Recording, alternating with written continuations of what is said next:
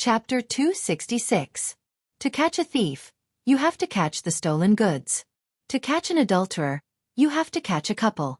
Just a few blurry photos were not very convincing. Zhang Tan estimated that Zhang Dong would definitely use flowery words to cover it up. However, looking at teacher Xiao Bai, she would not be easily fooled this time. At her age, she was in a relationship with the intention of getting married. When encountering this kind of thing, even if she was temporarily fooled by Zhang Dong's excuses, her heart would still be troubled. And teacher Xiao Bai asked Zhang Tan to help her get evidence. Listening to teacher Xiao Bai's words, Zhang Dong had a criminal record. However, Zhang Dong was a capable person. He did not know how he persuaded teacher Xiao Bai to forgive him in the past. Now that this kind of thing happened again, teacher Xiao Bai did not intend to let it go easily this time. On weekdays, teacher Xiao Bai was busy with the kindergarten students' affairs. The large amount of time during the day was enough for Zhang Dong to do a lot of things. Helping to keep an eye on people was not difficult for Zhang Tan, but it was a little boring. After a brief exchange of text messages, Zhang Tan did not directly give a reply. If it was a person, it would be fine. Cat's actions during the day were not very convenient, and Zhang Tan could not bring his mobile phone with him during the day. On this day, Zhang Tan was yawning as he walked to Zhang Dong's new rented neighborhood.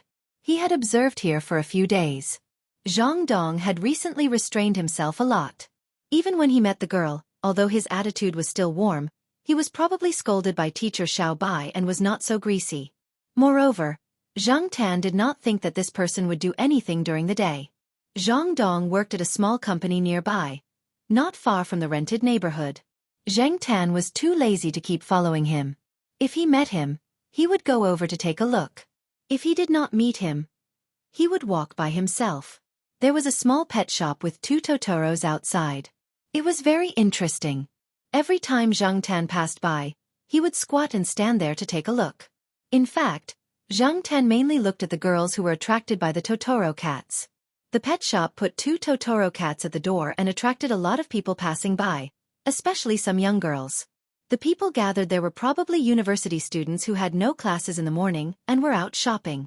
Zhang Tan's gaze followed the girls. The one in the middle had a nice figure. She had long legs and a slim waist. When she smiled, there were 2 dimples on her face. When the girls disappeared into the crowd, Zhang Tan was about to retract his gaze. Suddenly, his gaze froze. He saw a modern girl. Her long wavy hair seemed to be casually draped over her shoulders. Different from the clothes of the female students, her fashionable and mature charm made people's eyes light up. Although the color of her clothes was not conspicuous in the crowd, it had to be said that this woman's face, figure and temperament was fascinating. However, what made Zhang Tan unable to move his eyes away was the scene he caught when he was about to withdraw his gaze, and the woman's red lips after that. Just now, a man who was on the phone hurried past, and the modern girl walked over. The 2 walked opposite each other, and when they passed each other, their shoulders bumped. The modern girl smiled apologetically and apologized in a low voice.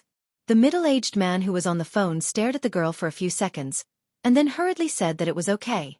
After the 2 passed each other, the woman's face raised a faint smile.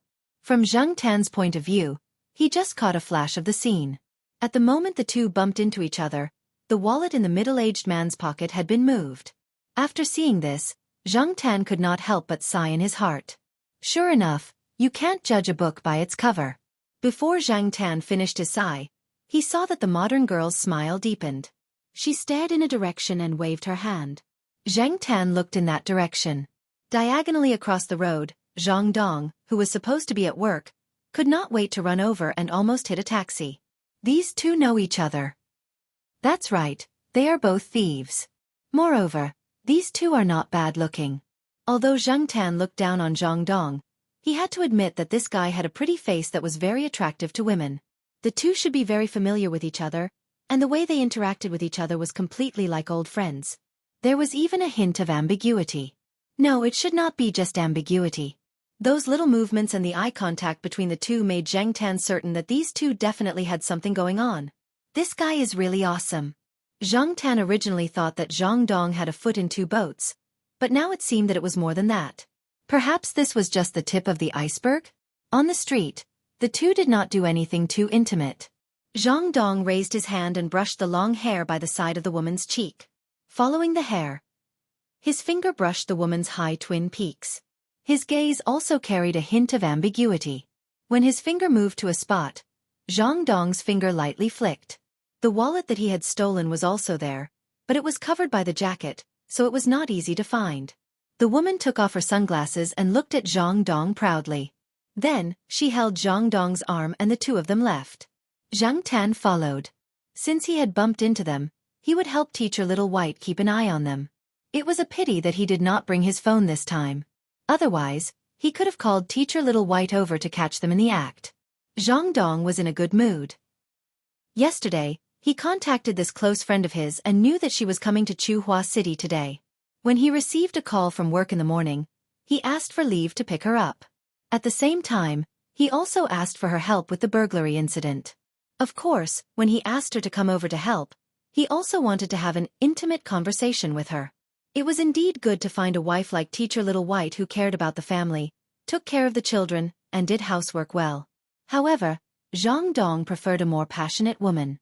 At the same time, he could not bear to let go of Little White. In addition, due to his personality, he had formed a habit of having one wife and going out to seduce others from time to time. Moreover, when he saw his old flame, he could not help it. Zhang Tan watched them walk into a hotel. The ambiguous and teasing gazes between the two of them made passers-by know that their relationship was not ordinary. And entering a hotel at this time, connecting the two of them to the interaction between them, Zhang Tan sighed again. If only he had his phone, he would be able to call Teacher Little White over to catch them. However, was it too late to go back and send it? After thinking about it, Zhang Tan quickly ran back to Chuhua University and turned on his phone in the tree hole.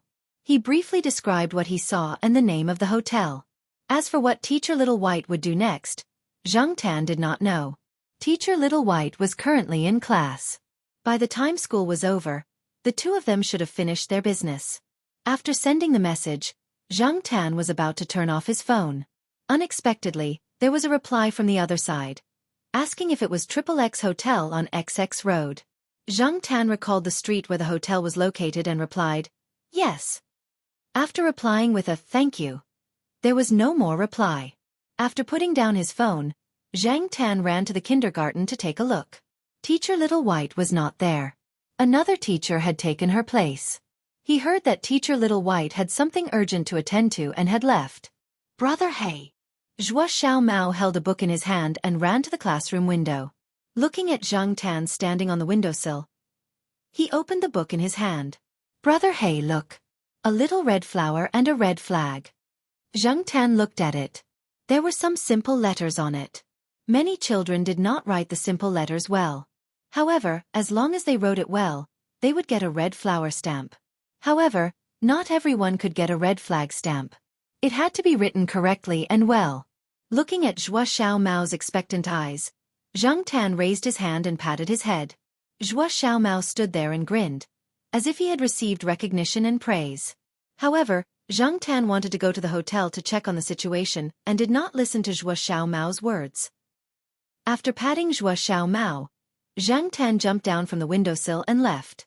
As Zhuo Xiaomao watched Zhang Tan leave, the smile on his face faded. Teacher Little White was unhappy today.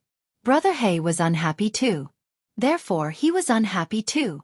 A mushroom-headed girl from the same courtyard as Zhuo Xiaomao ran over. "Zhuo Xiaomao, do you know what 1 + 1 equals?"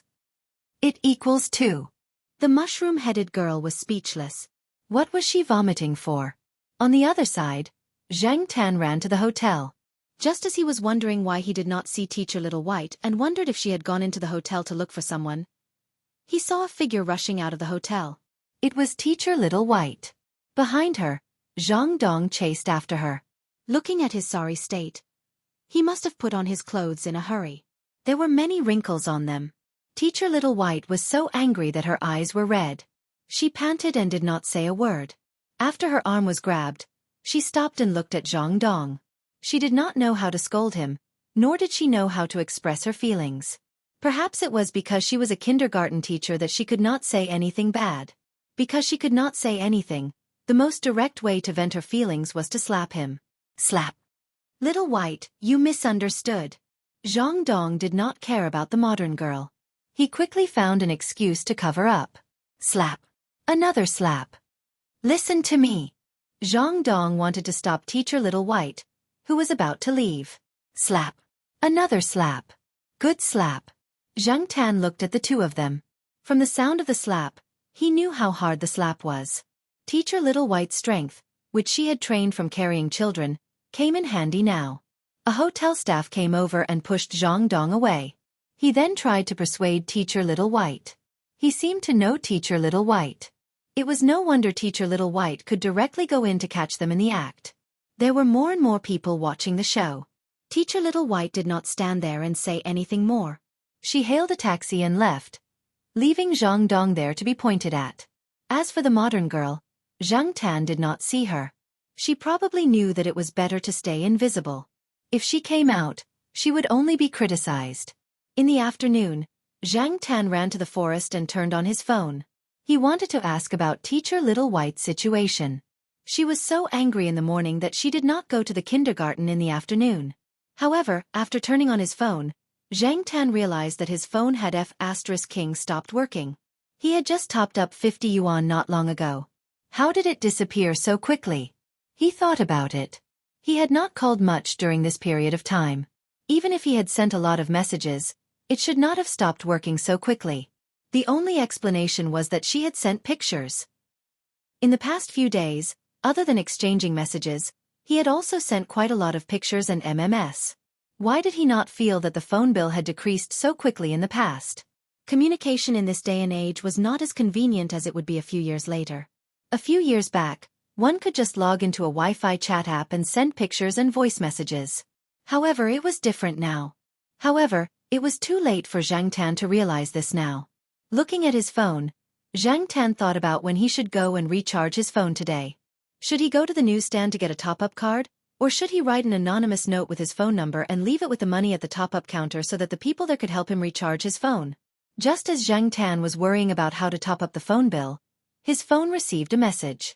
Zhang Tan opened it and saw that he had just topped up 100 yuan. A few seconds later, another message came. It was from Teacher Little White. I'm really sorry.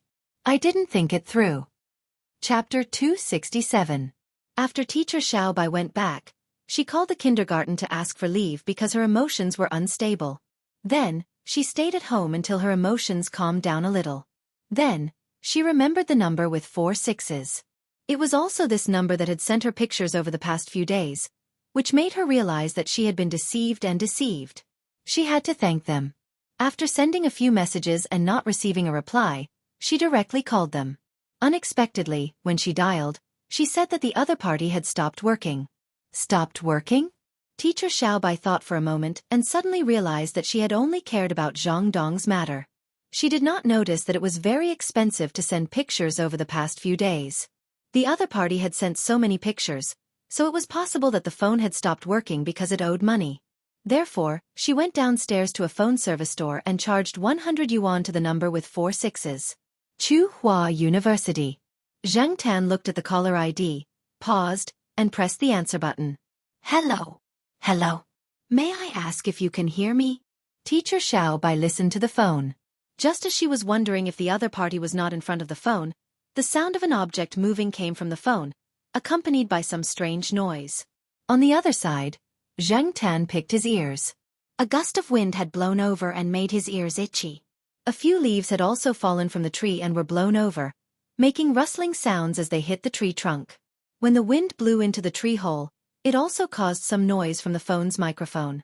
All kinds of sounds mixed together and formed the strange sound that Teacher Xiaobai could not recognize. After waiting for a while, Teacher Xiaobai still did not hear the other party speak. She thought for a moment and said, "Although I don't know what grudge you have with Zhang Dong to tell me this, from my standpoint, I still have to thank you. Even if it's not convenient for us to meet, I hope you can accept my gratitude." Zhang Tan listened to Teacher Xiaobai's words over the phone. She was probably thinking of paying him a sum of money to thank him. Therefore, Zhang Tan pressed the button to hang up. Then, he typed a message and sent it over. "There's no need to thank me. Teach the children in the kindergarten well." After a while, Teacher Xiaobai replied, "Okay." Although it was only one word, Zhang Tan believed that teacher Xiaobai was a good teacher. Zhua Kitten liked this teacher very much because she was not as biased as some of the teachers in the kindergarten. Some teachers would pay more attention to the children of some school leaders or famous professors, but they would treat the children of some small lecturers coldly. Zhua Kitten had been treated coldly before. Zhang Tan understood a little from listening to him speak. Although it was a very small matter in the eyes of many people, it could have a certain impact on the child. Teacher Xiaobai was very good to every child. She was patient and looked amiable. This was also the reason why Zhua Kitten liked her. In terms of background, Zhua Kitten was not weak. After all, she had Lord Zhang behind her. It was just that Lord Zhang did not directly stand up to speak when Zhua Kitten entered the kindergarten. Some of the teachers in the kindergarten did not understand the relationship between Zhua Kitten and Lord Zhang. However, if something happened that made Zhua Kitten feel wronged, as long as Zhua Kitten told her, Lord Zhang would definitely put on her Lord Zhang airs and tell those teachers to get lost. However, Zhua Kitten did not tell anyone except Zhang Tan. Then one day, she placed a flattened cockroach in the teacher's pocket. In the end, when the teacher was putting on her coat, she reached into her pocket and took out a cockroach. She screamed and caused a group of children to cry on the spot. Because of this, the teacher was scolded.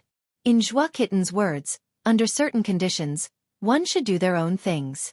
What she meant was, if one could solve their own grievances, they should solve it themselves. If they could not solve it, they would ask for help. He did not know what teacher Xiaobai said to Zhang Dong, but Zhang Tan did not see Zhang Dong in the school anymore. After the first few days of not being in the right state, teacher Xiaobai gradually recovered. Brother hey, Zhua Kitten took her little notebook and ran to the window to show Zhang Tan the good results he had obtained in the past few days. Her eyes were bright as she looked at Zhang Tan for praise. Teacher Xiaobai walked into the classroom with a box of props. After the free activities were over, she would teach the children a children's song later. Her gaze swept around and then stopped at the window at the back of the classroom. As for the black cat, she had seen it a few times. Zhua Kitten called it Brother Black. It was older than some of the children here. Moreover, this black cat would not hurt the children. Some of the children also followed Zhua Kitten and called it Brother Black. Some of the teachers at Tsinghua University were more familiar with this cat. After understanding it, she was relieved and allowed the cat to come over and observe. The sunlight slanted in, and the wall by the window was sprinkled with gold. She watched as the black cat raised its paw and gently patted Zhua Kitten's head. Then she looked at Zhua Kitten's bright smile. She also smiled. As she was smiling, she noticed that the black cat squatting on the windowsill was looking in her direction. The expression in the cat's eyes made her heart tremble. She could not help but stop fiddling with the props in her hands. She felt that the expression in the cat's eyes was very special. When she was about to take a closer look, the black cat had already moved its gaze away. It raised its paw and bumped palms with Zhua Kitten. Then, it jumped off the windowsill and left. It nimbly flipped over the wall outside and disappeared from sight. Zhang Tan prepared to go to the lakeside villa to see Hu Zi. The little guy had grown a lot stronger recently. It was full of energy and ran around everywhere. Feng Baijian's sports shoes, which cost more than 1,000 yuan, had been bitten by it. Just as he walked to the school hospital, it started to rain. Zhang Tan had no choice but to turn back and find a place to hide from the rain. Unexpectedly, just as he found a place to hide from the rain, the weather cleared up again. Was the weather King teasing him? Zhang Tan squatted under a bicycle parking shed and cursed the weather in his heart. He looked around and saw that a cement pillar next to him was covered with all kinds of small advertisements. There were all kinds of ancestral secret recipes for difficult and complicated diseases, all kinds of fake certificates, and professional phone scavengers. They were mainly targeted at people who accidentally dropped their phones when they went to the bathroom to play with their phones. Among these common advertisements, Zhang Tan saw a newly posted message about a dog that was clearly printed in color. The dog that was missing was a short corgi leg. It was half a year old and wore a blue collar. It was lost last night. The words on the poster showed that the owner was very anxious. He also promised that the person who provided the clue would be rewarded, and the person who helped find the dog would be greatly rewarded. The phone number below was also written in bold letters. Zhang Tan looked at it and memorized the phone number. He thought that if he saw it, he would help out. The phone number was easy to remember. Zhang Tan looked at it twice and memorized it once. Looking at the sky, the sun was just right. It did not look like it had rained just now. However, Zhang Tan was not in the mood to go to the villa now. He turned around and climbed over a wall near a side door to enter Tsinghua University. From there to the eastern courtyard, if he walked in a straight line, he would have to pass by the old tile-roofed house. When Zhang Tan arrived at the old tile-roofed house, there were a few cats on the roof. However, they did not lie on the roof to bask in the sun. Instead, they gathered together and looked down. The tile-roofed house was a little shabby. It only had 2 floors, and when it was first built, each floor was a little lower than the current one, so it didn't look too tall. There was a hole in the roof, and the cats were surrounding the hole to look into the house. Zhang Tan listened and heard some movement from the bedroom. Out of curiosity, he also jumped onto the roof and squeezed in. He pushed away the 2 cats in front of him and looked down. Although there was a hole in the roof, other places were quite solid. There was no need to worry about it collapsing. Looking through the hole, there was a low table on the 2nd floor. On the low table, there was a large plastic bowl and a plate.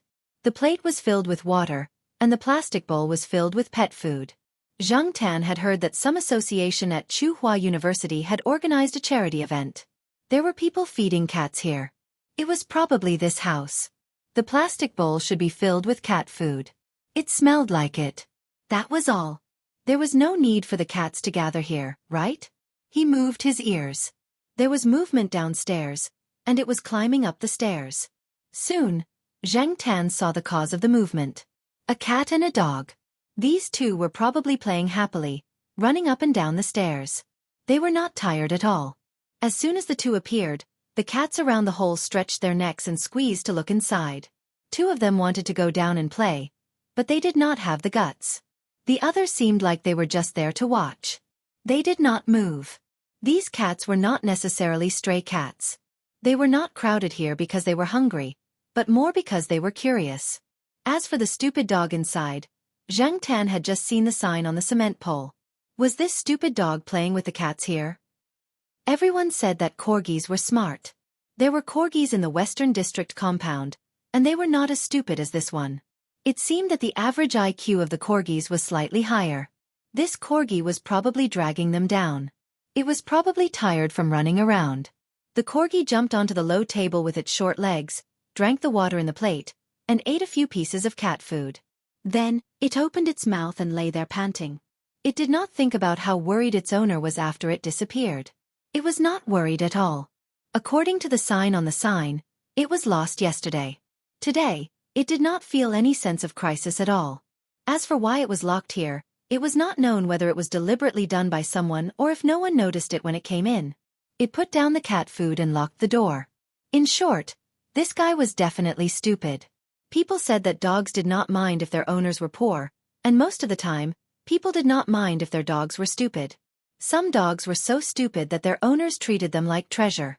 After Zhang Tan left the old tile-roofed house, he ran to use his phone to send a text message to the owner of the corgi, briefly explaining what had happened. The other party immediately called, but Zhang Tan refused to answer. He then said that it was not convenient for him to answer. The other party replied with a few words and went to find the dog. An hour later, Zhang Tan was playing a game to earn points when he suddenly received a text message. Found it. Bro, thank you so much. When are you free? Let's go out for a meal and I'll thank you properly. Zhang Tan could not really go out for a meal. Seeing that it was getting late, he hurriedly replied, "There's no need for a meal. If you really want to thank me, just help me top up my phone bill." After sending the text message, Zhang Tan turned off his phone and did not care about it anymore. The next day, when Zhang Tan came over and turned on his phone, he received a few text messages. The first one was a text message informing him of the payment. Zhang Tan looked closer. 1 and 30s. It was indeed 1,000 yuan. Damn. It really topped up. Relatively speaking, this was indeed a large sum of money. Zhang Tan did not expect that he would receive 1,000 yuan as a phone bill just by chance and sending a text message. With this 1,000 yuan and the phone bill that Teacher Little White had given him, Zhang Tan did not have to worry about owing money for a long time. Chapter 268. Since he didn't have to pay his own bills, he didn't have to worry about the downtime. He didn't have to expose himself, And he didn't have to be afraid of being investigated. He could even have fun. No wonder there were so many private detectives nowadays. The market demand was high, and it was easy to make money. Catching mistresses and finding evidence seemed to be a lucrative business.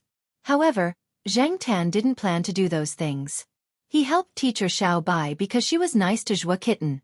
At the same time, Zhang Tan also wanted to teach Zhang Dong a lesson. After this incident, Zhang Tan had no interest in helping anyone else. After solving the annoying problem of topping up the phone bill, Zhang Tan was in a good mood.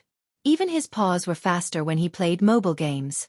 He didn't make as many mistakes as before, and he got a high score in one go. Although he didn't have to pay his own phone bill, Zhang Tan was still very active in earning cash. Every time he was brought by Xiao Gua to shoot promotional videos and advertisements, Zhang Tan didn't hesitate to get overtime pay from Xiao Gua. In the past, he was annoyed that the cats in the pet shop always made mistakes. Now, he couldn't wait for the cats to not cooperate so that he could earn more cash. Zhang Tan didn't plan to pay his phone bill for the time being. He planned to save the cash for emergency use. Sometimes, even if he had a large amount of savings in his card, it would be a waste if he didn't have cash on hand. Today, because it was the weekend, the two children were at home. Jiao Ma was dragged out shopping by a few colleagues, and Jiao Pa was not there. After being promoted to a professor, Father Jiao had applied for a good project. Now, he had a few projects on hand and was very busy. Now, a few fourth-year students, as well as a few third-year and second-year students, had joined him. Some of them wanted to familiarize themselves with the laboratory. After all, there was still a big gap between undergraduate students and graduate students. Their independent exposure to experiments was also limited. If they wanted to develop in this direction, they had to prepare in advance. Some of them were interested in Professor Jiao's current reputation and the projects on hand. After all, if they followed a teacher who had projects and topics and could produce results, not only would they be able to get a salary, but it would also be of great help to them in the future. It would be best if they could write an SCI thesis before they graduated from their undergraduate degree. Not only would they be able to compete for scholarships, but it would also be of great help to them in the future. It would be best if they could write an SCI thesis before they graduated from their undergraduate degree. Jiao Pa's reputation in the institute had indeed increased a lot, especially when there were people supporting him from the top. It couldn't be helped. Those big shots had taken Jiao Pa's red nest rat, and it would be unreasonable if they didn't help him. When Zhang Tan went to the Institute of Biological Sciences, he heard a few students talking about the situation of the teachers in the institute. Once, Zhang Tan even heard them talking about who among the current generation of green pepper, young teacher, was most likely to take over the position of Dean Xie. Among them, Jiao Pa's voice was the loudest. Jiao Pa's reputation had increased, and his family's status had also increased a lot. Zhang Tan knew about little Pomelo's side better. Now, some of the teachers in the affiliated primary schools were much nicer to little Pomelo. In the past, they didn't say anything to her. At this moment, there were no adults in the house, and Zhao Yuan and little Pomelo weren't 7 or 8 years old, so they had to look after them. Little Pomelo finished her homework and watched TV in the living room, while Zhao Yuan was doing test papers in his room. Junior high school students had more learning tasks. Although the children of the teachers in high school seemed to be very well off, they were also under a lot of pressure. If they didn't do well, they would directly embarrass their parents. Even if Jiao Pa, Jiao Ma didn't say anything, Zhao Yuan didn't want to hear people say things like, "Isn't your father a professor at Tsinghua University? How can you do so poorly?" Even if children of officials or rich families had bad grades, it was okay. Other students would express understanding, but if the children of the teachers in high school didn't do well, they would be choked to death. Zhang Tan opened the drawer of the cat tree and looked through the business cards. These business cards all had mobile phone numbers on them. The only exception was the one with the number 68. There was no mobile phone number on it, only an email address. Zhang Tan originally wanted to ask this experienced guy for some experience, but he didn't expect that this guy didn't even leave his phone number. Forget it. I'll think about it later. As Zhang Tan was looking at the business cards, the phone at home rang. Little Pomelo ran to pick it up, and quickly ran out and knocked on Zhao Yuan's door. "Brother, it's Xianxia who's looking for you. If he's looking for someone to play basketball, tell him that I'm not free. Damn it, next week is the stage test. I'm waiting to get into the top 3 and slap those people's faces. Zhao Yuan shouted from inside. Little Pomelo passed Zhao Yuan's words to Xianxia, and soon ran back to Zhao Yuan's door and said, Xianxia said it's not about playing basketball. He said it's about buying gifts. Zhao Yuan screamed from inside. Damn it, I forgot. Zhao Yuan quickly opened the door and ran to answer the phone in his slippers. Seeing little Pomelo and Zhang Tan at the door, Zhao Yuan, who was about to answer the phone, immediately ran back and closed the door of the master bedroom. Zhang Tan and little Pomelo looked at each other. What other secrets does this kid have? After closing the door, little Pomelo could not hear the conversation inside, but Zhang Tan heard it clearly. It seemed that a girl in Zhao Yuan's class invited them to her birthday party tomorrow. Zhao Yuan forgot to buy a gift after doing the test paper, and now Xianxia asked him to go out and look at the gift. Hearing Zhao Yuan's tone, that girl should be quite pretty. She might even be the prettiest girl in the class. TSK, what's there to be embarrassed about chasing a girl? He even closed the door to talk about something. But then again, it seemed that parents nowadays did not allow puppy love. Zhang Tan did not have such concerns and restrictions when he was young. 5 minutes later, Zhao Yuan came out. He asked little Pomelo shyly, Pomelo, do you have any money on hand? I'll borrow it for an emergency. I'll return it to you in 2 days. Little Pomelo did not say anything. She ran over and rummaged through her wallet. She found 20 yuan. She did not have much money on hand. Although her irresponsible mother would transfer a sum of money to her card every year, she never looked at it. Usually, she would save up the pocket money that Jiao Ma and Jiao Pa gave her. When she reached a certain amount, she would transfer it to Jiao Pa. She also bought books and other necessities. A few days ago, the school organized a donation for a primary school in the mountains. She donated 50 yuan. For primary school students, this kind of charity donation was usually 5 to 10 yuan. More than 10 yuan was considered a large donation. Zhao family heard about this from others. Little Pomelo did not mention it at home. The money she donated was her own pocket money. She decided how to spend it. Jiao Pa and Jiao Ma did not interfere. However, because of the donation, little Pomelo did not have much pocket money on hand. She counted and found that she had less than 20 yuan. Looking at the expression on Zhao Yuan's face, she knew that she did not have enough money. 2 days ago, he bought a new basketball and sportswear, which basically used up all his pocket money. He and little Pomelo's bank cards were all with Jiao Pa. Of course, Zhao Yuan knew his father well. If he called to ask for the cards, he would definitely be exposed. He did not want his father to know about this. There are still coins in the piggy bank. Little Pomelo said as she picked up the black cat piggy bank. There were 15 cents in it. Altogether, there should be about 10 yuan. However, when little Pomelo was about to pick up the piggy bank, a cat paw pressed down on her hand, stopping her from opening the piggy bank. Then, under the puzzled gaze of the 2 kids, Zhang Tan ran to the cat tree, opened an unlocked drawer, took out 50 yuan, and handed it to Zhao Yuan. Zhao Yuan and little Pomelo. Zhao Yuan's mouth was wide open. He took the 50 yuan and checked its authenticity.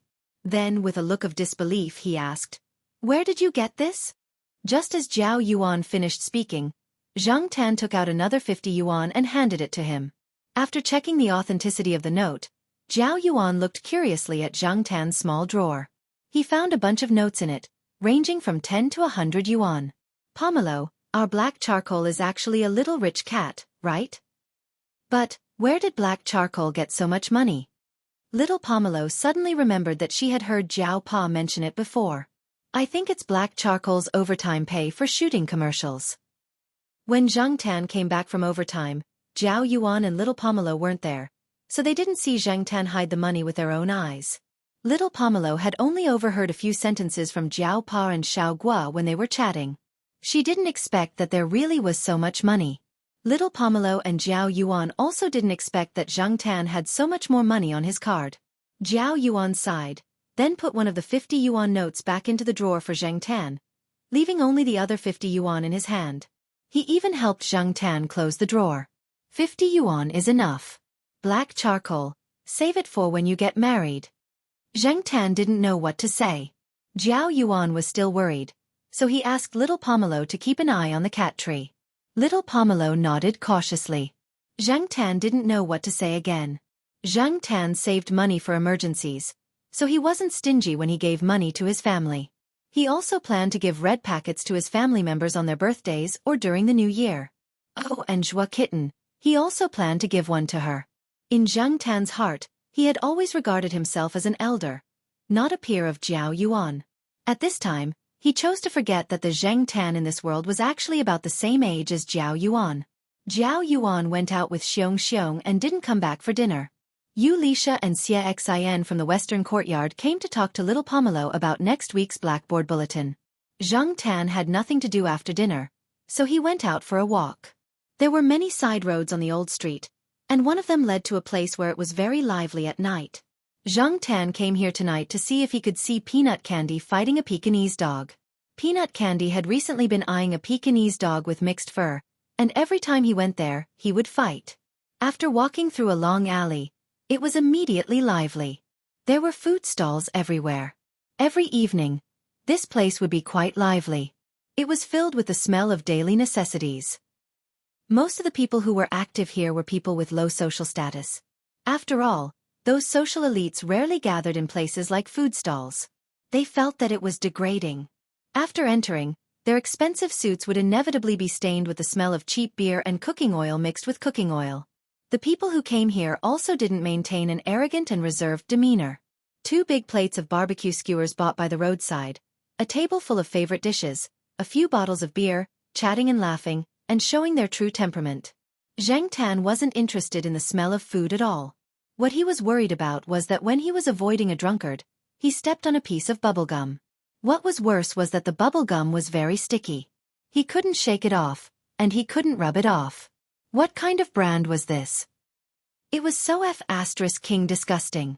From today onwards, bubblegum would be listed as one of Zhang Tan's most hated things, and he would stay away from it. While Zhang Tan was struggling with the bubblegum in his forearm, 2 people at a table not far away were looking at him. Chapter 269. Near the edge, Zhang Tan was rubbing the lump of bubblegum on his palm on the ground. From time to time people would pass by. When they saw Zhang Tan, they would quickly avoid him and say a few words of disgust. They were afraid of encountering a crazy or cramping cat. Zhang Tan was already angry because he stepped on the bubblegum. When he heard these people say, crazy cat, and sick, he was so angry that he wanted to give them a flying kick or two. However, he couldn't get rid of the lump on his palm. It was not clean, and there was a lot of dust and gravel on the ground. It was even more disgusting than when he first stepped on it. Just as Zhang Tan was about to go back and ask Zhao Ma to help him clean up, he noticed that someone was walking towards him. He looked up and saw a young man in his late 20s. Zhang Tan didn't feel any malice from him. His palm was still rubbing on the flower bed next to him, but his eyes were fixed on the person in front of him. Even if he didn't have any malice, he still had to be on guard. Is there something on his paw? The man said to himself. He then walked back to the table and pulled some cheap paper towels from the table. Zhang Tan realized that this person probably wanted to help. He looked quite righteous, so he decisively raised his hand and pointed his palm with the bubblegum at the man. Ha! The man obviously didn't expect the cat in front of him to be so cooperative. He was still thinking about how to turn the cat's paw over without being bitten. He had encountered a similar situation before. Last month, an auntie's cat in the neighborhood had a fishbone in its mouth. She asked him to help, and after a long time, the bone was removed. Both of his arms were scratched and bloody, and it hadn't completely faded yet. However, at this moment, it seemed that he was overthinking. Not every cat was so uncooperative. This cat was indeed a little special. Zhang Tan watched the man wrap the bubblegum with a piece of paper that was already covered with dust and gravel. He then pulled it off from his paw little by little, and changed to a new piece of paper to wipe it a few times. Done! The man threw the bubblegum wrapping paper into a nearby trash can. Then, he reached out to touch Zhang Tan's head, but Zhang Tan avoided him. Zhang Tan bent the cat's palm to take a look. He moved his palm, rolled it up, opened it up, rolled it up again, and opened it up again. That lump of bubblegum was too sticky. Even after wiping off most of it with a tissue, some of it still stuck to the fur between his palms. However, it was much better than the uncomfortable feeling from before. Stepping on the ground, Zhang Tan tried to walk a few steps. Not bad. Although it was still a little awkward, it was still acceptable. When he got back, he would ask Jiao Ma to think of a way to deal with it. He just needed to take a shower. Without that big lump sticking to him, Zhang Tan felt that it was much easier to walk. The helper walked back to the table by the roadside and sat down. He continued to chat with the older man at the table. Meddling in other people's business again? The older one disagreed. I'm just helping out. There are so many people passing by, but it's not convenient. You're the only one who's convenient? Cats are the most heartless. Even those animals that are described on TV and newspapers as being grateful are only a minority. Most of them forget that you're good to them the next day. Those cats and dogs out there, don't be too nice to them. They might even bite you. The older man raised his hand and pointed in Zhang Tan's direction. He said to the person across the table, even if you feed them well, they only treat you as a meal ticket. When you're in trouble, it's good enough that they don't give you trouble. What can they do to help you? Zhang Tan was implicated. He was innocent. He looked at the person who was talking and heard the other person say, even if you kneel down and beg it, it won't come over. Hence, Zhang Tan gave the other person face and walked over. The person who was talking caught a glimpse of Zhang Tan's movement. The rest of his words were stuck in his throat. He maintained his previous posture and stared in Zhang Tan's direction. Under their surprised gazes, Zhang Tan walked over and jumped onto an empty plastic chair next to their table. He then looked at the older man. Go on, go on. The older man's face twitched. He took back his hand, picked up a piece of food with his chopsticks, and drank half a bottle of beer. He then said to the person across from him, what have you been busy with recently? The young man didn't react in time to the sudden change of topic. He thought for a while and said, a lot of things have happened at Chuling Avenue recently. Chuling Avenue was the name of the commercial street after the old street. It wasn't far from the food stall. Oh, I heard about that. 2 days ago, a rich businessman from another city came here for an inspection. He lost his phone at Chuling Avenue. I heard that after reporting the case, he even complained. The people in charge of this area have been criticized, right? The young man grunted. In recent months, there have been more people reporting crimes there. The crime rate is high. The surveillance cameras installed in the shops there didn't work. It's obvious that he's a habitual offender and is familiar with the area. What he didn't say was that when they were criticized, they were so miserable. It seemed like they didn't have to think about getting a bonus this year. They could only rely on their meager salary to continue living. Yeah, I heard that his phone is worth 28,000 yuan. You must know that the law and order there is poor. Buying such an expensive phone and showing it off on the streets, isn't that asking for theft? Saying that the law and order were poor in front of a police officer was a slap in the face. But because they understood each other, the young man didn't get angry. He only felt helpless because it was a fact that they couldn't catch the culprit. It was also a fact that the crime rate was high. How is it now? Is there any progress? The older man asked. The young man shook his head. We've investigated all the people with criminal records. Although there are a few cases that match, they shouldn't be the ones who stole the 28,000 yuan phone. There are still people hiding it. We just don't know. You investigated all the people over there? Isn't there a little Zhang or little Lu? What about your colleagues? The older man asked. He remembered that the people with criminal records over there didn't have simple backgrounds. If they were investigated carefully, those people would definitely complain. They investigated a few too. Did they leave all the easier ones to deal with and the harder ones to chew to you? Seeing that the other party didn't speak, the older man continued, it's quite difficult, right? Look, they didn't even come forward. Are you the only one who's righteous? Even if you don't say it, I know that those difficult ones will definitely complain about you again. When you were handling cases in the past, you did the difficult ones and others took the credit. You don't learn from your mistakes. Do you think this is a blockbuster film where you can show off your blood-stained glory to your heart's content? The young man lowered his head after being reprimanded, then smiled helplessly. It couldn't be helped. He had such a personality.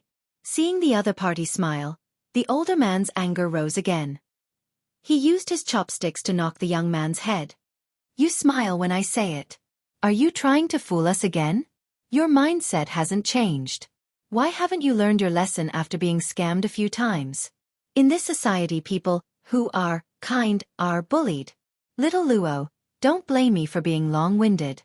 You're almost 30 years old. A few years will pass in the blink of an eye. You have no money, no status, no car, no house, and no woman. In the eyes of others, you're just a loser. Most importantly, you're stupid. Stupid. Stubborn. One-track mind. There's no room for appreciation. Zheng Tan watched the two of them talk. One of them was spitting all over the table, while the other could only smile foolishly after being reprimanded. Although the topic was a little serious and heavy, why was the scene so amusing? After the older man finished reprimanding, he probably felt that his words were too harsh. He knew that once he drank, he would speak bluntly. He paused, picked up the bottle in front of him and said, "Come, let's drink." After the two of them drank the bottle, the older man sighed and said, "Why don't you go somewhere else? Although I'm not in this line of work now, I still have some connections. I'm not a big shot, but I can help a little. You should know that there's a big difference between a police station with money and a police station with no money." Cough, no, it should be the difference in reporting expenses. No need. Thank you, Brother Chen. I think that place is fine. The older man took a deep breath and was about to say something, but in the end, he didn't say anything. He waved his hand and changed the topic. Around them were tables placed under the night sky. There were people talking loudly and chatting everywhere. No one paid attention to the two of them. Zhang Tan perked up his ears and listened to the people around him talking loudly, from international affairs to the increase in the price of eggs in the vegetable market. The grassroots had a wide range of concerns. In many people's eyes, it was like the heart of the earth and the sea. The life of eating gutter oil was the heart of the Zhongnan Hai. To put it in a good way, it could be said that everyone was responsible for the rise and fall of the world. When Celestine and the others got together, they also laughed and talked about this topic. What Celestine and the others meant was that the grassroots, which many people thought was meaningless, were better than some high-end elites who were increasingly indifferent to other things except for their own interests. Zhang Tan also drank some beer. The older man poured it for Zhang Tan with the extra disposable cups on the table. They drank directly from the bottle, so the cups were useless. The older man poured the beer for Zhang Tan because he drank too much and had nothing to do. He didn't expect that Zhang Tan would really drink. "I think there's something wrong with this cat," the older man muttered. "It's okay," Xiao Luo said. There were cats that drank alcohol, but they were very rare. "Don't doubt me. Although I'm not in this line of work, my eyesight is still there. This cat. Hey, I said this meal is on me. Why are you so active? Do you have money or do I?" The older man saw that Xiao Luo was going to pay, so he quickly stopped talking and took out his wallet to pay the bill. After dinner and drinking, the two were ready to leave. "Right, give me your phone. I sent my phone to be repaired, and all the saved numbers are gone," the older man said to Xiao Luo. "I'll call you directly." Xiao Luo took out his phone. "No, I didn't bring my phone. I left it at home to charge. I came out in a hurry, so I didn't bring it. Hey, I forgot to buy a spare battery today. It's inconvenient to have only one battery." Zhang Tan secretly nodded in agreement. One battery was indeed inconvenient. Fortunately, the current mobile phones were not like the big-screen mobile phones of the future, so the battery consumption was not so high. If it was a smartphone of the future, it would need to be charged every day if it was used frequently, which would annoy Zhang Tan to death. Now, he chose to charge it secretly when there was no one at home. He didn't know when it would be exposed.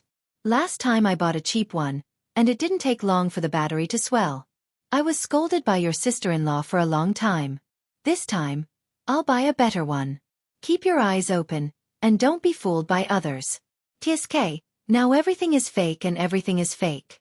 People, when they come out to live in society, if they don't keep their eyes open and think fast, they will be cheated."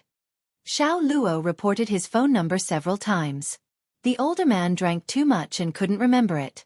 He didn't have anything to write, so he asked the shop owner for a piece of paper to write it down. Zhang Tan remembered Xiao Luo's phone number. When he heard them talking about the phone theft on Chunning Avenue, Zhang Tan thought of a person. Chapter 270. He did not see Peanut Candy flirting with the little Pekingese, but he knew about it. After Zhang Tan returned to Tsinghua University, He did not go straight to the East District compound. Instead, he went to the small forest at the edge of the campus and sent a message to Luo. He told him about Zhang Dong stealing his phone and listed a few examples that he had seen with his own eyes. He even mentioned Zhang Dong's company. After sending the message and turning off his phone, Zhang Tan went home in a good mood and let the Jiao Ma wash his paws. He had done what he needed to do. As for how things would develop from here on out, it was up to Luo. Although he looked like an idiot, being able to work in this line of work proved that there was no problem with his IQ. After Luo returned home, even though he was mentally exhausted, he could not fall asleep. The human body was the most sensitive at night.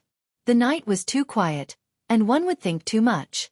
Especially after drinking and listening to a senior's lecture at night, it was hard not to think too much. He knew where his shortcomings were. He was not muddle-headed, but he did not know how to reject people most of the time. Just as Luo was wondering if he was really a failure as a person, his phone rang. It was a text message. He could not think of anyone who would send a text message at this time. If there was an urgent matter in the institute, they would call directly. As for the text message, it was probably from the telecommunications company. However, when Luo picked up his phone and saw the 4CXS displayed on the screen, he was puzzled. It was not from the telecommunications company? Did he send the wrong message? Or was it a fraudulent message? When he opened it, Luo's gloominess was swept away. He immediately sat up and read the content of the message seriously. There was too much information in it. Moreover, it did not look like it was made up. An anonymous report? How did this informant know his phone number? Could it be that he heard it from someone in the neighborhood? Usually, Luo was often called by the aunties in the neighborhood to help. Everyone knew Luo's occupation. He was honest and did not ask for anything in return. To put it bluntly, he was too stupid and honest. Therefore, if there was anything they needed, they would look for him directly. It was more effective than calling 110. Even if they needed to block a toilet or stuff a cat's teeth, they would call him directly. Therefore, the aunties in the neighborhood Luo lived in usually bought groceries, cooked, played mahjong, and talked about Luo. Those aunties did not need to flip the number. They could even close their eyes and recite his phone number backwards. That was why Luo thought that the other party might have heard about it from someone in the neighborhood. No matter what, this was a meaningful clue in the past few days. He took out his notebook and wrote down some clues and his own opinions so that he wouldn't forget. He was going to pay attention to Zhang Dong the next day. Luo called the anonymous informant to find out more about the situation, but the other party's phone was turned off. After thinking about it, he typed a thank you message. Even if Zhang Tan despised Zhang Dong's character, he had to admit that Zhang Dong knew how to hide his true nature. When he interacted with others, he was very careful to cover up his shameful side. Otherwise, Teacher Little Bai would not have been unable to discover his true nature. However, if they were to spy on him purposefully, it would be relatively easy to discover this person's abnormality. Zhang Dong had a house in the old neighborhood. Now that he had moved, he rented out his house in the old neighborhood and rented out his house in the elevator house neighborhood. He still had some savings on hand. Otherwise, he wouldn't be able to afford to rent a house in the high-end elevator house neighborhood. Generally, low-level employees would rent cheap houses. Private houses that cost 100 yuan a month, basement, or the old neighborhood were all good choices for them. Now that Teacher Littlebai had broken up with him and humiliated him in public, Zhang Dong was in a bad mood for a period of time. Whenever he was in a bad mood, he would find a way to vent. Therefore, he did a lot of things. Seeing others anxious about losing things, Zhang Dong felt a lot better. The reason why Zhang Dong liked to steal was not because he was living in poverty, but because it was a habit and a psychological pleasure.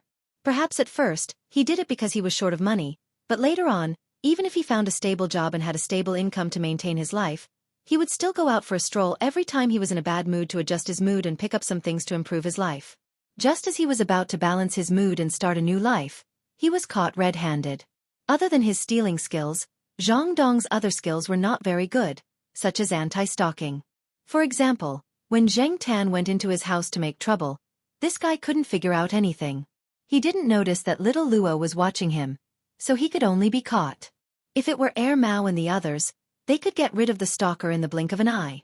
After Zhang Dong was caught, little Luo and the others also took out some things that were not so good for Zhang Dong. This time, Zhang Dong was really defeated. However, Zhang Dong didn't understand why the police would target him. There were only a few people who knew that he had committed a crime, and those people didn't have to betray him. That would be disadvantageous to them. Even if others knew about Zhang Dong's things, they only knew a nickname. They hadn't seen Zhang Dong with their own eyes, so they wouldn't be able to contact him.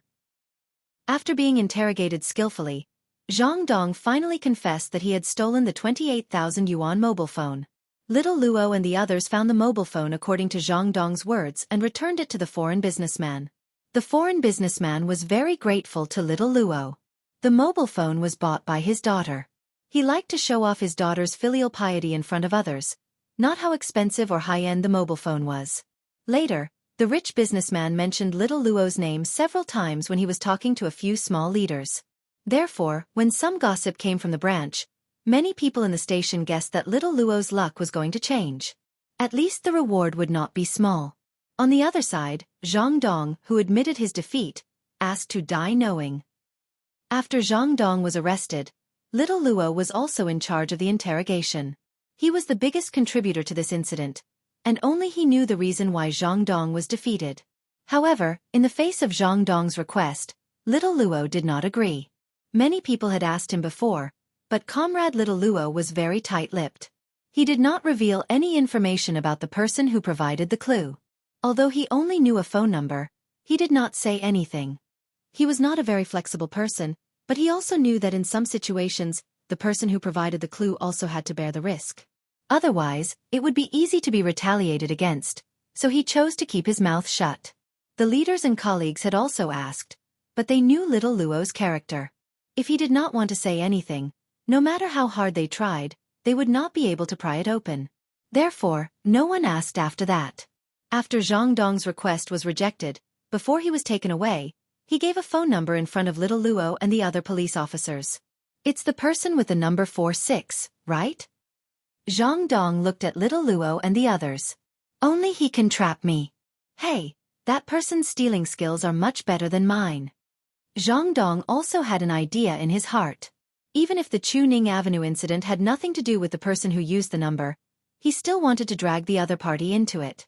That number was a thorn in his heart. Zhang Dong was good at reading people's expressions. Just now when he said that phone number, the expression on Little Luo's face made Zhang Dong feel a chill down his spine. Little Luo's facial expression told Zhang Dong that it was indeed the work of those 4-6 that he fell into. At this moment, Zhang Dong's mood was more of fear than hatred. This feeling was as if he was standing in a pitch-black darkness, and there was a pair of eyes hidden in the darkness. This pair of eyes had been staring at him, waiting to give him a very damaging blow at any time. He had no way of knowing who the owner of the pair of eyes was, nor did he know where the other party was. Up until now, he had fallen into the hands of that mysterious person twice, or perhaps 3 times. He might have been involved in Little White's matter. Who was it? Zhang Dong believed the anonymous report. Little Luo did not know that person, so Zhang Dong also believed it. It was precisely because of this that he felt even more afraid. Even if the police suspected that the person was involved in some of the cases on Chuning Avenue, he felt that the other party must be a very mysterious and powerful person.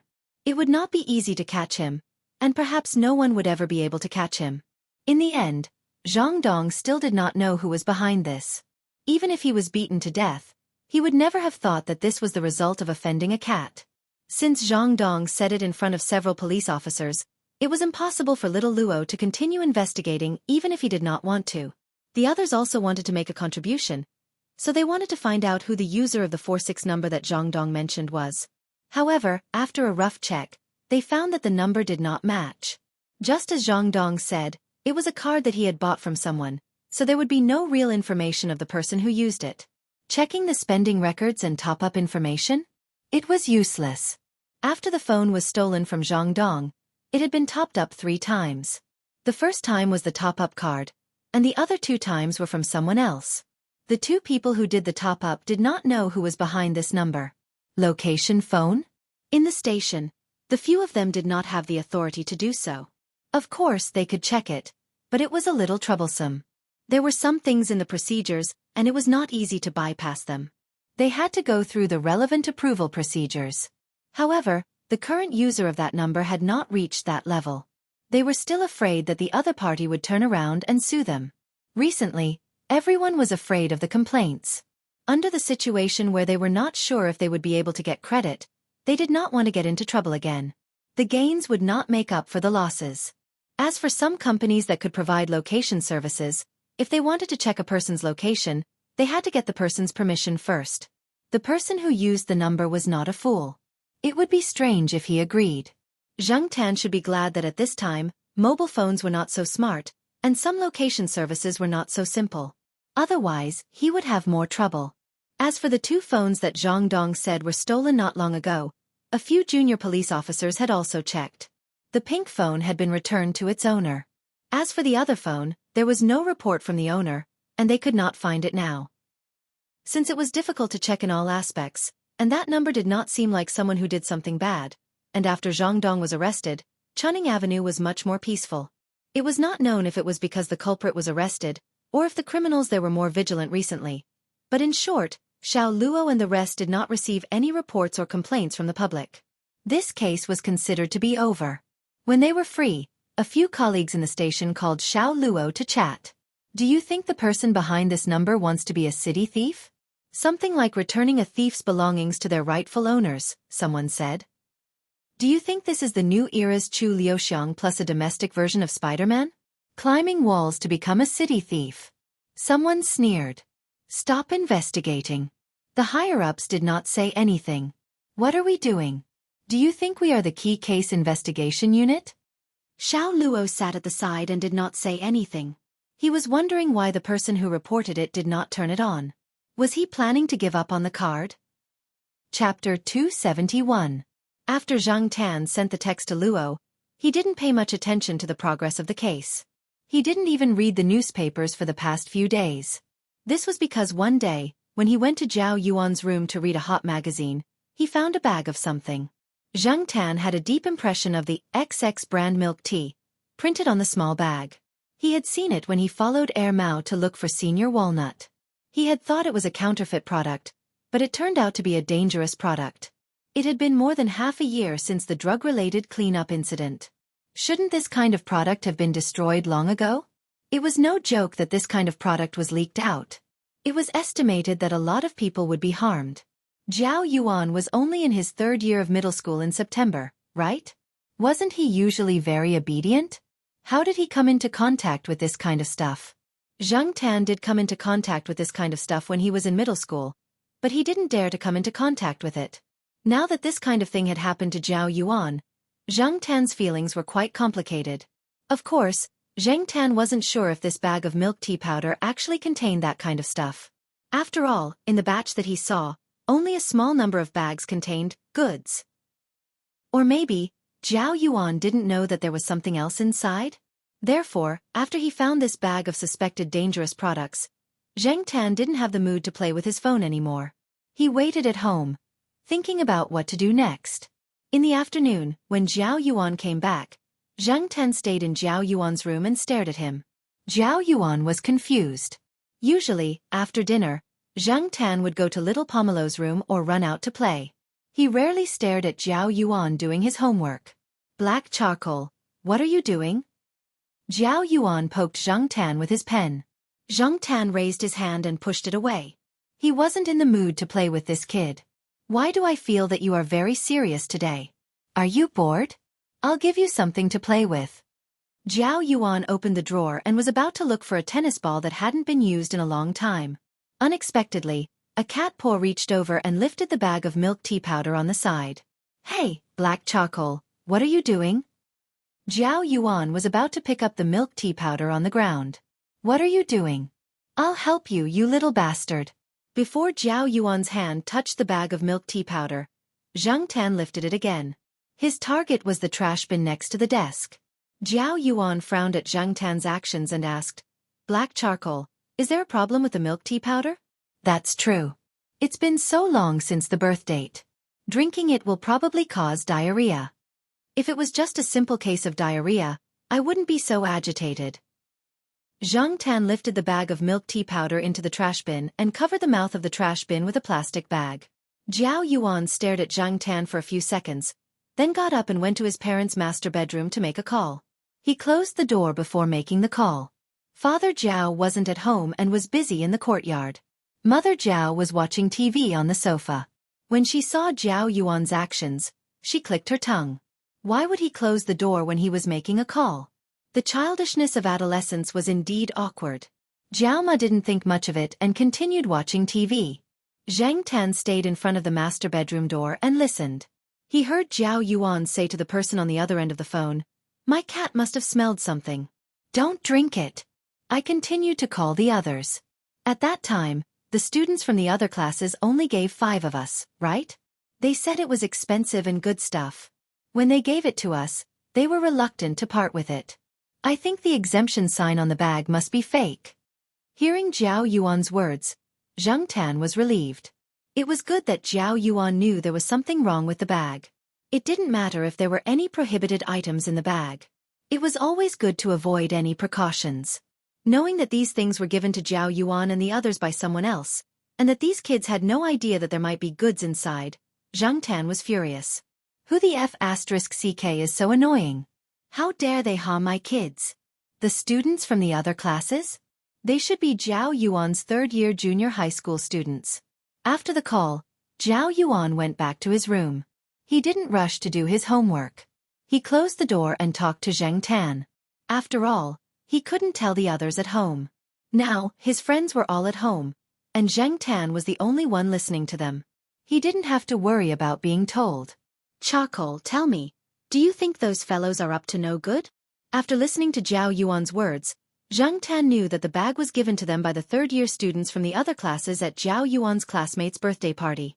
Originally, they only wanted to give 2 bags, but Xianxia thought they were stingy, so they reluctantly gave them 1 bag each. It wasn't that Xianxia thought they were stingy, but he didn't like them. Among the students from the other classes who went to the party, one of them made Zhao Yuan's class hate him. That person had a good relationship with the prettiest girl in their class, and they often switched shifts. When he went to the party, he stood next to the prettiest girl in their class. Sigh. At that time, Zhao Yuan felt that the pH value of the boys in his class was plummeting. That was why Xianxia always targeted those people. It had been almost 2 days since they received the milk tea powder. Fu Lei didn't want to drink it because he had fought with those people before. Xianxia almost drank it, but he was stopped by his mother. His mother felt that the milk tea was of poor quality, and the powder was clumped. She was afraid that drinking it would harm the body, so she threw it away. As for Zhao Yuan and Lan Tianzhu, they didn't want to drink from strangers, especially from people they didn't like. The most special one among them was Suen. He didn't want to drink it, but he wanted to use it for an experiment. However, he didn't have time. After receiving a call from Zhao Yuan, Suen squeezed out some time to do a quality test. The next day, after Zhao Yuan went home for dinner, he told Zhao Ma that he wanted to play with Suen and the others. Zhao Ma didn't think much of it. The boys played basketball together all the time, so there was nothing to worry about. But when Zhang Tan saw Zhao Yuan put the milk tea powder that was supposed to be thrown away in the trash bin into his pocket, his nerves snapped, and he quickly followed Zhao Yuan out. Zhao Ma didn't say anything when she saw Zhang Tan go out. Anyway, the more he played off-road, the more he would go out for a walk after dinner. Zhao Yuan saw that Zhang Tan kept following Zhang Tan and didn't want to leave, so he didn't say anything more. Instead, he took Zhang Tan to Suen's house. Zhao Yuan, Xianxia, Suen, Lan Tianzhu, and Fu Lei always played together. Fu Lei didn't fight much after he started hanging out with Zhao Yuan and the others. His grades did improve a little. Although it wasn't enough to make him the best, it was always good to have some improvement. Fu Lei's father was so happy that he couldn't look at him. When Zhang Tan and Zhao Yuan arrived at Suen's house, Lan Tianzhu was already there. Fu Lei and Xianxia arrived after a while. Suen's father was busy in the courtyard, and his mother went to the gymnasium to practice dancing. There were no adults at home. They were a little surprised to see Zhang Tan, but they didn't ask much. They had been with Zhang Tan for a long time, so some things weren't strange. "Did you bring everything?" Suen asked. They took out the milk tea powder in their hands, and Suen marked them one by one. Then, he took out a foam box from the windowsill. There were a few small bottles of reagents in it. "Suen, did you make these yourself?" Zhao Yuan asked. "No, my dad is very strict. The master students and doctoral students under him will make a detour when they see me. They are afraid that I will ask them for reagents. I had to ask Litmus for help to get these things. As Suan spoke, he put on his white coat, put on a pair of small gloves, and put on a professional face mask. Zhang Tan's eyes twitched as he looked at him. He didn't look like a junior high school student at all. The fully armed, Suan opened his study room. Other people's study rooms were different from his. Although the study room wasn't big, there was a partition. There was a simple ventilation cabinet near the inside. Suan carried the box into the compartment and closed the transparent door. He asked the others to wait outside.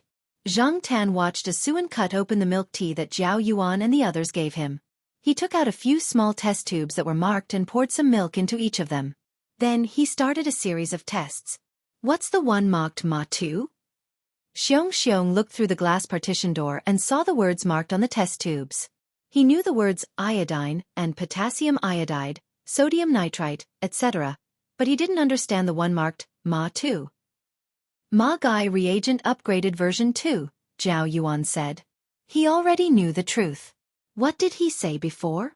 Fu Lei asked curiously. Lan Tianju's face turned cold as she saw Fu Lei and Xianxia were still confused. Lan Tianju explained briefly, amphetamine. Fu Lei and Xianxia almost screamed when they heard the sensitive words. Especially Xianxia. If it wasn't for the fact that he was afraid of affecting Suan, he would have screamed. Although he couldn't scream, Xianxia still took a deep breath and cursed, Mother Asterisk Cur. I will let him know what it means to be unforgettable. Lan Tianju looked at him and said, unforgettable is a bit of a compliment. Xianxia. He thought for a while but still couldn't think of a better word. He said, just teach them a lesson. Teach them a good lesson. Fu Lei also clenched his fists. He was obviously very angry. Lan Tianju and I went to his grandfather's garden last week to extract something. We will treat them well when the time comes, Zhao Yuan said. At this time, Suan also finished the test. How is it? They all looked at Suan. It's the same as my bag. Suan pointed to the transparent test tubes in the ventilation cabinet. The liquid had changed from milky white to orange red. It's most likely amphetamine. However, the reagents are limited, so the test results are not absolute. A small part of it may be ketamine. It's okay. As long as we know there's poison in it, it's fine. Xianxia was already thinking about how to take revenge. Fu Lei gave Suan a thumbs up. He saw Suan's operation inside and felt that his movements were smoother than the chemistry teachers in school. Suan waved his hand modestly. My cousin used to make ice with cold medicine. That's awesome. Xianxia and Fu Lei's mouths were wide open. Yeah, then he was beaten up by his father and had to lie in bed for half a month. Suan pursed his lips. That stuff is illegal. Lying in bed for half a month is better than squatting in a cell. Then how am I going to identify this kind of stuff when I see it in the future? I can't show it to you every time, right? Xianxia asked worriedly. Xianxia was the most worrisome among them. His knowledge was limited, and he was slightly careless. Haven't you heard of this saying? Suan said, Bingdu is methamphetamine. It's like rock sugar, but it's not sweet. Kfen looks like salt, but it's like milk. My dad told me this when I was in junior high. Just remember it. However, it's not easy to identify things that are mixed with other things. Anyway, don't eat things given by strangers. Don't fall for it in the future. As for Zhang Tan, he was dumbfounded. Chapter 272. Since they had confirmed that there was indeed something inside, the five of them started to think about what to do next. Zhang Tan was sweating profusely as he listened to them talk about revenge methods. He felt that these kids who had grown up were much better than him when he was younger. Back then, he had always thought that he was the devil's incarnate, but compared to these guys, he was nothing. Should we tell Mom and Dad about this? Xianxia asked uncertainly. Don't. Tell them that we can forget about going out to play in the future, Suan objected. Zhao Yuan and the others nodded in agreement. Why don't we call the police? Xianxia asked. Do you still want to hide it from the police? Unless it's anonymous. If it's anonymous, why don't you go? I have a voice changer with me, Suan said. Zhang Tan was speechless. A voice changer. What the hell were these guys doing? Then let's settle it in private. Xianxia shook his head. Xianxia was a little against calling the police. He had called the police too many times when he was younger, and he was traumatized from kneeling on a washboard. Usually, things like this were not a big deal to Xianxia, so he would not call the police easily. What if they harm other people in the future? What about the people who provided them with the things? Zhao Yuan asked. The few of them fell silent. After a while, they sighed heavily. Let's teach them a lesson first. We can plan the rest. Lan Tianzhu scratched his head. After all, they were still kids. There were many things that were not easy to do, and they could not do everything well. They did not plan to tell their parents, teachers, or the police. They even came up with a plan. Zheng Tan did not know how to evaluate these kids anymore. However, when they were coming up with the plan for revenge, Zheng Tan thought that it would be more convenient for him to call the police. Just like what Zhao Yuan said, he could not let those who spread this thing continue to harm other students. In fact, Zheng Tan didn't care about other people, but this time, it involved Zhao Yuan and the others, which made Zheng Tan angry. Hey, Suan, I still have a few cartons of milk. My dad bought them at a special price from the supermarket. Do you need me to bring them to you for a quality test? Fu Lei asked before leaving. Have you tried it? Suan asked. I've been drinking for half a month. Are you all right? Nothing happened at all. That's enough. There's no need to test it. Suan said, if you're worried, you can bring a bottle over. Let's come up with an experiment plan first. We'll need to look at the culture of the bacteria. I can't get my hands on an incubator, so you can ask Zhao Yuan for help. You can also test the bacteria directly in the lab. Not here. After all, this was a place where they lived. The incubator was only used for convenience and emergencies. It wasn't used often. If they could bring it to the lab, Suan wouldn't do it at home. This time, they had no choice but to do it at home because they couldn't let others know. Yes, I can help with that. I've tested the bacteria in tap water and the cafeteria's soy milk several times. It's more familiar. Zhao Yuan nodded. However, his dad probably wouldn't say anything about it. After leaving Suan's house, Zheng Tan didn't go back directly with Zhao Yuan. Instead, he ran to the grove at the edge of the campus and started texting. He hadn't touched his phone for a few days. When he opened his phone, he saw several messages and missed calls from Luo. After scrolling through them, Zheng Tan was annoyed. Originally, he just wanted to set Zhang Dong up once. Whether or not Zhang Dong stole the 28,000 yuan phone, as long as he kept an eye on him, he would find something wrong. Then, he would teach Zhang Dong a lesson. He didn't expect that Zhang Dong really did steal the phone. From Luo's messages, Zhang Tan knew that Zhang Dong had dragged him into a quagmire. Fortunately, his situation was special and he had to be discreet. Otherwise, he would really be in trouble. Zheng Tan didn't want to answer Luo's questions. Thinking about the milk tea powder and Suan's test results, Zheng Tan wrote a message. He briefly mentioned the milk tea powder and the cleanup operation before the new year. He also mentioned Suan's test results. He even wrote down the names of the junior high school students that Zhao Yuan had mentioned. He said that it would be faster to solve the case. If he didn't solve this case, Zheng Tan wouldn't feel good. After writing the message, Zheng Tan paused. Logically speaking, it would be best to inform senior brother Walnut directly. Furthermore, he was an acquaintance, and Zheng Tan knew senior brother Walnut's character. He would definitely investigate to the end and clean up everything thoroughly. That way, Zheng Tan would feel more at ease.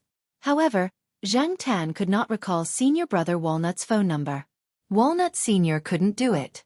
Zheng Tan had a good impression of Luo, so he sent it to him. However, Luo was just a small patrol officer. He was far less capable than Walnut Sr., so he didn't know how this case would turn out. At worst, he could just send Walnut Sr.'s phone number again after he got it. Luo had just returned home and was about to take a shower when he was called by an auntie upstairs to help her move a set of furniture. It was on the 5th floor. After moving up and down, he was so tired that he was covered in sweat. As soon as he stepped into the bathroom, Luo heard the sound of a text message. Ever since the last time the number with 4xs had sent him a text message, Luo had changed his phone's text message tone. During non-working hours, The text message tone was set to a more audible ding-ding sound. The number had been turned off for the past few days. Luo and his colleagues all thought that the person had probably changed their number and wouldn't continue using it. Even so, when he heard the text message, Luo immediately walked back to the bedroom and picked up his phone to take a look. The number displayed on the screen made Xiao Luo happy. However, after opening the message, Xiao Luo's face immediately turned serious. The matter mentioned in the message was much more serious than stealing a phone. With his previous experience, Xiao Luo's intuition told him that this matter was real.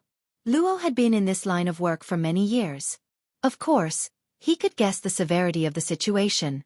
It was very difficult for a small patrol officer like him to deal with it. There was a saying, "If you have the conditions, do it. If you don't, create the conditions and continue to do it." If he couldn't handle it himself, he could ask for help. Moreover, he knew a few people in the criminal investigation unit and had been in contact with them. For a period of time, in order to effectively prevent and crack down on all kinds of crimes and strengthen the basic infrastructure at the grassroots level, they had contacted the people in the criminal investigation unit. Later, because of a few friends, he gradually became familiar with the two people in the criminal investigation unit. However, they were usually busy and didn't have much time to get together.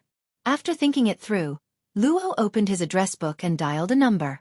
After sending the text message, Zhang Tan turned off his phone again and went home to sleep. When Luo called back after talking to someone, he found that the number was turned off again. A few days later, Zhang Tan was sitting on the sofa reading the newspaper that he hadn't read for a while. He found that Zhang Dong's matter was mentioned, but his name wasn't directly mentioned. Instead, it was replaced by Zhang. While he was reading, Jiao Yuan and the others came back. Jiao Yuan seemed to be a little excited today. While Jiao Ma was cooking, he turned on the computer and logged into the chatting app to chat with his friends about the topic that they hadn't finished talking about. Zhang Tan jumped onto the table and took a look. He found that the kids were talking about the milk tea powder in the group that they had created. Now, there was no need for the five-man plan. The police directly went to the place, raided a few places, and found out the batch of goods that had been leaked. Several junior high school students involved had taken a few days off, but most of the students in the school did not pay attention to it. Jiao Yuan and the others had probably heard about it through some of their own channels, and now they were excitedly chatting in a small group. Zhang Tan nodded in his heart. Luo's team was quite efficient. Zhang Tan didn't continue to watch Jiao Yuan and the others chat. He was about to jump off the table and go to the living room to continue reading the newspaper when he suddenly saw the phone book next to the landline. He looked at Jiao Yuan. He was busy typing, so Zhang Tan walked over to the phone book.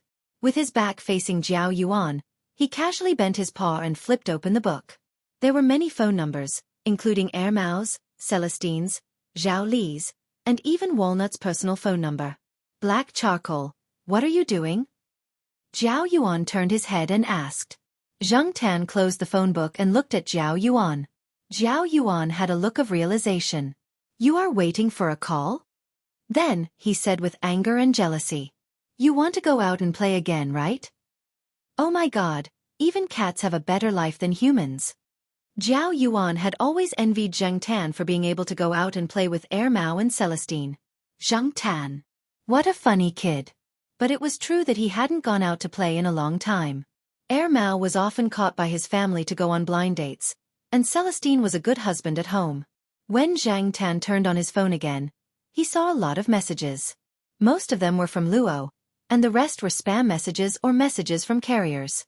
From Xiao Luo's initial inquiry to his subsequent gratitude, Zhang Tan could feel the change in Xiao Luo's mood from these few messages. It seemed that Luo was doing well these few days. Luo was indeed doing well, and he had made a contribution this time. Coincidentally, the higher-ups were planning to use a few positive examples to promote and improve the public's attitude towards them. Luo happened to be one of the positive examples. He had to write a report and summarize the case, cooperate with the station and the bureau's promotion work, deal with the reporters, hold meetings, give out awards, and so on. He was very busy these few days, but he was happy to be busy. Perhaps this case wouldn't attract too much attention, but Luo's life had undergone a huge change. Because not long after, he was transferred to the criminal police unit and became a criminal police officer. Recently, the branch's criminal police unit was short of people, and this incident made Luo stand out. The young man looked dumb, But he wasn't brainless. He was a good person. He had both theoretical knowledge and rich practical experience at the grassroots level. Plus, a few people at the branch spoke up for him. Just like that, Luo was transferred over. The development of the incident was too sudden, and the turn of events was too fast. These changes were beyond Luo's expectations. Not long ago, he was still listening to lectures at the food stall, and now he was transferred to become a criminal police officer. Luo had always wanted to be a criminal police officer. Although it might be a little dangerous, Luo was willing to do so, and this could be considered as fulfilling his wish. On the other side, Zhang Tan looked at the caller ID on his phone. It wasn't Luo or teacher Little Bai, but from a carrier. Curious, Zhang Tan answered the call. Then, a pleasant female voice came from the other side. Just by listening to the voice, Zhang Tan gave a good review, but what the other party was talking about made Zhang Tan want to curse. VIP user? It sounded very high-end, but F*** King ID card information.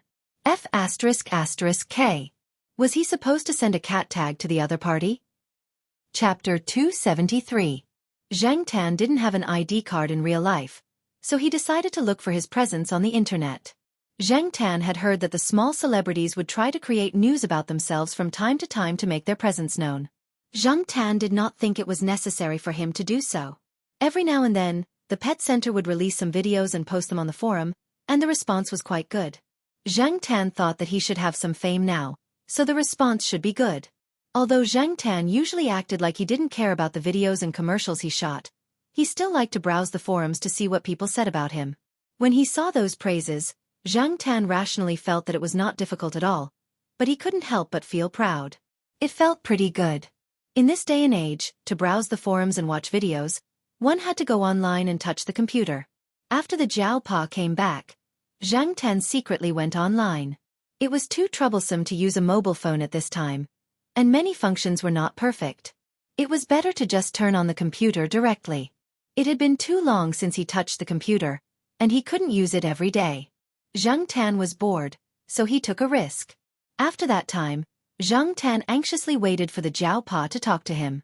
He felt that the Jiao Pa was someone who even knew which websites the Jiao Yuan visited.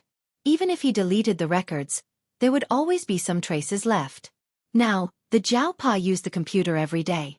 But after waiting for a few days, the Jiao Pa was still the same as usual. He didn't want to talk to Zhang Tan at all. Zhang Tan was relieved. Although he always felt that the Jiao Pa should know something, he didn't care. If the Jiao Pa didn't say anything, he would continue to play. There was no one at home. Zhang Tan turned on the computer and clicked on a video sharing website. After all, the forum was just a gathering of people in a certain circle who had a common hobby. On the video sharing website, there were people of all ages and industries. This should be a better way to see his influence. In the video website category, there was a new advertisement shot by Zhang Tan last week. The ranking was not bad. It was different from the previous sensational or narrative types. This time, it was in a rock and roll style. A certain carbonated beverage company even sponsored it. Zhang Tan felt that the commercial was not bad and that he had shot it well. However, when he looked at the comments below, Zhang Tan was not in a good mood. Below the video, in the comment section where netizens expressed their opinions. First floor, milk tea, melon seeds, cola peanuts, on the second floor, asking for the number of the avatar above. Third floor, what's the background music? Please tell me, fourth floor. That big-breasted girl inside looks pretty good. Does anyone know her? Zhang Tan. Suddenly, he wanted to smash the keyboard and give those people the middle finger. Such a big cat was on the stage, yet no one was paying attention to it. They were all looking at the beauties. Almost half of the people on the 10th floor had gone astray. Most of the remaining people's attention was on the hot girl inside. Although Zhang Tan admitted that he had quite a good time working with that girl when he was shooting the commercial, he could not help but feel jealous now. Zhang Tan also suddenly realized that he had been thinking too highly of himself.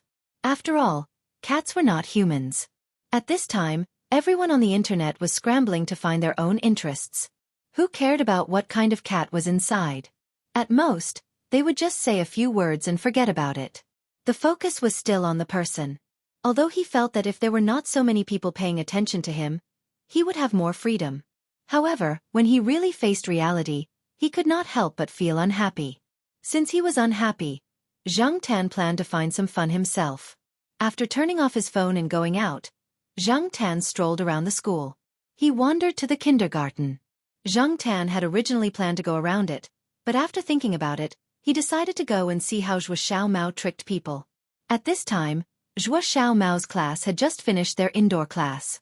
A group of children yelled and ran towards the yard where there were slides, inflatable castles, and other things. They were afraid that they would not be able to grab them if they were too slow. Behind them, Teacher Xiao Bai and another teacher were reminding everyone not to run too fast and to pay attention to their feet. After Zhang Tan looked at Zhuo Xiaomao, who was walking out calmly, his gaze fell on another person sitting in the small yard.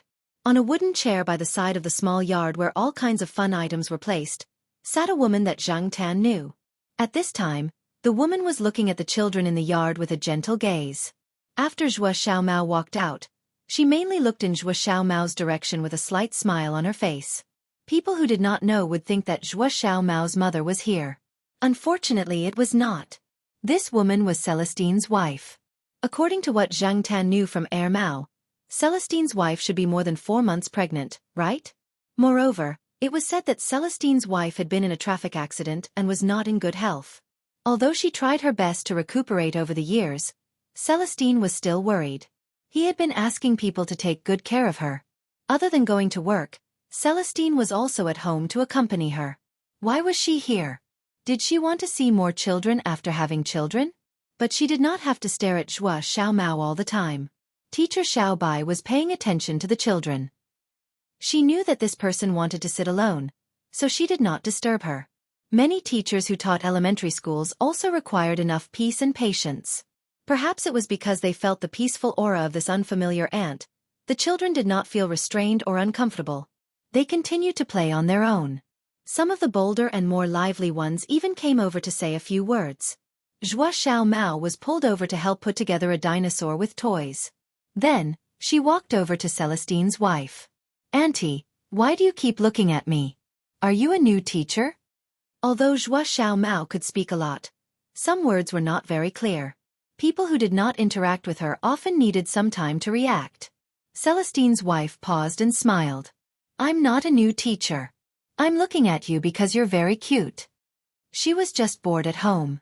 Her neighbor was a teacher at Fu Elementary School. When they were chatting, the neighbor mentioned Zhuo Xiaomao, who had entered Tsinghua University's kindergarten when he was 2.5 years old and was doing very well. She came out to take a look. With one look, she had to admit that this child was indeed smart. "Thank you for the compliment." Zhuo Xiaomao replied politely. Then, she was about to leave when she was called to talk for a while. Knowing that the aunt in front of her had a baby, Zhuo Xiaomao looked curiously at her stomach and said, "When I was young, yes, very young. When I was still in my mother's stomach, my mother said that Brother He even hit my palm."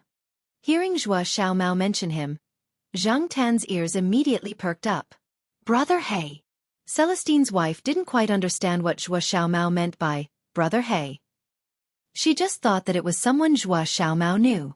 "Yes, I heard from an uncle that many people used to think that I would grow very thin and weak. But auntie, look, I'm very strong now." Zhuo Xiaomao rolled up his sleeves and bent his arm to show Celestine's wife his strong muscles. Zhang Tan. This silly child. He weighed so little. What kind of muscles did he have? Strong my ass. That wasn't all. Zhuo Xiaomao extended his arm in front of Celestine's wife. "Auntie, if you don't believe me, you can touch it. Is it very strong?" "Haha, I don't let ordinary people touch it." Zhang Tan. He couldn't bear to watch anymore. He didn't see this little guy scamming people. Instead, he saw how stupid he was. Even the most intelligent person would make stupid mistakes sometimes. Moreover, he was a little kid. Celestine's wife smiled and reached out to gently pinch the little guy's arm. Then, she pinched Zhuo Xiaomao's face. "You're indeed a little strong man." Of course, Zhuo Xiaomao's eyes narrowed as she smiled. Just as Zhang Tan was lamenting how this lousy kid could be so stupid, he heard Zhuo Xiaomao say in a very proud tone, "My mom said that I can grow so strong because of Brother He. Brother He is very good to me." Zhuo Xiaomao took out the pendant she had been wearing. "Here, This was also given by Brother Hay. Auntie said that this thing can't be bought even if you have money. Celestine's wife looked carefully at the green plant inside the transparent pendant. She was very surprised. Then she felt that this thing was probably man-made. It shouldn't exist in nature, right? Although she was suspicious, Celestine's wife still smiled and said, "Yes, it's very precious. Your brother is very good to you." Of course, Zhuo Xiaomao carefully put the pendant back into her collar. She glanced at Zhang Tan by the wall and immediately ran over with a smile. "Brother Hay! Brother Hay!" Celestine's wife looked in Zhuo Xiaomao's direction. When she saw the cat on the wall, she was a little surprised. She looked carefully and then asked Teacher Xiaobai, who was not far away, "Teacher Xiaobai, is that cat called black charcoal?" "Yes, it's called black charcoal. The children in the class all call it Brother Hay like Shuayang." Teacher Xiaobai told her about the black cat. "So, Brother Hay is this cat." Celestine's wife thought to herself. Looking at the interaction between the man and the cat, Celestine's wife sat for a while. Then, she got up and prepared to leave. She was able to enter the kindergarten to take a look because she asked the neighbor for help. This trip was not in vain. Zhang Tan watched as Celestine's wife walked out of the kindergarten. An auntie went up to her. She was probably a nanny or something like that.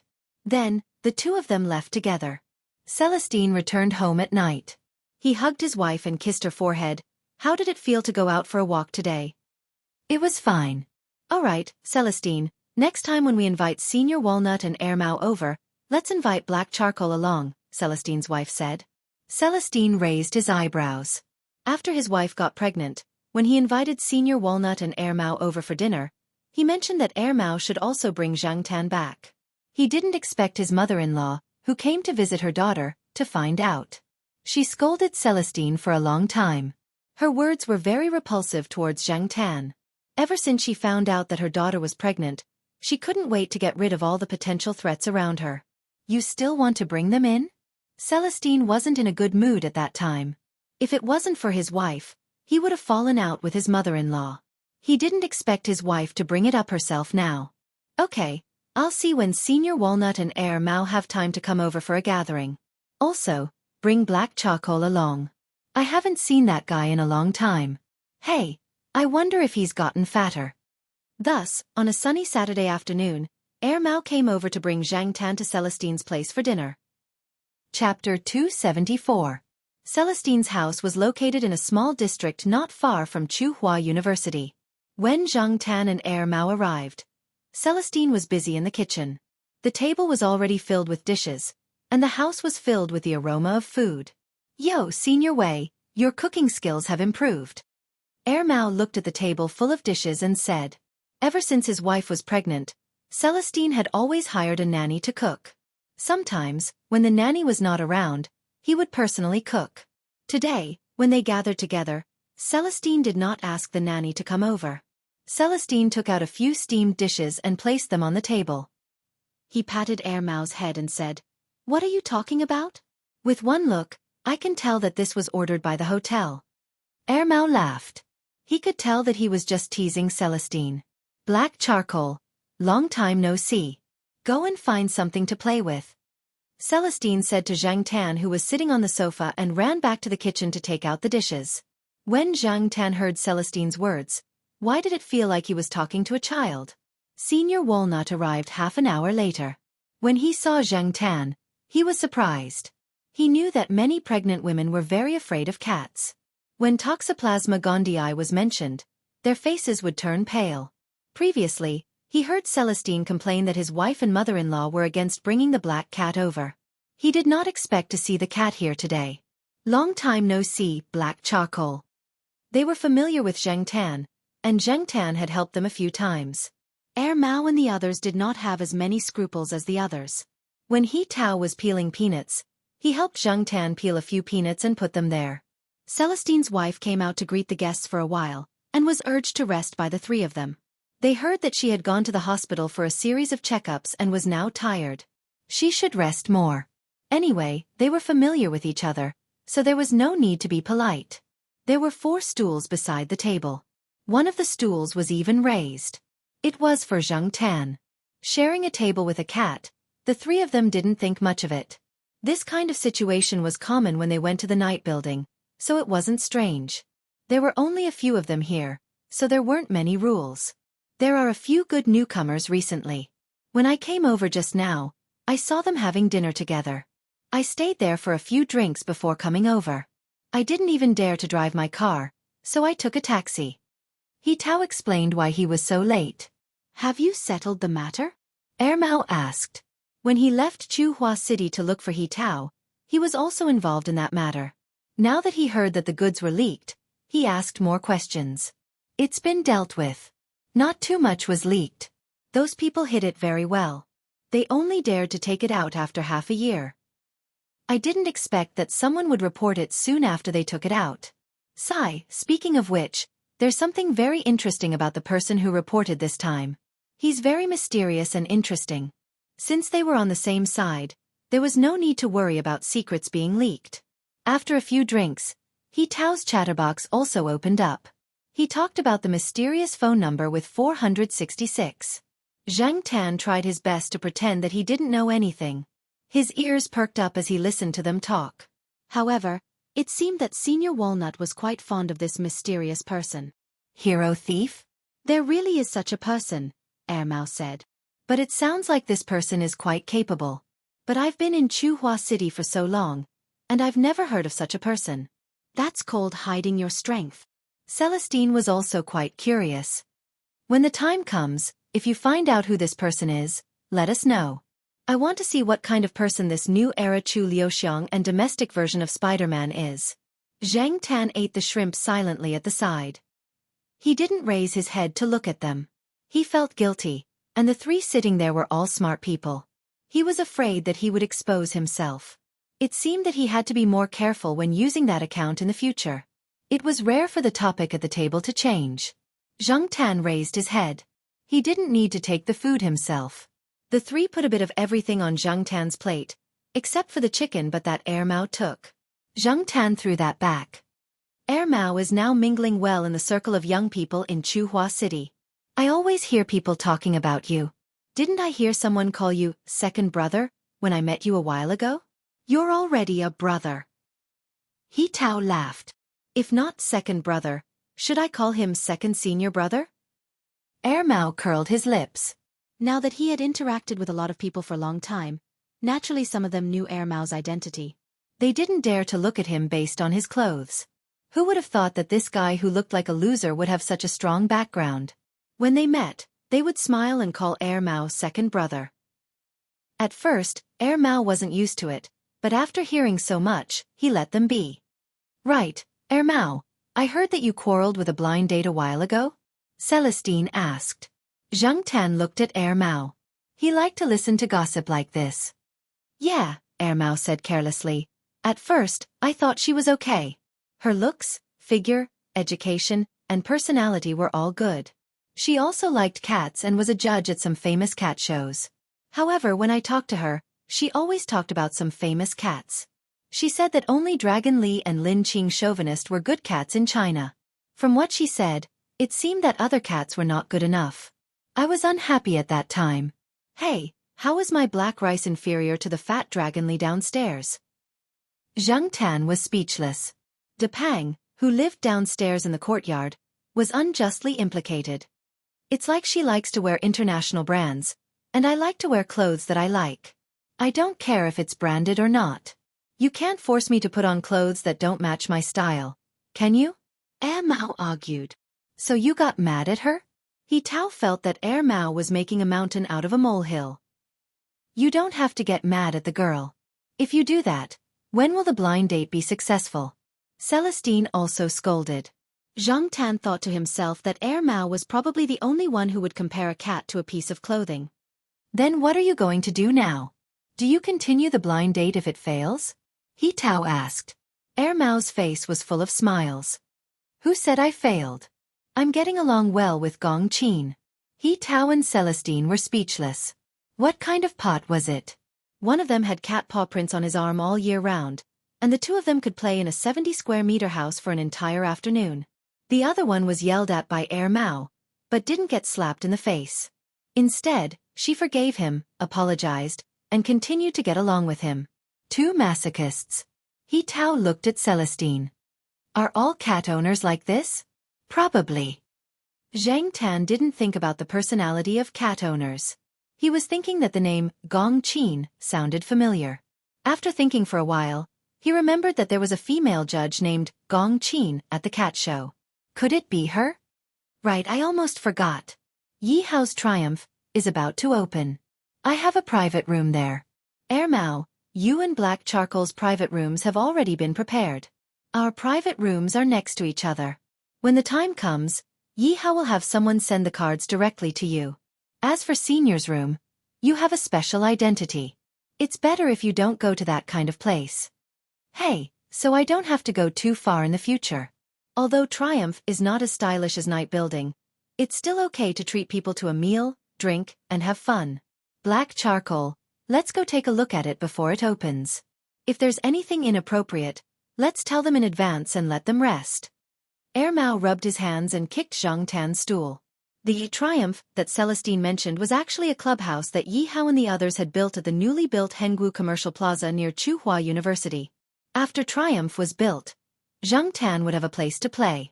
Even without a driver, he could walk there by himself. Therefore, when he heard the news, Zhang Tan was very happy. Triumph opened at the beginning of October. At that time, the Hengwu Commercial Plaza was basically completed. All the roads had already been opened to traffic, and the flow of people and vehicles had skyrocketed. During the National Day holiday, the Hengwu Commercial Plaza also held an event. In addition to the people in the vicinity, students from the nearby universities also flocked there. For a time, the popularity of the place surpassed that of the Central Plaza. The Central Plaza was filled with uncles and aunties, while the Hengwu Commercial Plaza was filled with young people and students. The styles of both sides were beginning to show. It was obvious that both sides had plans for development. Before this, Mao and Zhang Tan had gone to see their own private rooms. Yi Hao didn't have time, and Ron Qi was afraid of Zhang Tan, so it was Leopard who personally led them to see it. The layout was similar to that of the Night Building, but there was no division of north, south, east, and west. Also, there weren't many internationally famous bands playing there. In fact, the styles of those internationally famous bands with some history weren't accepted by many students nowadays. To them, those bands had never been heard of in the country. Even if they had heard of them, they wouldn't buy it. In order to promote the opening, Triumph invited several well-known bands in the mainland. This kind of well-known talent was more attractive, and among them was Jin's band. Speaking of Jin, they were no longer the small band they were 2 years ago. After participating in several elective competitions, they were gradually being sought after by some young people through packaging, promotion, and the operation of an experienced team. This time, some university students came for Jin's band. The people of Tsinghua University's Guitar Association received 10 free coupons from Jin, and the seating area was not bad. Those students didn't expect that the external aid they accidentally invited would reach such heights today. Now, the school's Guitar Association didn't even need to advertise to recruit new members, and all kinds of people volunteered to sacrifice themselves for the band. The opening ceremony of Triumph started at 7 o'clock in the evening. Zhang Tan finished dinner at 5 o'clock, and was dragged over by Mao. After arriving, Mao carried a pet bag filled with black rice and took Gong Qin to his exclusive private room to spend their time together. As for Zhang Tan, he was bored here alone. After rolling around on the sofa, he decided to go out for a walk. It was too lonely to be here alone. The people in the corridor had been briefed. Moreover, the people selected by Yi Hao weren't ignorant and inexperienced. When Zhang Tan walked in front of them, they didn't put on unnecessary unpleasant expressions. After coming out of Triumph, Zhang Tan didn't walk far before he saw several familiar figures. It was the 5 boys of Jiao Yuan. During the National Day holiday, the Jiao family didn't go far. Jiao Pa was still busy and couldn't leave. The other 3 members of the Jiao family continued to stay at home. The others probably didn't have any plans tonight, so they gathered around Hengwu Plaza to stroll around and watch the fun. Children at this age were energetic and full of curiosity. However, at this time, there were other people around Jiao Yuan and the other 4. It seemed that the 2 sides didn't get along well. Chapter 275. Zhang Tan had once heard Jiao Yuan complain about a few things in school. Zhao Yuan's class and Class 5 were at odds with each other. From the sports meet to the basketball competition, to the end-of-semester evaluation, from the top students to the bottom, everyone knew that one shouldn't talk about how good Class 5 was in Class 1, nor should they talk about how awesome Class 1 was in Class 5. Even if you really thought that Class 1 was good, you still had to hold it in. Otherwise, it would cause public outrage. And one of the reasons for this was because of the two class teachers. The two teachers had been at loggerheads for a long time. Usually, when they held class meetings to talk about negative examples, Class 5's teacher would always bring up Class 1's. Back in the first grade, Fu Lei was still the Lone Ranger who was at the bottom of the class. He was often criticized by Class 5's teacher as an example. In private, Class 5's teacher even said that Fu Lei was a stinky piece of dog shit. Because of this, Fu Lei had always held a grudge against him. As for the two classes' outstanding examples, they wouldn't talk about them as much as possible. But once you made a mistake, there would be no room for discussion. The ones who would criticize Zhao Yuan and the other high school teachers' children the most were those from Class 5. The students from the other classes were just waiting to watch a good show. In every grade, there was competition between classes. If Class 1 and Class 5 were to fight fiercely, they would just watch from the sidelines. There was no need for them to get involved. Those two were not to be trifled with. What's wrong? What are you doing here? Obedient children. A boy who was about the same age as Zhao Yuan said arrogantly. There were quite a few students from Class 5. Even if they weren't from Class 5, they could be from other classes. They were all about the same age, so in Zhang Tan's eyes, they were still very young. You haven't been in here before, right? The boy pointed at the triumph behind him and taunted Zhao Yuan and the others. He seemed to be mocking Zhao Yuan and the others for being ignorant. Come to think of it, you're all obedient children. Karaoke, dance hall, bar, game room. Which one of you dare to go? Zhao Yuan and the others were silent. In fact, they had been to all of these places before. It was just that they didn't want to say it out loud. Wouldn't that be courting death? If he went back, he would be scolded. They were not like the people in front of him, who flaunted their rebellious deeds as a halo. According to the relevant laws and regulations of the country, some commercial entertainment establishments are not suitable for minors to enter. In some places, this is a ban, Zhao Yuan said confidently without changing his expression. Su An and the others glanced at Zhao Yuan and continued to remain silent. They definitely didn't feel guilty. When they heard what Zhao Yuan said, they all burst into laughter. It was as if Zhao Yuan had said something funny. They all looked down on Zhao Yuan and the others, thinking that Zhao Yuan and the others were cowards. Xianxia was about to retaliate when he was pulled back by Lan Tianzhu. There's no need to waste time talking nonsense with these lunatics. Let's go check out other places. Xianxia thought for a moment and agreed. Their time here was limited. If they returned late, they would definitely be punished according to the family rules. Moreover, if they got into a conflict here, a simple investigation would reveal the cause. Even if they weren't the ones looking for trouble, once their families found out, they could forget about coming here to play in the future. There was no need to accompany these idiots in their nonsense. Zhao Yuan and the others had just taken a step when they were blocked by the people in front of them. The person who spoke just now was about to step forward and say something, but Fu Lei pushed Zhao Yuan and Suan back and warmed up his fists. He glared at the person in front of him with an unfriendly expression.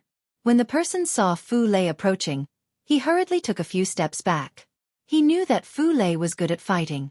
When he was in the first grade, he had beaten up the third grade students. He didn't want to be beaten up, but if he retreated too quickly, it would make him look like he was afraid of Fu Lei and lose face among his friends. Before he could say anything, he heard a voice behind him. Aya, aren't you the 5 tyrants of Class 1? When they heard this voice, Zhao Yuan and the others' expressions changed. The people in Class 5 were easy to deal with, but this person, he didn't come with good intentions. The people in Class 5 didn't charge forward and immediately retreated. A few of them even wanted to sneak away. They didn't dare to offend this person. Some time ago, they heard that these people were either expelled or transferred to another school for unknown reasons. They didn't expect to meet this person here. They didn't look at the almanac before they left the house today. Their luck was really bad. Zhang Tan, who had been observing the situation from the side, saw the people who were dressed very maturely. They didn't look easy to deal with. The people in front of him tried their best to act arrogant, but they still looked like students. However, these people seemed like they were already in the underworld. Even though they looked very young, their clothes made them look older. The people next to them were slightly older. They were probably from a nearby high school or were already in the underworld. The person who spoke just now threw the cigarette in his mouth on the ground and crushed it with his foot. He looked at Zhao Yuan and the others with a gloomy expression. Good, I want to have a good chat with you guys too. After these people appeared, Zhang Tan could clearly feel Zhao Yuan and the others' nervousness. Even Fu Lei, who was always fearless and had the biggest fist, looked very serious. Listening to the rest of their conversation, Zhang Tan deduced that these people were related to the milk tea fan incident from a while ago. When Fu Lei called out the name of the leader, Zhang Tan remembered that this person was in the message he sent to Luo. He heard from Zhao Yuan that this person was the most difficult to deal with among the people who gave them the milk tea powder. He was said to be in the underworld. After the incident, the school said that he was expelled, but in fact, it was more serious. He was detained and a few of them were sent to re-education. However, since this person was able to stand here, he must have some tricks up his sleeves. From what this person said, he felt that he almost got himself into trouble. Zhao Yuan and the others were the ones who helped him. How could he let this go? Just as a fight was about to break out, a voice suddenly interrupted. Sorry to disturb you, but if you want to communicate, please don't do it here. The words were very polite, but the voice carried a strong sense of warning, and it was not to be refused. Zhang Tan looked over and saw that the person was wearing Triumph's security uniform. Because Triumph had strict requirements for their personnel's appearance, even a security guard looked quite dignified. What's more, these people were originally selected and trained by Yihao, so they didn't care about this kind of high school kids' tricks. Since they'd recently opened for business, these brats couldn't fight here. Otherwise, it wouldn't be good for their reputation. If they got into a fight today, people would talk about how bad the security around Victoria's return was tomorrow. If that happened, they'd lose their jobs. Boss, he didn't give them such a high salary just to be a bystander. These hot-headed brats, who loved to cause trouble for no reason, ran over here to play. Weren't they just causing trouble for them? The person who was very arrogant just a moment ago shrank back when he saw the security guard's eyes. Then, he saw the Triumph badge on his chest and hurriedly handed him a cigarette. He said with a smile, I'm really sorry, we'll leave now. Normally, he could throw his weight around and claim to be a member of the underworld, but that was only among the students who didn't understand anything. He didn't have the guts to face the people from Victoria's return. He knew full well just what kind of people were behind Victoria's return. The security guard raised his hand to block the cigarette, and looked at the person who handed him the cigarette with a professional smile. Thank you for your cooperation. Although the security guard was smiling, the person who handed him the cigarette was sweating profusely. The hand holding the cigarette trembled slightly. He felt that in front of this person, he didn't have the courage to raise his head. No matter how he looked at the security guard's smile, he felt a chill in his heart. However, that person didn't intend to let Zhao Yuan and the others off so easily. He signaled a few of his companions to keep an eye on Zhao Yuan and the others, then changed to another place to have a good chat. Zhao Yuan was thinking about how to get away when he suddenly felt a push from behind and a weight on his shoulder. Oh my God! Black Charcoal, what are you doing here? Zhao Yuan was too engrossed in his thoughts just now. Being startled by Zhang Tan, he almost lost his balance and fell. The surrounding people all had different reactions to Zhang Tan's sudden appearance. No matter what they thought, Zhang Tan didn't care. Instead, he looked directly at the Triumph security guard who was about to turn around and leave to continue his patrol. The security guard felt that the sudden appearance of a cat was quite interesting. However, when he saw the round tag hanging from the cat's neck, he was startled and said, Wait a minute. The several people who were about to move paused and looked at the security guard in confusion. After the security guard walked closer, his gaze swept over Zhang Tan and paused for a moment on the round tag. Then he said to Zhao Yuan and the others, These children, please come with me. After all, he had been around for many years, so he could see the situation with a single glance. Therefore, he didn't need Zhao Yuan and the others to explain in detail. The security guard knew that if he didn't do anything, these seemingly well-behaved kids would suffer a great loss. Zhao Yuan and the others actually didn't like being called children, but this wasn't the time to be calculative. Although they were puzzled, following the security guard was better than being forced to leave by these people who obviously had bad intentions. Zhang Tan didn't need the security guard to say anything. He directly led the way, and Zhao Yuan followed behind Zhang Tan. Su En and the others looked at each other and followed. "What do we do now?" one of the people who stayed behind asked. "What else can we do?" another person said as he pointed at the Triumph security guard. "Can you enter the VIP door?" No. Even if they didn't want to, they didn't dare to enter. Zhang Tan directly led Zhao Yuan and the others through the VIP entrance. As for the security guard, he had already contacted the person in charge of VIP customers. After confirming that the round tag Zhang Tan was wearing was a genuine Triumph VIP card, he immediately contacted Leopard. Leopard was in the middle of entertaining several potential customers. When he received the call, he didn't think it was important and just sent his subordinates to deal with it. However, he didn't expect it to be about Zhang Tan. Since it involved this extremely special VIP customer, Leopard could only go in person. As it had just opened, in order to avoid some unnecessary trouble, Leopard didn't let Zhao Yuan and the others, who were obviously underage, stay inside for a long time. Instead, he sent people to send them back to Tsinghua University. On the way back to Tsinghua University, Lan Tianzhu laughed and joked. "Zhao Yuan, people go there by card, but you're going there by cat card. What VIP? Zhao Yuan. Haha." Chapter 276. Feng Baijin originally planned to play games at home tonight, but when he got home, he found that his gaming laptop had been pulled off the table by Wuxia, who was playing with the internet cable. After raising the kitten for a month, the originally thin and underdeveloped kitten was now as big as a balloon. It was strong and lively. When it was at home, it seemed to have inexhaustible energy. Feng Baijin's computer was connected to an internet cable. Wuxia pulled the internet cable and played a swing. The nearly 20,000 renminbi laptop casually placed on the table was destroyed just like that. There was a problem with the computer. Aunt Li said to throw it away and replace it with a new one. Nowadays, the electronics industry was changing with each passing day, and all kinds of upgrades were needed to replace it with a new one. But Feng Baijin didn't want to part with it, so he rode his bicycle to the computer repair shop. In any case, he only used this computer to play games and had no other secrets, so he wasn't afraid of his information being stolen. At the computer repair shop near the school, Feng Baijin bumped into a classmate. Seeing that he didn't have any plans for the evening, the classmate directly invited him to Triumph for a drink. There were 5 people drinking here earlier, but when Zhang Tan bumped into Feng Baijin, the other 3 were preparing to go down to the venue to watch the performance. They wanted to see if they could bump into any girls along the way. That way, their night would be meaningful. Feng Baijin wasn't interested in the performance downstairs. He only came out to use the restroom.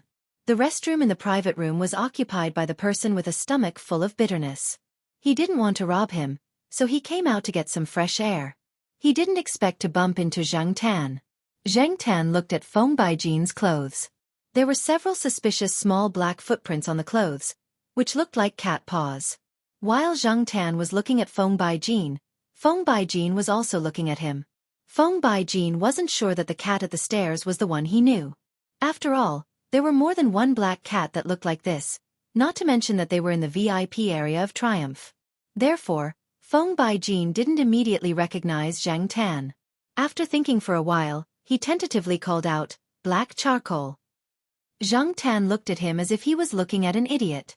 "Damn, it really is you." They could look the same, but the look in their eyes couldn't be fake. Feng Baijin had met this black cat that looked at him with this kind of look.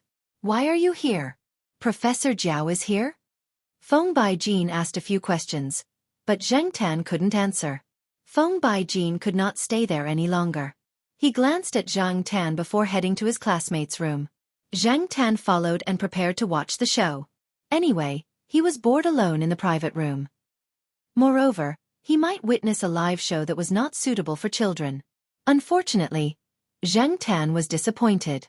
In the private room, there was only a young man about the same age as Feng Baijin. In the small private room, he could see everything at a glance. There was not even a single girl. What the hell was he playing with? Was he drinking to drown his sorrows? Before entering the private room, Feng Baijin found a waiter and told him to come over if anyone was looking for a cat.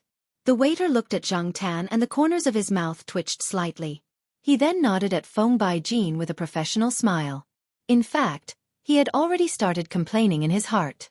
They couldn't do anything about it. There was no other way. The big boss had said that as long as this cat didn't cause any trouble, it could do whatever it wanted. Zhang Tan followed Feng Baijin into the private room. He knew that this private room was not as good as the one he, Mao and Celestine had, because there was no private room here. It was only reserved for VIP customers, and they couldn't see the live show below. In short, for Zhang Tan, this was just a place to chat, drink, and do things that were not suitable for children. However, it was quiet and had good privacy. Listening to the conversation between Feng Baijin and the man named Yang Pa who was drinking, Zhang Tan found out that Yang Po's girlfriend had already gone downstairs to watch the show with her best friend. Only a few of them were drinking upstairs. Now, only Yang Pa and Feng Baijin were left. Zhang Tan couldn't watch the live show today. "Hey Baijin, where did you find this cat?" Yang Pa asked when he saw the black cat walk in. "It's from the landlord's house. I think it came here to play. Someone should come looking for it later," Feng Baijin said. Because of Yang Po's mood, he didn't pay much attention to Zhang Tan. As for the card hanging around Zhang Tan's neck, very few people outside of Victorious Return would recognize it.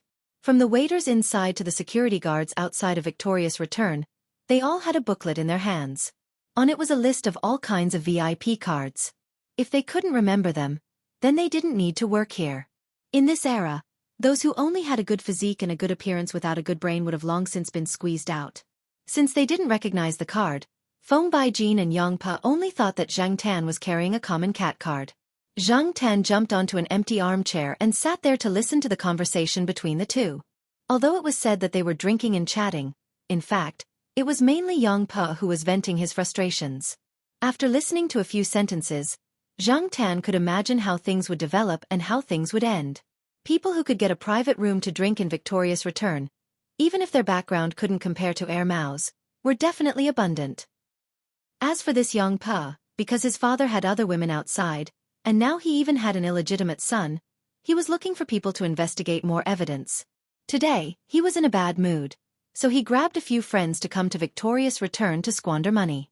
In the end, he found that there were many people who were more arrogant than him. There were rich people, people with backgrounds, and a lot of young people with both. To sum it up, today he was pretentious but got stepped on, flaunting his wealth but got flaunted. This made Yang Pa even more unhappy. It was no wonder that he was wasting bottles of high-end wine like plain water. Zhang Tan looked at him and guessed that this person was imitating those heroes he saw on TV. He directly took a bottle and drank from it. More than half of the bottle directly spilled out from his mouth. How sad would he have to be to do such a stupid thing? After wasting another bottle of wine, Yang Pa heavily placed the empty bottle on the coffee table. After a moment of deep thought, he raised his head and asked Feng Baijin with a serious face. "Baijin, although it's rare for a well-off family like yours to be in a situation like mine, I want to ask you something." Zhang Tan. A well-off family. If Feng Baijin's family was called a well-off family, then the country would have long since entered the ranks of superpowers. It seemed that this Yang Pa didn't understand Feng Baijin's family situation, or it could be said that Feng Baijin was usually too low-key. Yang Pa felt that he was being quite tactful and didn't feel that he had said anything wrong. Feng Baijin didn't care about the wrong way of calling his name and the inappropriate choice of words. Instead, he said, "Ask away." Yang Pa let out a long sigh.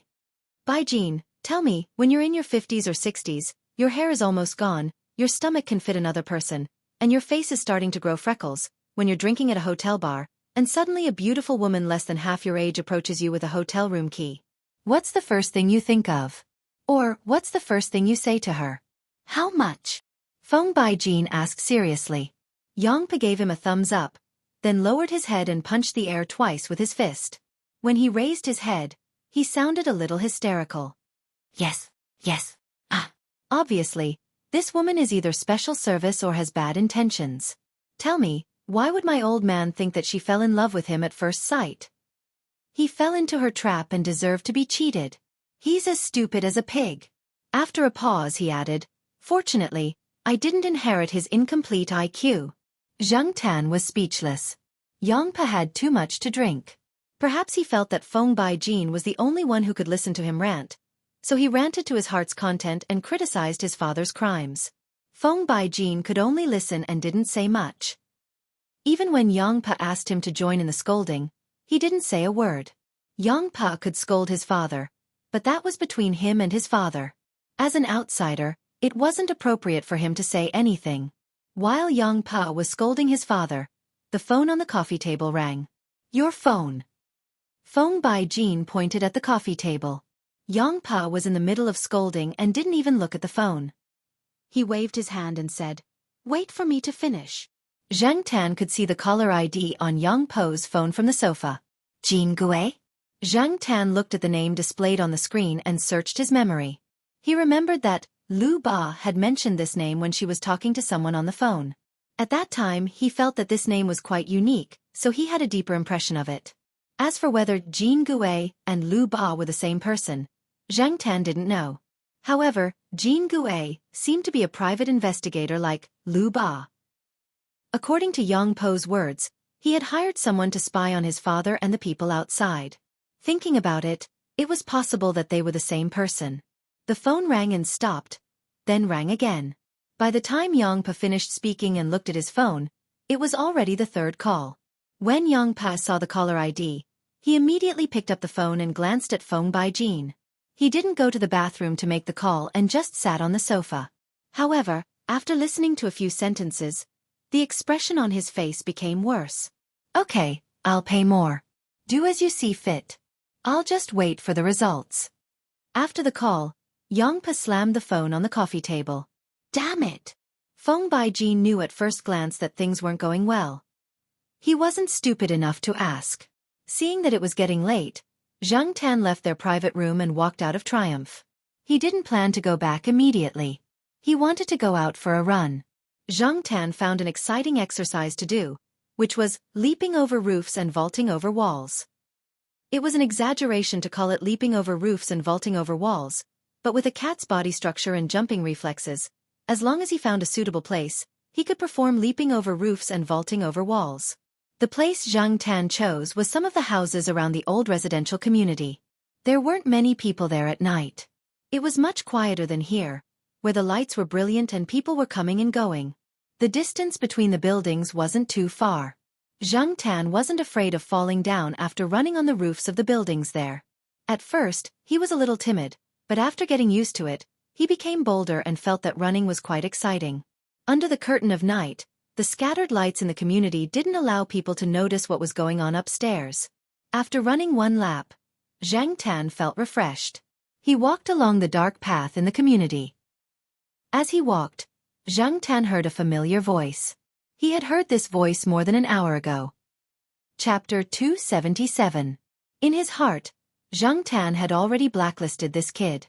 Since he had bumped into him, Zhang Tan did not intend to let him go so easily. Besides, this kind of night was suitable for beating people up.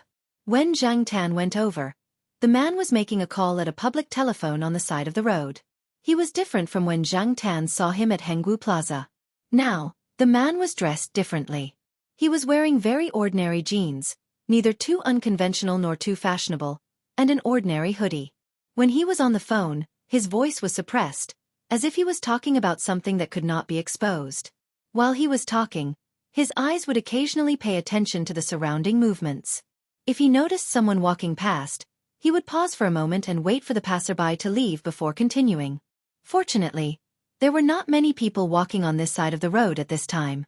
Occasionally, there would be people riding electric scooters, so it did not delay the phone call. Zhang Tan stood on the wall next to the road. The street lights could not reach him there. In addition, because of the color of Zhang Tan's fur, it was difficult to notice him. Besides, at this time, no one would pay special attention to anything on the wall. After listening carefully for a while, Zhang Tan speculated that the man had reached an agreement with someone and was going to do something. As for what it was, he did not know. He could not hear the voice on the phone, and Zhang Tan did not listen for long before the man hung up. Something was strange. This made Zhang Tan, who had planned to sneak around in the dark, change his mind. He wanted to see what the kid was going to do. After the call ended, the man stood by the public telephone in a daze for a while. He looked at the sports watch on his wrist and then walked toward the intersection. There was some irritation and anxiety in his steps, as if he was worried about something. Zhang Tan followed him on the wall and watched as the man walked out of the intersection and bought 2 cans of beer from a small shop that was about to close. Then, he returned to the side of the road and leaned against the wall to drink beer. He stood between the intersection of 2 streetlights, and his figure was a little blurry. Drinking could boost one's courage. For some people, it could even have a calming effect. Zhang Tan watched as the man finished the 2 cans of beer and leaned against the wall. He put his hands in his pockets and slammed his back against the wall. He didn't use much strength, but it seemed that this method could relieve the frustration in his heart. The person who was banging his back against the wall was only paying attention to whether there was anyone at the intersection. Perhaps he had something on his mind, but he did not notice that someone was staring at him from the wall not far away. The irritation in his heart made him want to smoke that thing. Unfortunately, because of the thorough police investigation last time, he was a little timid, so he usually did not bring those things with him. He searched his pockets and trousers, only to find half a pack of cigarettes. He took them out, lit them up, and leaned against the wall to smoke one cigarette after another. He smoked a lot and almost choked because he was too focused on his thoughts. He took a few deep breaths and waved his fist as if to encourage himself. Wealth comes from danger. Thinking of the benefits that the other party had promised, the fear in his heart dissipated a little. After this, he would not have to worry about not having a car and a beautiful woman. Zhang Tan saw that the man seemed to have made up his mind. He did not continue to lean against the wall and smoke. He raised his wrist to look at the time and threw the remaining half of the cigarette on the ground. He pulled up his hood and put his hands in his pockets. His back was slightly hunched as he walked towards the intersection. Zhang Tan saw this and knew that the man was going to do something bad, so he quickly followed him. The man was familiar with the place and the intersecting paths. Just as Zhang Tan was trying to figure out what the man was up to, he saw the man pick up his pace and head towards one of the paths. He waited at the junction, and about 3 to 4 minutes later, a slightly rotund man about 1.7 meters tall with a pair of metal-framed glasses and a briefcase walked past him. He looked like a normal office worker. When the young man saw the passerby, he immediately rushed over.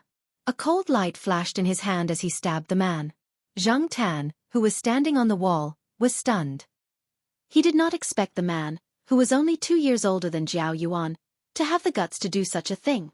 He originally thought that the young man was only going to rob some unlucky guy and extort money.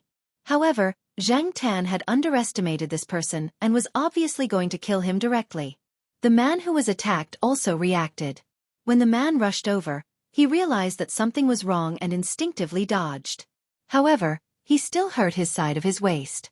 If it were any other time, he would have a better chance of dodging or even counterattacking successfully. However, he had been drinking for the past few nights and his reaction time had decreased a lot. Just now, the man stabbed him and hit him hard, causing the back of his head to hit the wall. Now he was a little dizzy. He could see that the man was unfamiliar with the technique and was not decisive. He thought that the man was also a little timid and conflicted. However, after the first stab, the hesitation and conflict disappeared. The second stab was obviously more decisive. The man who was attacked saw this and knew that he was in trouble. Just as he thought that he would not be able to get away with it today, the man holding the knife seemed to have been kicked hard and staggered to the side. This moment was enough for the man who was attacked to find a chance to counterattack. Even if he was not in a good state, he was experienced and reacted calmly. After being kicked, the man with the knife realized that there were still people around. In addition, it was obvious that he did not have a chance in the current situation, so he took the knife and ran away. Seeing that the attacker had left, the man who was attacked stood in place and leaned against the wall, vigilantly looking around. He looked around and found that there was no one nearby. The attacker with the knife had fled. Who helped him just now? Although it was easy to make money in this line of work, it was also risky. It was not the first time that he had been attacked, and injuries were common. However, he thought that the order he took this time was relatively simple. He did not expect that the more he investigated, the more he felt that something was wrong.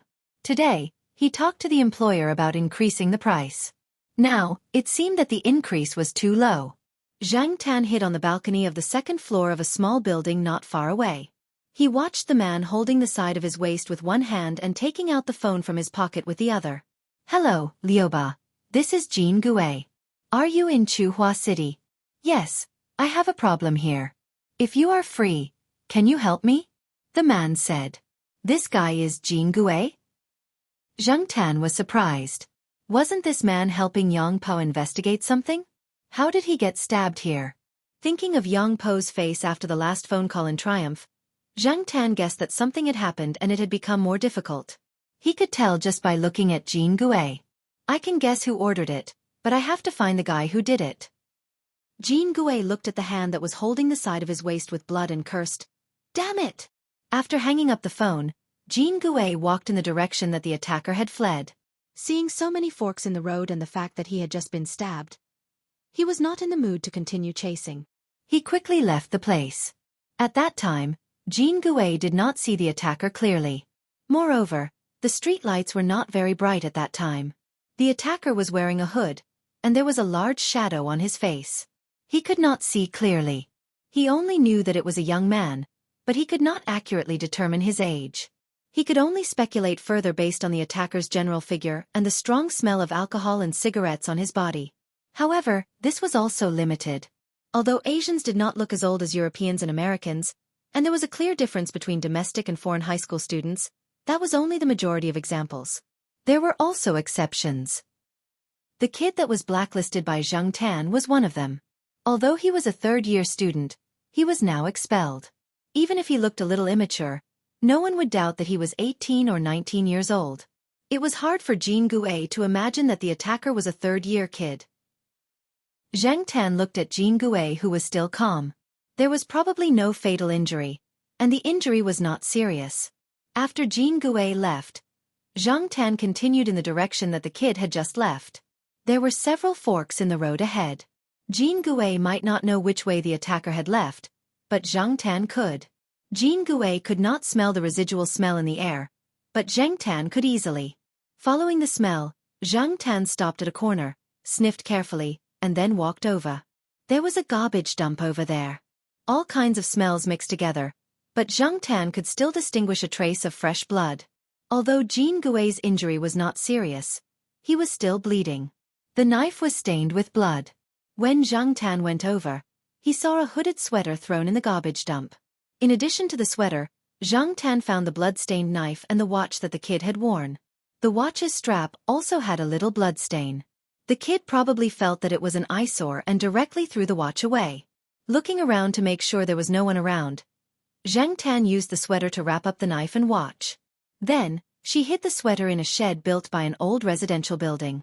It looked like no one had entered it for a long time, so no one would discover it for the time being. Zheng Tan did not know how long it would take for Jianghu to find out the identity of the attacker. He hid the evidence first. Every day, garbage trucks would pass by. If he threw the evidence into the garbage dump, it would be gone in the morning. After rummaging through the garbage dump, Zheng Tan could still smell the garbage on his body when he returned home. Some unknown liquid from the garbage was stuck to his limbs. He was afraid that if he went home like this, Jiao Ma would nag him again. 2 days ago, Jiao Ma said that some people's cats like to fight with stray cats over garbage cans. She told Zheng Tan not to follow suit. When he passed by the community, Zheng Tan casually took a shower with the outdoor water pipe. The slightly cold water and the night wind made Zheng Tan shiver. It was better to go back and take a hot shower, or else he would catch a cold. Over the next few days, Zheng Tan went to Triumph several times. He found that Yang Po went there almost every night to drown his sorrows. Sometimes he pulled people with him, and sometimes he was alone. Zheng Tan shamelessly squeezed in. Yang Po looked at Zheng Tan and did not say anything. He even treated Zheng Tan as the only suitable listener, cursing Zheng Tan's father and some other people. Once, when Yang Po went to the bathroom, Zheng Tan took advantage of Yang Po's phone to look through his contacts and memorized Jianghu's phone number. People like Jianghu basically did not have a fixed phone number. As the saying went, after one shot, one would change location. They changed their phone number after one shot, just like Lu Ba. Their phone was not fixed, and their email was the only way to speak. On the other side, Jianghu was talking to Lu Ba, who he had painstakingly pulled over to discuss with him. When his phone vibrated, he took it out and looked at it.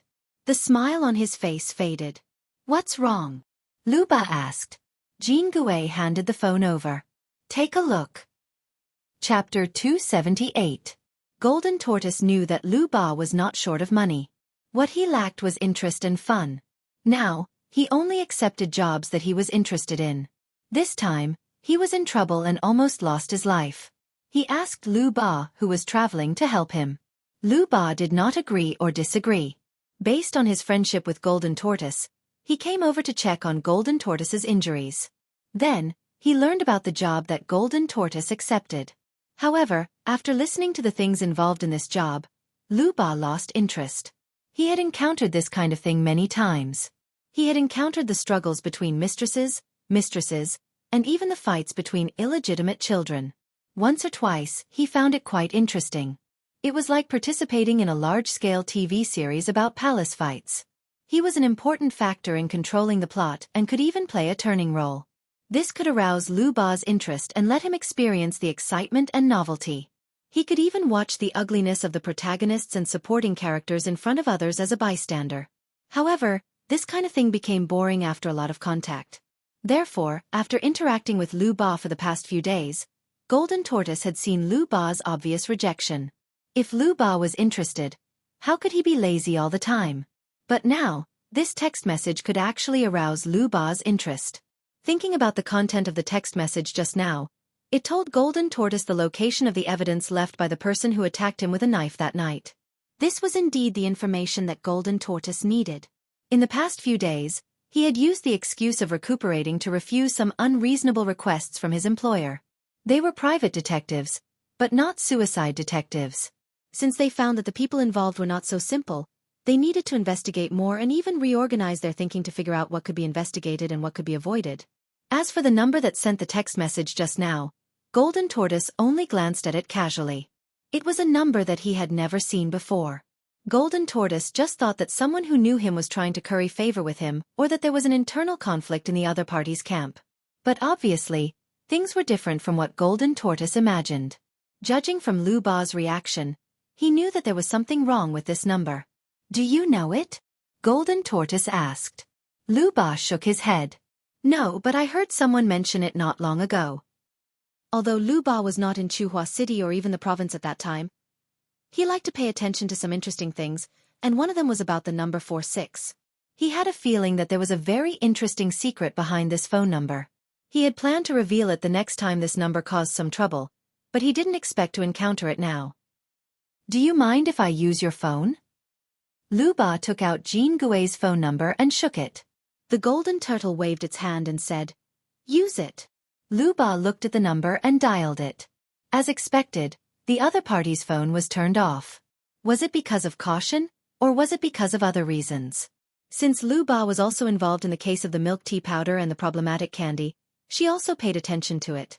Otherwise, she wouldn't have discovered such an interesting thing. Even the police had paid attention to this number before, but they hadn't found any useful information.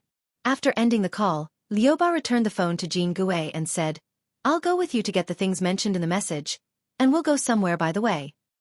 Jianghu had no objection.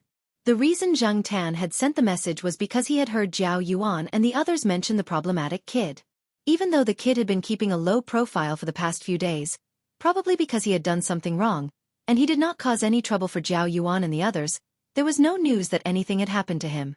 Zhao Yuan even heard from a third-year middle school student that the kid was doing well. Knowing that Golden Tortoise had not found the person, to prevent the man from coming after Zhao Yuan and the rest, Zhang Tan immediately gave him the clue after he found Golden Tortoise's number. After sending the message, Zhang Tan turned off his phone and went out for a walk.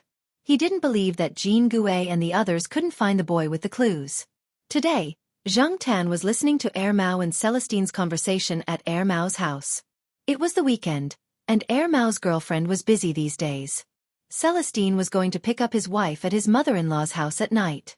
As for the time before that, he had stayed at Er Mao's place to chat. F***ck, that hairy boy has been wandering around these 2 days, Er Mao said angrily. The hairy boy that Er Mao was talking about was Candy Peanut. Recently, Black Rice had been lying on the balcony of his house, and Candy Peanut would howl whenever he went to the eastern courtyard. Once, he even fought with Sahara. After the fight, he would howl again. Why are you stopping them?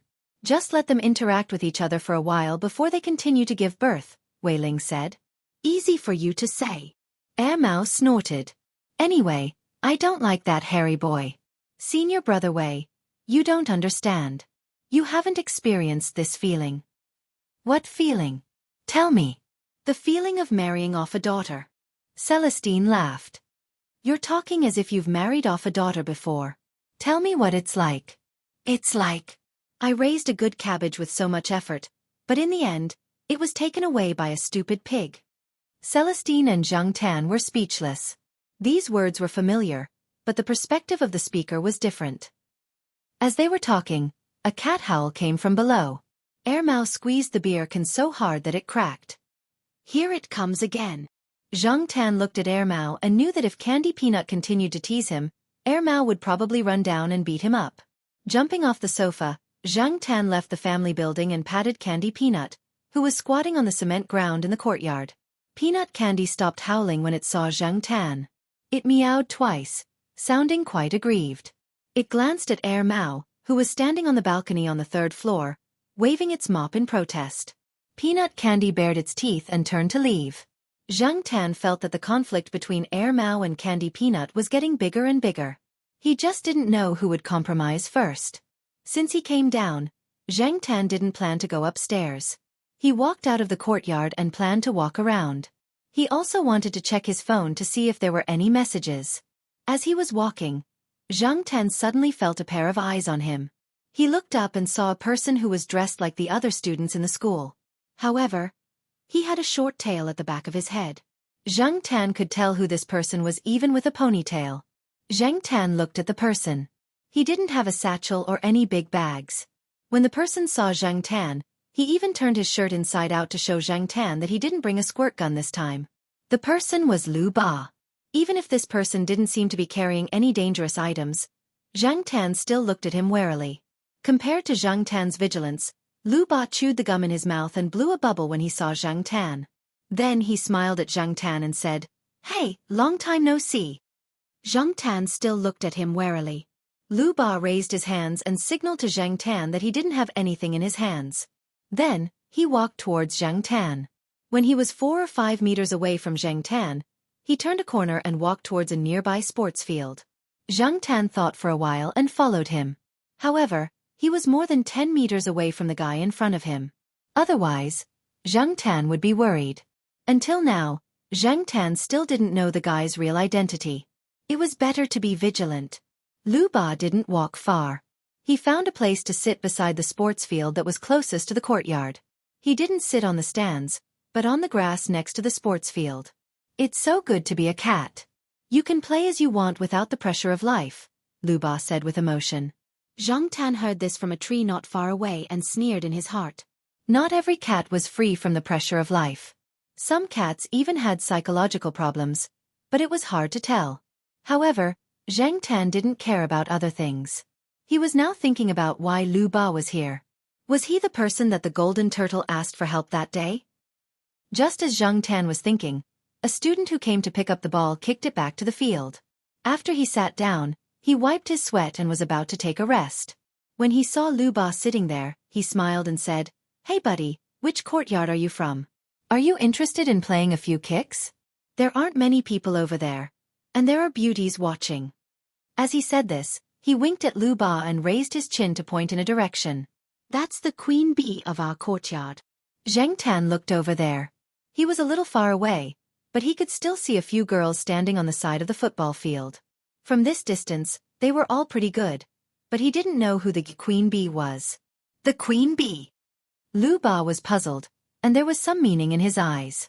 The student didn't notice Lu Ba's strange expression, but proudly said, "She's the recognized beauty of our courtyard." Because there's the word Feng in her name, she was later nicknamed the Queen Bee by everyone.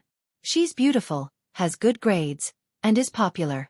She doesn't have to do anything in the courtyard, and naturally, there will be people helping her. No matter if they're from our courtyard or from other courtyards, they all have to bow down to our Queen Bee. "Then you must be working hard," Lu Ba said. Zhang Tan felt that there was a hidden meaning in Lu Ba's words. The student was a little careless, and he was quite happy when he heard Lu Ba's words. Of course, we do all the heavy and tiring work. There are also people who rush to run errands. How can we let our queen bee be tired? Zhang Tan stared at Lu Ba, and he felt that there was something wrong with his expression. Sure enough, after a few seconds, Lu Ba said faintly, "Brother, do you know the problem of the queen bee's nuptial flight in a social insect like bees?" Zhang Tan was speechless. He had a bad feeling. The boy also shook his head blankly. They didn't study biology, so how would they know about these things? When the weather is good, the new queen bee will fly out and release some pheromones to attract drones. If the drones catch up with the drones, it proves that they are strong enough, and the queen bee will have sex with them. After indulging to her heart's content, the drone will probably die of exhaustion. In short, he won't survive. Then, the queen bee will continue to fly and have sex with another strong drone again. The drone will end up the same as the previous one, and then it will continue to do the same. Until she feels that there are enough little tadpoles, she will stop. This is the nuptial flight of bees, Lu Ba said slowly. Chapter 279. Zhang Tan had always felt that only academic people would use serious academic words to talk about things that would sound like hooligans to others. However, the listeners would not feel that this person was acting like a hooligan. Instead, they would feel that this person was really knowledgeable. These people were always able to twist a good and normal thing. It was obviously a romantic thing, but when they took it seriously, it was a little scary. Now it seemed that not only those academic people could do this, but other people could also do it, such as Lu Ba. This made Zhang Tan suspect that Lu Ba was like a general who came out to take revenge on society. Didn't she see that the student next to her was dumbfounded? After the student came to his senses, he laughed dryly and said, "Ahem, in fact, I have always thought that bees are a kind of insect full of positive energy.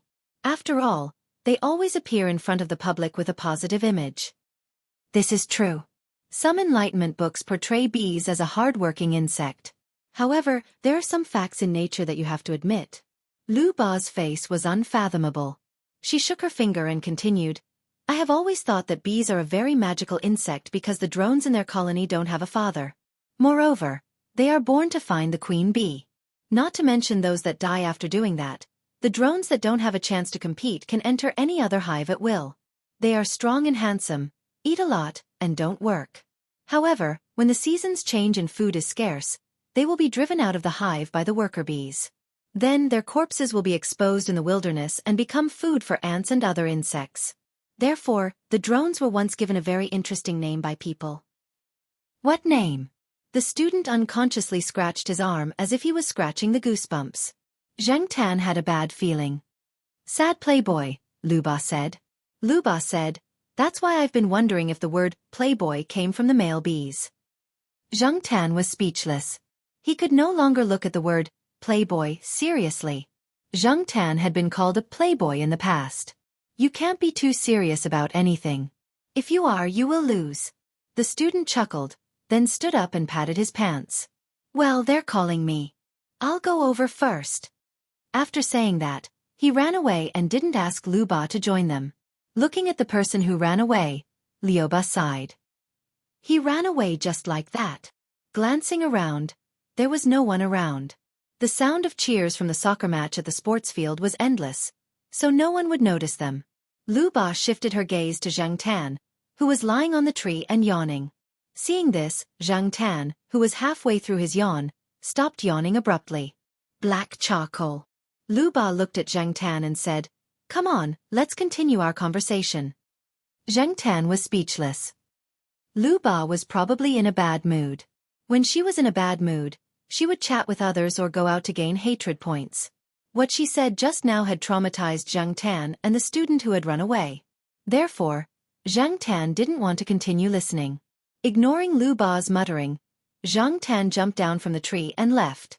He didn't want to continue listening to Lu Ba's revenge.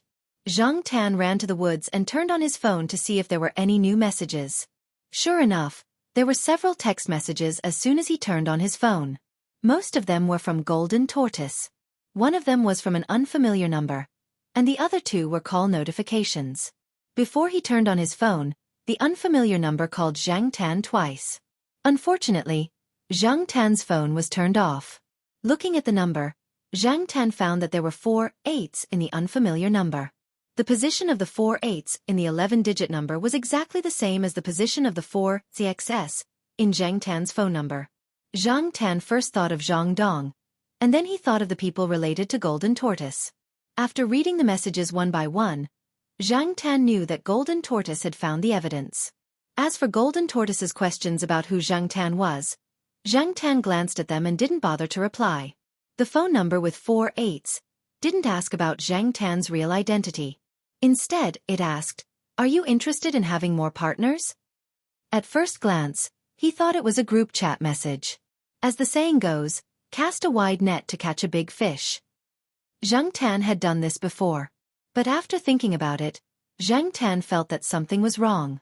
The message said, "More partners," and after sending the message, it made 2 calls. If this person wasn't fishing or had a hobby of group sex, then this person knew what Zhang Tan had done with this number before. Should he reply? Zhang Tan didn't press the reply button.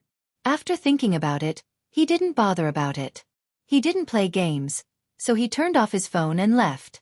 He knew that the police had paid attention to him in the previous case, but if this person wasn't from the police, then who could it be? Generally speaking, people who used 4 eighths were mostly rich or successful people. But Zhang Tan's intuition told him that it wasn't that kind of person. A few days later, when Zhang Tan was chatting with Jiao Yuan and the others, he heard that the troublesome milk tea fanboy had offended someone. As for what happened to him, Jiao Yuan and the others had all kinds of guesses. As for the real situation, no one knew. In short, the troublesome kid never appeared again. Since the troublesome kid was dead, he wouldn't be a threat to Jiao Yuan and the others.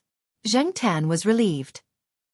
That day, not long after Zhang Tan installed the rechargeable battery and turned on his phone, he received a call before he had time to read the messages from the Golden Tortoise.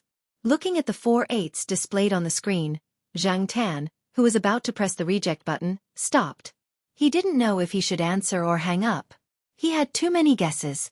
He wanted to know the other party's identity through this phone call, but he didn't know how to answer the call. Should he howl? Zhang Tan set the phone to silent mode, so the screen was always on. He didn't answer the first call, but the next call came. It seemed like the other party was persistent. Zhang Tan pressed the answer button after the 5th call. He wanted to know the other party's identity. Even if the other party tracked down the location of the phone call, Zhang Tan wasn't afraid. He was a cat now, and no one would believe that a cat was behind this number. After the call was answered, neither party said anything. They listened carefully to the background noise from the other party. Both parties were in relatively quiet places. Zhang Tan could occasionally hear birds chirping not far away, and there seemed to be the sound of a computer fan on the other party's side. Both parties were silent for about half a minute. Just as Zhang Tan was about to hang up, the other party spoke. "Are you interested in having more partners?" Zhang Tan was familiar with this voice. "My name is Lu Ba. I work in many fields and have a little fame in the circle of private detectives. I think you should be able to find me with your means." He revealed his identity first to show his sincerity. Seeing that Zhang Tan didn't say anything, Lu Ba continued, "I know about your deeds. If you have something fun next time and it's not easy to deal with, you can consider inviting me to join. I guarantee my character and absolute conscience in the industry. If you don't believe me, you can ask the client. The first order is free. If you like it, the price is negotiable. In fact, I don't believe in text messages. I either call or email. Of course, it doesn't matter if you're still used to text messages." After a series of words, Liu Ba finally asked, "May I know how to address you, brother?" The few hairs above Zhang Tan's eyes trembled, and he directly pressed the button to hang up. "Call me your uncle." Liu Ba, who was decisively hung up by Zhang Tan, smiled helplessly when he heard the busy tone on the phone. He said to Jianghu, who had been silent, "The person behind this number must be bad-tempered." Liu Ba didn't know that it was because he had left a bad impression on Zhang Tan after several meetings. Zhang Tan was too lazy to listen to Liu Ba's nonsense. In the past, he wanted to ask Liu Ba for advice, but now he gave up. Liu Ba might be in a bad mood and tell Zhang Tan an animal story. That would be a trap. As for email, Zhang Tan didn't have one yet. Even if he had one, Zhang Tan wouldn't send an email to Liu Ba. Although Zhang Tan's computer skills only stopped at some basic network operations, Zhang Tan knew that the network was not a reliable hiding place. Perhaps if he sent an email today, Lu Ba would come to him tomorrow. Ask him for help? Zheng Tan didn't think that he needed Lu Ba's help now. What could he use private detectives like Lu Ba and Jianghu for? Feud between rich and powerful families? A melodramatic family drama? Zheng Tan felt that it was too far away from the Jiao family. After turning off his phone, Zheng Tan simply tidied up the tree hole and put a bag of desiccant and his phone into a bag. Zheng Tan didn't know if this would work, but he just wanted to give it a try. Coming out of the tree hole, Zheng Tan stretched her body. She jumped and ran in the forest for a while to stretch her body. Then, she lay down next to a tree not far from the side door and rested. She watched a guard play a frisbee game with his dog. While watching, Zheng Tan suddenly narrowed his eyes and widened them. He saw a man and a woman coming in from outside the door. The man was Jiao Pa, but the woman was not Jiao Ma. If they were colleagues, it would make sense. However, Zheng Tan often went to the Institute of Biological Sciences and had never seen this woman. Moreover, there were few female teachers in the Institute of Biological Sciences who dressed up like this. She looked good, at least with good makeup. Looking at the two of them, they seemed to be acquaintances. Zheng Tan, who had just thought that there wouldn't be a melodramatic family drama, was now nervous. Fortunately, he soon found that Jiao Fox's expression was not very good. He seemed to be alienated and seriously dissatisfied with the woman. Zheng Tan jumped down from the tree and quietly approached the roadside. He hid under the trees and then pricked up his ears to listen to what the two of them were talking about. As soon as he heard the word pomelo, which was very sensitive to Zheng Tan suddenly heard a shout when he was staring at the woman. Black charcoal. Zheng Tan looked at the Jiao Pa and found that the Jiao Pa was looking at him. Professor Jiao was very dissatisfied with the person next to him and didn't want to look at him. He would rather look at the tree next to him. Unexpectedly, he found his cat hiding behind the tree like a thief. It was fine if it was hiding, but it didn't even know how to hide its tail. Chapter 280. Zheng Tan's impression of little Pomelo's mother remained the same when he first came here. At that time, Zheng Tan felt that little Pomelo's parents were the same type of selfish people as his own parents. Perhaps it was because little Pomelo had spent so much time in the Jiao family that Zheng Tan almost forgot that little Pomelo had a mother. It was just that this mother rarely called little Pomelo throughout the year. Even when he went to the Jiao Ma's hometown during the summer holidays, Old Master Gu and Old Madam Gu did not mention little Pomelo's mother much. It was obvious how dissatisfied they were with little Pomelo's mother. However, no matter how dissatisfied they were with her, no matter how wrong they thought she was, and no matter how much they disliked her, she was still little Pomelo's biological mother. She had not come to see her daughter for 3 years, and she had not said anything about bringing little Pomelo over to play with her. Why was this woman here now? Zheng Tan was in a bad mood. He had already started to imagine all sorts of possibilities. If this woman wanted to bring little Pomelo abroad to spend the rest of her life with her, the Jiao family had no right to stop her. The more he thought about it, the more irritated he became. Zheng Tan followed beside the Jiao Pa and listened to their conversation patiently. Although the atmosphere was not very good, it could not be awkward all the time. If it was awkward, Zheng Tan would not be able to get any information. As he listened, Zheng Tan realized that Pomelo had a half-sister. In other words, not long after this mother sent little Pomelo back to China, she met her second love abroad and had a little daughter now. She was already a mixed-race child who was more than a year old. What made Zheng Tan angry was not that Pomelo's mother had left Pomelo to live her own life in China. It was that when this woman talked about her daughter, from her expression to her tone, Zheng Tan was so angry that he wanted to grind his claws. Zheng Tan was a little worried. To put it more accurately, when the cinnabar mole on Pomelo's mother's chest turned into a glaring chili sauce, should she wipe it off or not? After talking about her daughter with sparkling eyes, she realized that it was not a good topic to talk about. It was obvious from the Jiao Pa's rare dark expression. Pomelo's mother coughed awkwardly and changed the topic. Pomelo is in 4th grade this year, right? How are her grades? Can she keep up? I'm not optimistic about the education system in China, said Pomelo's mother. Father Jiao glanced at her indifferently. Pomelo was already in her 2nd year when she was sent back to China. Little Pomelo was sent back to China in 2003. And it was already the second half of 2006. Pomelo's mother's face stiffened. She counted the years and said, "So, he's already in the 5th grade. That's fast." The Jiao Pa glanced at her again. She'll be in 6th grade in September this year. She'll be in junior high next year. I remember she told you when she skipped grades. Pomelo's mother was speechless. All right, there was an awkward silence again.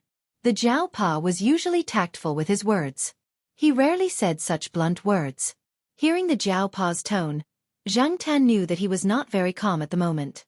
Zhang Tan looked at Pomelo's mother's expression and knew that she did not know what to say. She could not even laugh dryly. No matter what, she felt guilty when talking about her eldest daughter. Pomelo's mother had planned to leave after taking a look. She had come because she had a business matter to discuss. It just so happened that a professor she often worked with had come to Tsinghua University's medical school to give a report. After finding out about the relationship between Pomelo's mother and the Jiao Pa, he had contacted the Jiao Pa through Pomelo's mother. He wanted to go to the Institute of Biological Sciences to observe the red nest mouse. It would be best if he could get some samples or something. After all, the Jiao Pa was the discoverer of the red nest mouse and had some say in it. The mouse was a model organism in mammalian embryology and developmental biology. Whether it was at the Institute of Biological Sciences or the medical school, the relevant research could not be done without mice. The red nest mouse was even more special. With the publication of a series of highly influential articles at Tsinghua University, it had caused quite a stir in the international field. As long as there was an opportunity, it had to be seized. The professor obviously knew how to do this.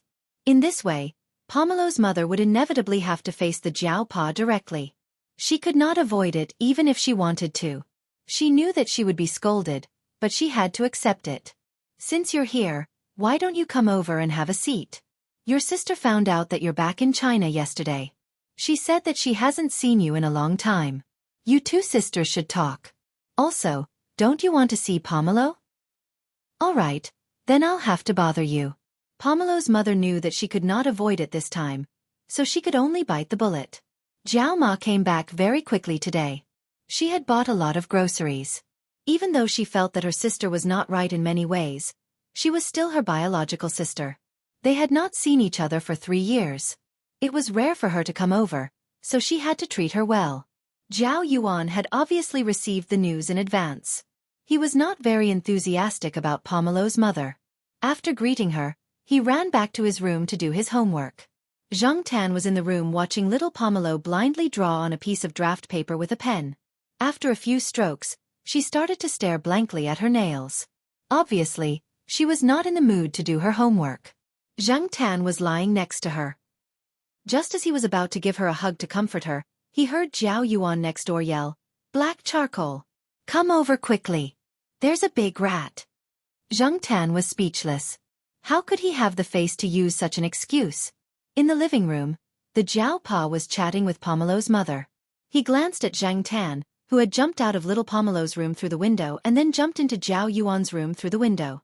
He did not say anything. "Your cat is really special," Pomelo's mother said when she heard the sound of someone jumping out the window.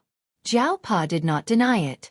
"Yes, this cat has a lot of energy and is different from the rest."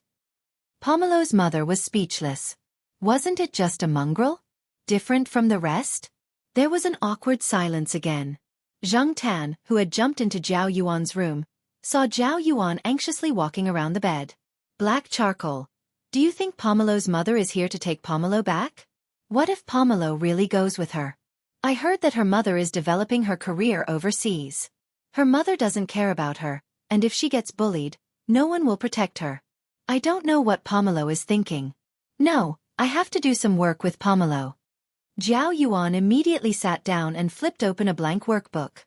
He rolled up his sleeves and picked up a pen, writing something on the paper. This was much faster than when he was writing an essay.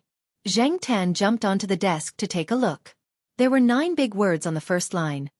Details of the 18 crimes committed overseas. Below was a list of all the bad things that were done overseas. Between the lines, Zhao Yuan also did not want little Pomelo to leave. At the end, he even used a red pen to write a word that was obviously a size larger than usual. "Think carefully and act with caution." It was rare that Zhang Tan did not complain that the paper was dirty. He held the folded paper in his mouth and flipped out. Then, he flipped back to little Pomelo's room and passed the paper to her. After reading through the words on the paper, The blank look on little Pomelo's face lessened. The corners of her mouth curled up slightly as she replied, "Okay." Jiao Pa watched Zhang Tan flip back and forth between the two rooms. Although he made a lot of noise when he flipped through the window, he did not say anything and did not stop him. Although the food was delicious, no one was in the mood to eat. The atmosphere at the dining table was strange. Only Zhao Ma was slightly more talkative. The two sisters stood together. At first glance, no one would immediately think that they were sisters. Perhaps it was because of their temperament and attire. However, if one looked closely, they did look somewhat similar. Pomelo's mother did not have much confidence in front of Zhao Ma. Although she was better than Zhao Ma in terms of her career, she usually put on airs in front of others. Even if she put on airs in front of others, it was stiff and deliberate. As for Zhang Tan, who usually sat on a chair and ate at the edge of the table, he was now sitting on a small stool at the side. He looked at the bowl of food and could not eat. Perhaps her maternal instincts were aroused after seeing little Pomelo. Pomelo's mother said that she would be staying in Chuhua City for a few more days. Since the weekend was the day after tomorrow, she wanted to take little Pomelo out to have some fun. This made Zhang Tan even more vigilant. If they were to interact with each other, they would probably be able to trick little Pomelo into leaving. Pomelo's mother already had a daughter. If Pomelo went over now, she would definitely be unhappy. Moreover, there was a stepfather that she had never met. However, Jiao Pa and Jiao Ma did not mention this in front of little Pomelo. They were probably afraid that little Pomelo would overthink. It's good to let the mother and daughter talk. Pomelo matures early. She's not an insensible child, Jiao Pa said that night. Jiao Ma was a little worried. What if Pomelo chooses to go with them? I don't think that's a good idea. This child might not be happy if she goes. Why don't I accompany them this Saturday? After thinking about it, Jiao Ma sighed and said, "Forget it. Since she said that she wants to spend some time alone with Pomelo, she doesn't want me to interfere." Sigh, if only someone was there to remind little Pomelo. Jiao Ma knew her sister quite well. She could speak beautifully today, but tomorrow, she could make you want to bang your head against the wall. "It's not like there's no other way," Jiao Pa said. "What way?" "Black charcoal." Indeed, Pomelo's mother did say that she wanted to spend some time alone with Pomelo. However, this alone definitely referred to the person and did not include Zhang Tan. Zhang Tan was also worried about letting little Pomelo face her mother alone. What if little Pomelo was set up? Pomelo's mother was willing to part with her, but Zhang Tan was not. Saturday. Little Pomelo carried her backpack downstairs. Jiao Pa drove her to the agreed place. The place was a restaurant. It was a little classy, but for a child, it was a little restrictive and could not be relaxed. Through the floor-to-ceiling windows, he watched little Pomelo enter the restaurant. After seeing her mother sit down, Jiao Pa drove away. Little Pomelo's little face was stern. This made the already tense atmosphere between mother and daughter even more stiff. Without Jiao Pa and Jiao Ma's supervision, even if she felt a little guilty, Pomelo's mother's words and actions were a little smoother. She ordered a glass of juice and some desserts for Pomelo. She drank her coffee and smiled at the bag that her daughter was carefully holding in her arms. "What's that bulging bag? Is it a present for Mommy?" Pomelo's mother tried to make her smile more amiable.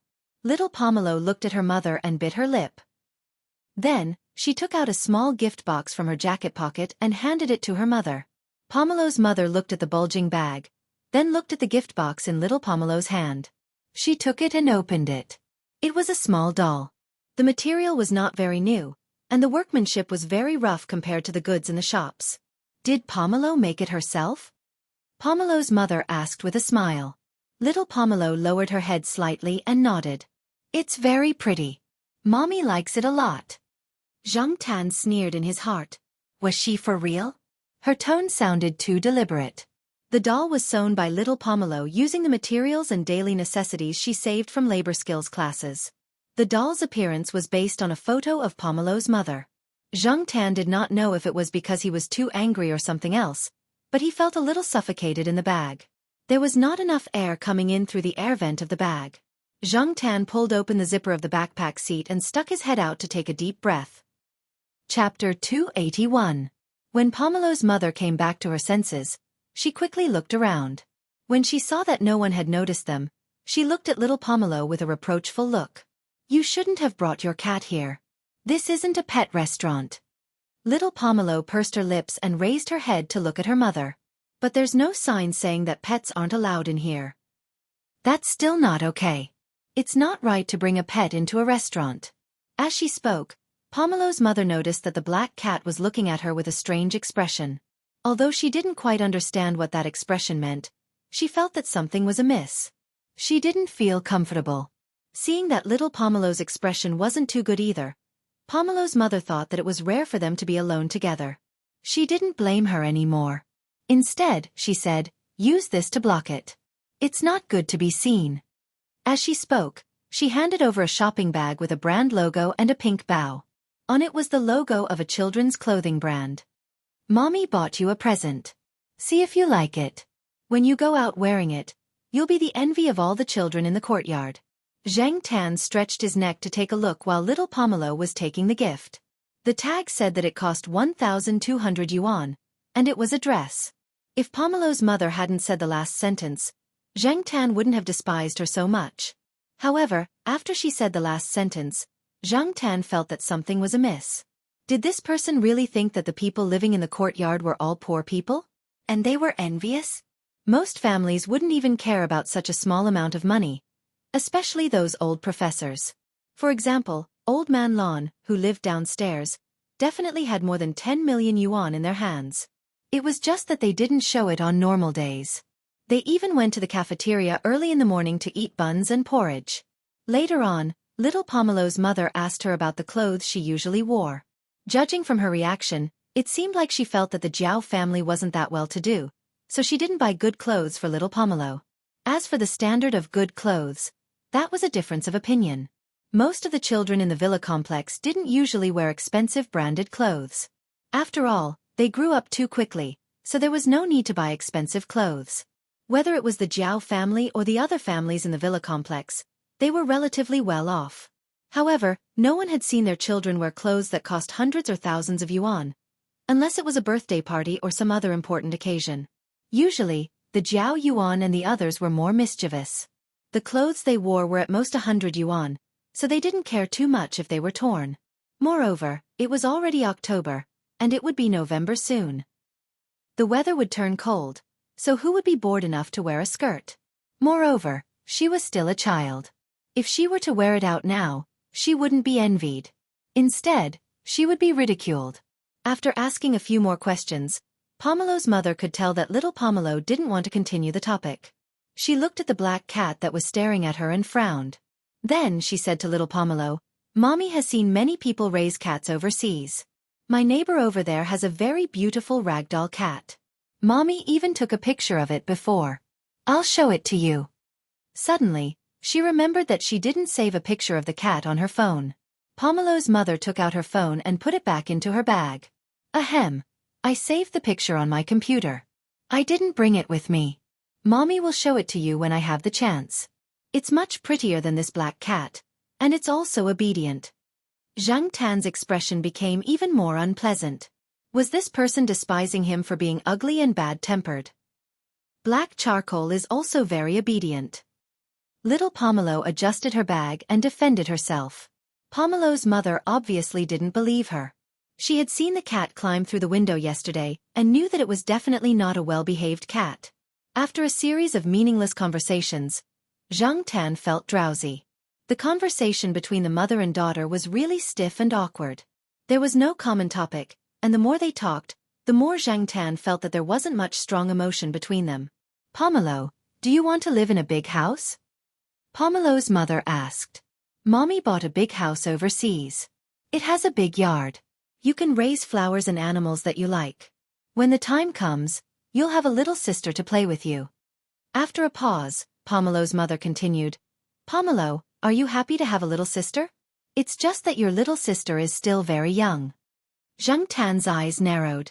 Did this person know what she was talking about? Was she still happy? It would be strange if she was happy. Having a little sister meant having a stepfather. She didn't even know what his character was like. Was little Pomelo sure that he wouldn't dislike her if she went back home for no reason? Little Pomelo stopped stirring the cream. From Zhang Tan's angle, He could only see her tightly pursed lips. Zhang Tan wasn't afraid of being discovered. Half of his body came out of the backpack and rubbed against little Pomelo. He thought about the first half of Pomelo's mother's words. Was she complaining that the Jiao family's house was too small? Little Pomelo had lived overseas for a period of time before, so it wasn't like she didn't remember. Even the house they lived in overseas was much bigger than the Jiao family. If little Pomelo really cared about this, she wouldn't have shook her head when she was asked if she wanted to live in a villa. It was obvious that this mother didn't even know what her daughter wanted. "I'm not going back," little Pomelo said softly as she pushed Zhang Tan back into the backpack. "What?" Pomelo's mother asked again. She didn't hear clearly just now. "I'm not going back," little Pomelo said in a firm tone as she raised her head. The other party was silent for a few seconds. "Mommy respects your decision." Zhang Tan wasn't sure if he had heard wrongly, but he felt that there was a sense of relief in her tone. Zhang Tan sat up and looked at the woman sitting across from him. He didn't see much sadness or regret in her eyes. Instead, when she smiled at little Pomelo, her smile was a little wider and not as stiff as before. After they left the restaurant, Pomelo's mother planned to take little Pomelo for a walk. She asked little Pomelo where she wanted to go. After telling her a few places, little Pomelo shook her head. Pomelo's mother then took her to a nearby shopping mall to buy things for little Pomelo. Most of the items in the shopping mall were high-end goods, so those who didn't have much money on hand stayed away. The shopping mall wasn't too far from the restaurant, so the mother and daughter walked there directly. Before they reached the shopping mall, Zhang Tan walked beside them. In order to follow them out today, Zhang Tan also wore the cat tag. It was convenient and reduced the dislike of passers-by. After all, not everyone could tolerate an unidentified cat running around on the streets. Pomelo's mother was chatting casually when a familiar car with 4 circles approached from the side. It drove to the parking lot and slowly stopped. "Black charcoal." "Pomelo." Zhang Tan heard the voice and looked over. It was Feng Xiaokong, whom he hadn't seen in a long time. It was rare for this busy man to have time to drive out by himself. He was probably chatting with an old friend. Feng Xiaokong got out of the car and strode over. He was wearing sunglasses, but the smile on his face couldn't be hidden. He didn't expect to meet Zhang Tan and little Pomelo here. Just like before, Feng Xiaokong used his hands to hold little Pomelo's armpits and carried little Pomelo as if he was holding a child. Little Pomelo's solemn face was now filled with a smile. "Uncle Feng." "Pomelo, have you lost weight recently?" Feng Xiaokong weighed little Pomelo before putting her down. Feng Xiaokong usually interacted with his daughter like this, so he had developed this habit. It didn't matter if it was when she was a little girl or now that she was a little girl who was over 10 years old. "A few days ago, Meng Meng asked you about her experience. She said she wanted to exchange experiences with you," Feng Xiaokong said. As for the experience, it was definitely the experience of raising a cat. Because of Zhang Tan, Feng Meng Meng asked her father for little Pomelo's number on the chat app. After adding her as a friend, the two of them exchanged their experiences of raising a cat from time to time. "This is..." Pomelo's mother interrupted. If she hadn't seen the car, she would have already scolded him. She didn't know Feng Xiaokong, but seeing that Feng Xiaokong and her daughter seemed to be very familiar with each other, and he was obviously someone of a certain status. "This is Uncle Feng." Little Pomelo introduced him, then pointed at her mother to Feng Xiaokong. "This is my mommy." "Hello," Pomelo's mother introduced herself. While she said that she was little Pomelo's mother, she also mentioned some of her other identities and titles. From the company name to her position, there were several English words in one sentence. Zhang Tan didn't know how to react for a moment. Feng Xiaokong said, "Oh," and said, "A Fortune 500 company in the world. Nice to meet you." Pomelo's mother took out a beautifully made business card from her bag and handed it over. Feng Xiaokong took it, then took out an equally beautiful business card from his pocket and handed it over. This business card wasn't Feng Xiaokong's personal business card. The phone number on it was definitely one of Feng Xiaokong's assistants or secretaries. Giving out this business card proved that Feng Xiaokong didn't care much about Pomelo's mother. Feng Xiaokong's business card was a much more low-key business card, which was in Zhang Tan's drawer. The number on it was Feng Xiaokong's personal number. Looking at the business card in her hand, Pomelo's mother's pupils shrank. She was much more polite to Feng Xiaokong now. Feng Xiaokong had something else to do, so he quickly left. Pomelo, how do you know this? Uncle Feng? Pomelo's mother asked. He's Black Charcoal's friend. Pomelo's mother obviously didn't believe her. She guessed that it was because of Professor Zhao. After shopping at the mall, Pomelo's mother called for a taxi and went back to Zhao family's place. In the car, Pomelo's mother asked little Pomelo if she wanted to go back with them. Little Pomelo kept shaking her head. Then Mommy won't force you. Mommy gave Auntie and the others some money to take care of you. So if you need anything or want anything, just let Auntie know. Okay, I know. If you're on vacation, you can call Mommy. Mommy will bring you over to play. Zhang Tan wasn't happy to hear that. If I'm on vacation, I can't call? Zhang Tan stood up and rubbed little Pomelo's chin. Don't be sad, I don't care. The same thing might not be important to some people, but to others, it was a treasure. Pomelo's mother didn't care much about little Pomelo, but Zhang Tan cared, and so did the Zhao family. When they returned to school, they bumped into Old Man Lon, who had just come back from outside. The old man even grabbed a bunch of hawthorns for little Pomelo. It was a gift from someone else. On the lawn of the eastern courtyard, Sheriff was lying on his side at the edge of a flower bed that was slightly higher than the lawn. He reached out his paw to tease Huang, who was lying on the lawn and rubbing his back. After a while, the two of them started to fight. Depang was lying on his stomach not far away from them. His eyes were half closed, as if he was trying to get sleepy. On the gravel road beside the lawn, a person was making a phone call. He jokingly scolded the person on the phone, "Bull**T." 10 meters away, Niu Zhuangzhuang was being led out for a walk. It was pulling on the rope to lead its owner forward.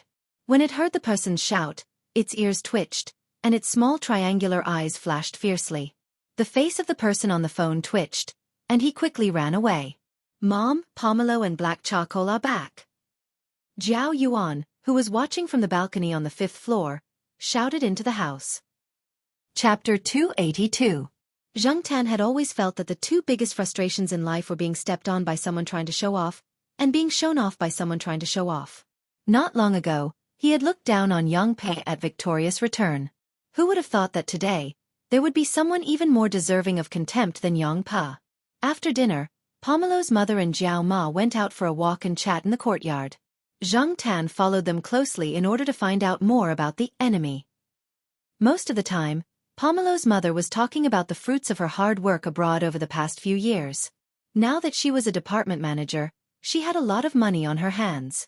When she spoke, she was showing off. She also urged Mama Jiao to quickly buy a bigger house, complaining that the houses in the courtyard were old and small. She even compared them to the new house she bought abroad. Jiao Ma obviously knew what kind of person her sister was, but she didn't have the energy to get angry. Not long after, they ran into the old lady who was taking Depang out for a walk.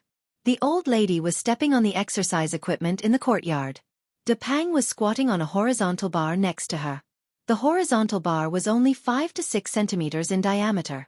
It was unknown how the fat cat jumped on it and squatted there. At first glance, that round lump looked out of place, but this guy was squatting there steadily. Zhang Tan could only sigh in admiration. As expected of a cat that had undergone military training, it was as steady as squatting instant noodles. Yo, Black Charcoal, Teacher Gu. You're out for a walk. The old lady smiled and greeted Zhang Tan and Jiao Ma. Jiao Ma introduced her sister to the old lady and chatted for a while before leaving.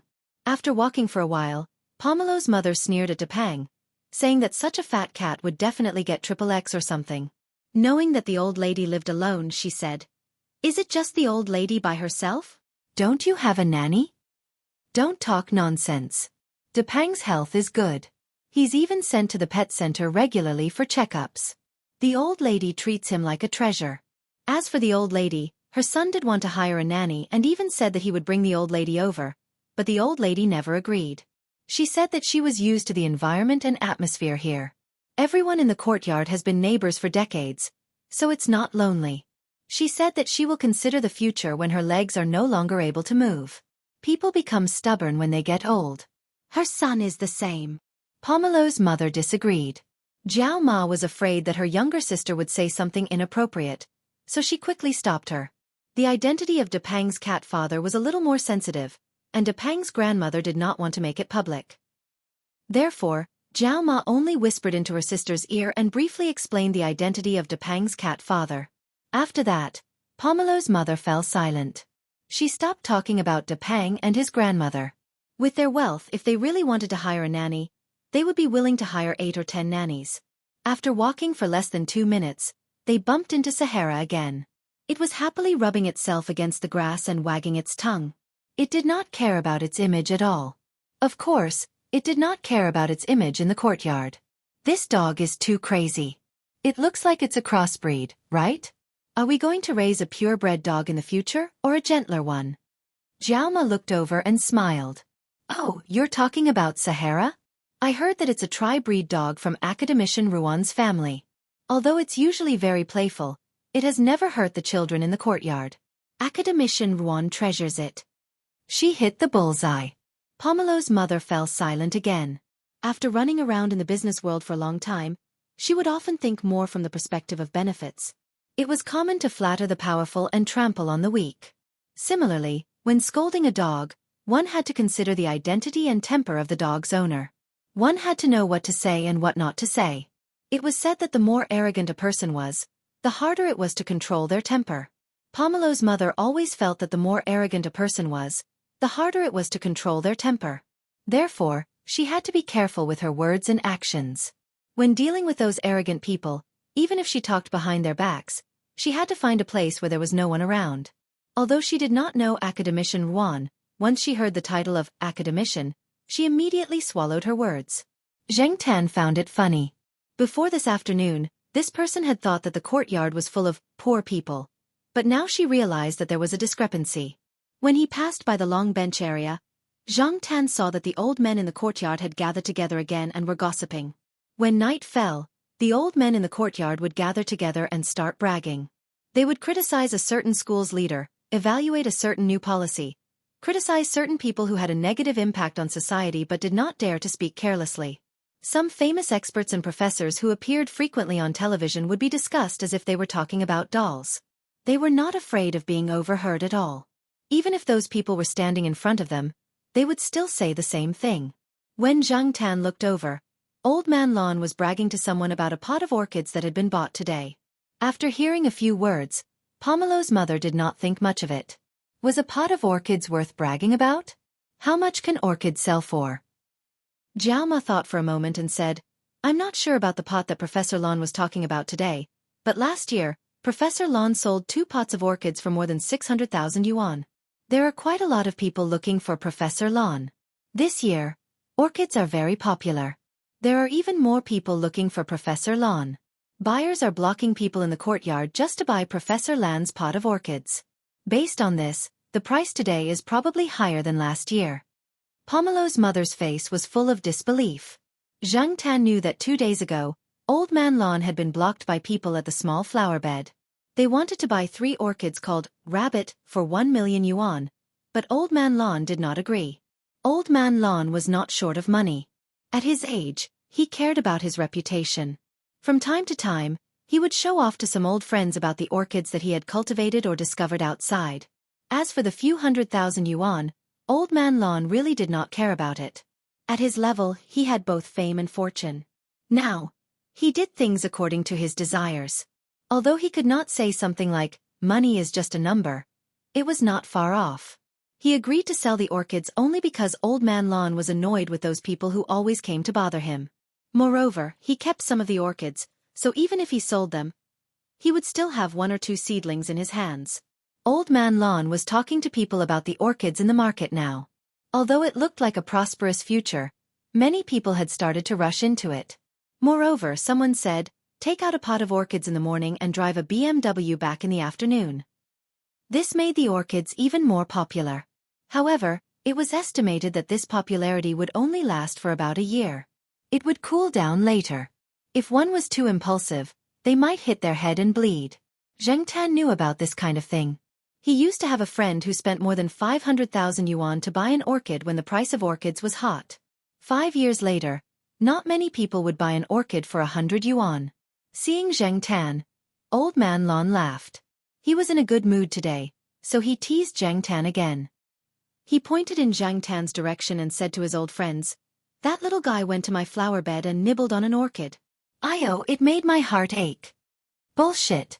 It was obviously the sheriff who nibbled on it. Zhang Tan was angry. Old Man Lon had purposely put this crime on his head. Moreover, that pot of orchids was only a relatively ordinary plain heart orchid. Those more precious orchids were all well protected. How could they give the sheriff a chance to take a bite? Jiao Ma saw that the old professors were smiling kindly. Some of them even gave Zhang Tan a thumbs up and said, "Good job." She knew that they were just joking. They weren't really angry. She smiled and greeted the old professors before leaving. After walking some distance, there was no one around them for more than 20 meters. Jiao Ma whispered to the people beside her, "Don't be fooled by the ordinary old people here. Although many of them don't look special, many of them are bosses of big companies and people in the political system who come to consult them. Some of them can influence certain policies." Pomelo's mother was silent for a while. She smiled and said, "It's good that Pomelo grew up in such an environment." She had seen little Pomelo greet some of the old people yesterday. They were very familiar with each other. Zhang Tan curled his lips in his heart. This person changed so quickly. Because of the previous few examples, Pomelo's mother didn't say anything to mock Ah Huang, who was even more stupid than Ah Huang, who could even roll down the stairs while walking. She was afraid that if she opened her mouth to speak, it would be even more embarrassing. It wasn't a weekend when Pomelo's mother flew back to the other side of the ocean. She didn't let Jiao Pa and Jiao Ma send her off. She left with some people from the company. She only made a phone call before boarding the plane and said, "I'll leave Pomelo in your care." Jiao Pa replied, "I've always treated her like a daughter." Since Pomelo's mother had left the country and Pomelo was still staying, Zhang Tan felt a lot more at ease. He even felt like he was floating when he walked. He ran back to the forest at the edge of the neighborhood and turned on his phone. Since he was in a good mood, he wanted to check the game records again. However, when he turned on his phone, he saw dozens of messages and nearly 3 digits of missed calls. His phone kept flashing and the text messages flew in for a long time.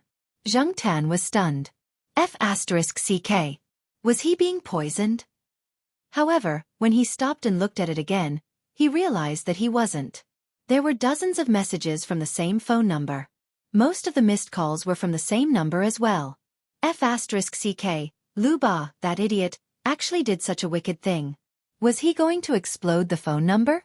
Lu Ba had to admit that she was really obsessed with this number.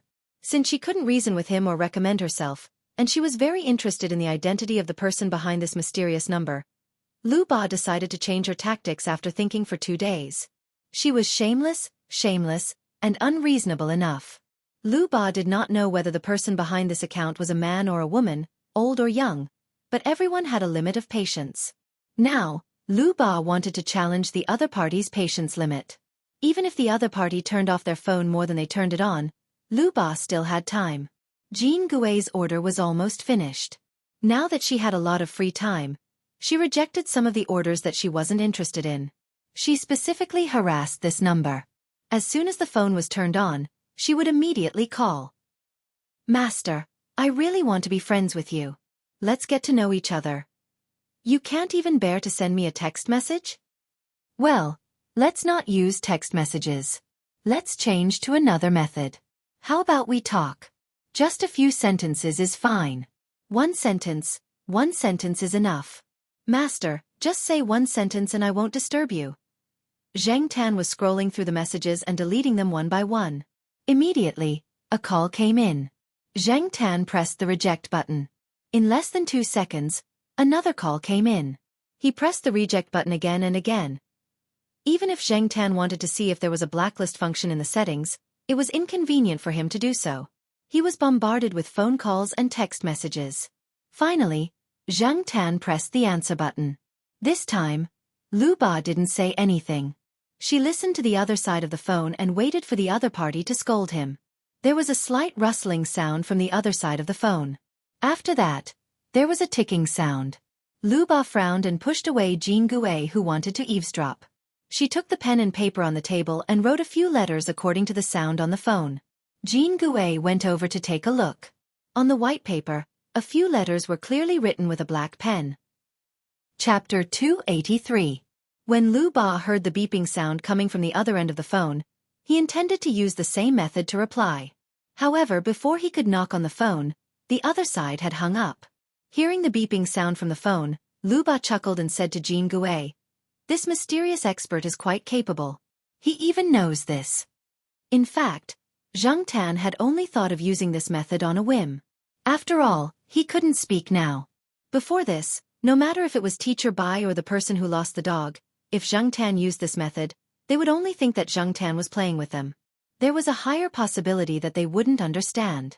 However, Lu Ba was a person with a wide range of expertise and knowledge. Therefore, Zhang Tan decided to give it a try. When he knocked on the metal piece he picked up, Lu Ba didn't interrupt him. This meant that Lu Ba might have understood him. Since Lu Ba understood him, Zhang Tan didn't intend to say anything more. He hung up the phone, turned it off, and left. He decided not to turn it on for the next few days.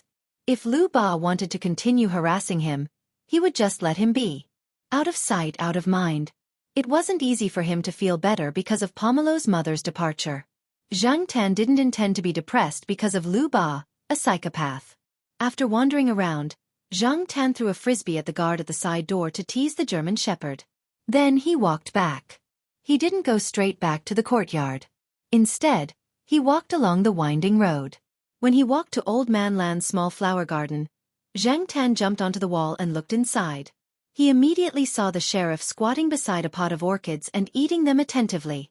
At first, Zhang Tan was worried that the sheriff would get into trouble if he ate too many orchids. However, he only saw the sheriff spit out some furry balls and defecate in a large flower pot in the small flower garden. The rest of the time, the sheriff was alive and kicking. Zhang Tan didn't care about him. A few days ago, there were 3 blooming flowers in the pot of orchids. Now, none of them were left. Some of the green leaves around the pot were gnawed as well. There were many bite marks on them. When Old Man Lon said that he ate the flowers in front of his old friends, Zhang Tan was taking the blame for him.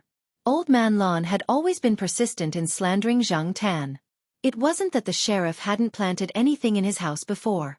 He had even planted cat grass in a flower pot. However, the sheriff didn't give him any face. Every time, he would take a few bites and lose interest.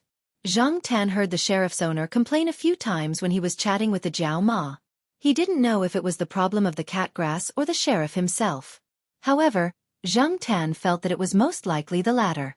Zhang Tan used to think that the sheriff had a dog-like heart. He barked like a dog, was aggressive, and fought with the little Pekingese and Chihuahuas in the courtyard.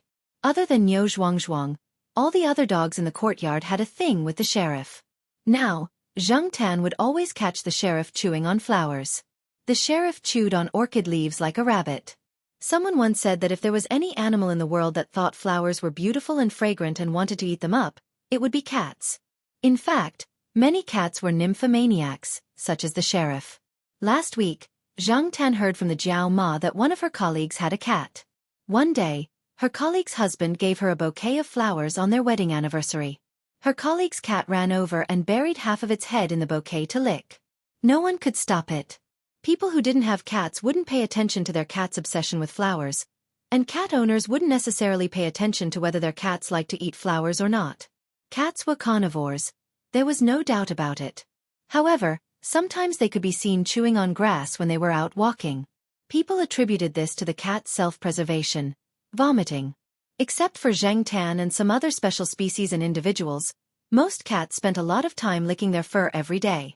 Their stomachs would form fur balls, and some non-toxic fiber-rich plants would stimulate their stomachs and cause them to vomit fur balls. However, sometimes people would overlook some things, such as the fact that eating certain plants could make them sick. Many plants were poisonous to cats, such as castor beans, rhododendrons, lilies of the valley, chrysanthemums, oleanders, hydrangeas, and so on. However, the degree of toxicity varied. Different cats might have different preferences and tolerance levels. Some cat friends who had done research in this area were afraid of plants from the Liliaceae family. Perhaps to humans, Liliaceae plants were nothing, but Liliaceae plants could make cats very sick. According to veterinarians and toxicologists, Liliaceae plants could be one of the main causes of acute kidney failure in cats. Zhang Tan heard this when he was eavesdropping on some old men in the courtyard. Old Man Lon also noticed the flowers in the small garden that weren't protected by fences. He found that the sheriff only nibbled on a few types of flowers, especially orchids. These types of flowers weren't listed as dangerous to cats, so Old Man Lon didn't care about it anymore. Animals like cats were very difficult to restrain, especially ones like the sheriff who had been left alone for a few years. The sheriff ran around outside all day, and according to this guy's behavior, he probably nibbled on a lot of flowers when he was wandering around the campus. However, he didn't get sick from nibbling on flowers, which meant that this guy didn't nibble on flowers that were dangerous to him. As for orchids, seeing that this guy had nibbled on so many, it should be okay, right? However, cats were carnivores after all. Nibbling on too many orchids wasn't necessarily a good thing. There had to be a limit to everything. Cats were one of the animals that loved to seek death the most. They were always curious about the world and didn't learn from their mistakes. Even the widely known 3 idiots of the sleigh couldn't compare to them. Many cats that ate flowers and plants might vomit, have convulsions, liver failure, or even die. However, these nymphomaniacs just didn't want to learn from their mistakes. Even if they were tricked again and again, many cats would still repeatedly eat the flowers and plants that sent them to the hospital. Some people said that cats liked flowers because they liked the sweetness of flowers, but others sneered at them. A lot of research and reports showed that cats had lost the ability to digest carbohydrates during evolution and couldn't taste the sweetness. As for why they loved to be nymphomaniacs, there were different opinions. Xianxia had smelled many types of orchids from Old Man Lon. Old Man Lon had a lot of orchids in his house. For Xianxia, he didn't feel that these flowers were very attractive to him, so it could only be said that he and the sheriff had different preferences. When Xianxia looked over again, the sheriff was no longer nibbling on flowers. He ran to the big flower pot where he often pooped and started to poop. Xianxia jumped down from the wall of the small flower bed and immediately left. He didn't want to be the sheriff's scapegoat. Even if Old Man Lon knew that Xianxia was innocent, there were other people in the small flower bed. They might not think so. Things like pooping and nibbling on flowers should be left to the sheriff. When he got home, Xianxia looked at the photo on the bedside table in the master bedroom. He was in a very good mood. When Xianxia first came to the master bedroom, there were only 3 people in the photo on the bedside table: Jiao Pa, Jiao Ma, and Jiao Yuan. Now, there were 4 people and 1 cat. There were also little Pomelo and Xianxia. A family of 5. The Jiao family was in a good mood these days. The crisis had been resolved. After confirming that little Pomelo wouldn't leave with her mother, Jiao Yuan started to show off again. He didn't have the nervousness of a third-year middle school student at all. However, there was no need to be too nervous. Jiao Yuan's grades weren't bad. Even if his grades weren't ideal, they would definitely go to Tsinghua University's affiliated high school. Many children of Tsinghua University's teachers would receive preferential treatment. At night, Jiao Pa went to work in the yard after dinner. Jiao Ma was cleaning the house. Jiao Yuan didn't go to the evening self-study class. He stayed at home reading some magazines that Jiao Pa subscribed to. Xianxia sat on the sofa and watched TV with little Pomelo. Hey Pomelo, this article says that wearing metal-rimmed glasses will significantly increase the absorption rate of the phone's antenna to the human body. The absorption rate to the human eye will increase by more than double. Do you think this is true? Jiao Yuan asked. Little Pomelo thought for a while and shook her head. I don't know much about this. Okay. We'll discuss it with Suen and the others. If it still doesn't work, we'll ask the old geezers from the physics department. Since there were many old geezers from the physics department in the courtyard, Jiao Yuan would ask anyone he could find. As they were talking, the phone in the master bedroom rang. Jiao Yuan didn't raise his head and said, "Black charcoal.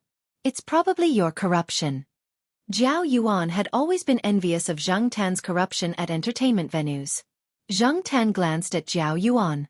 This guy was just too lazy to get up to answer the phone.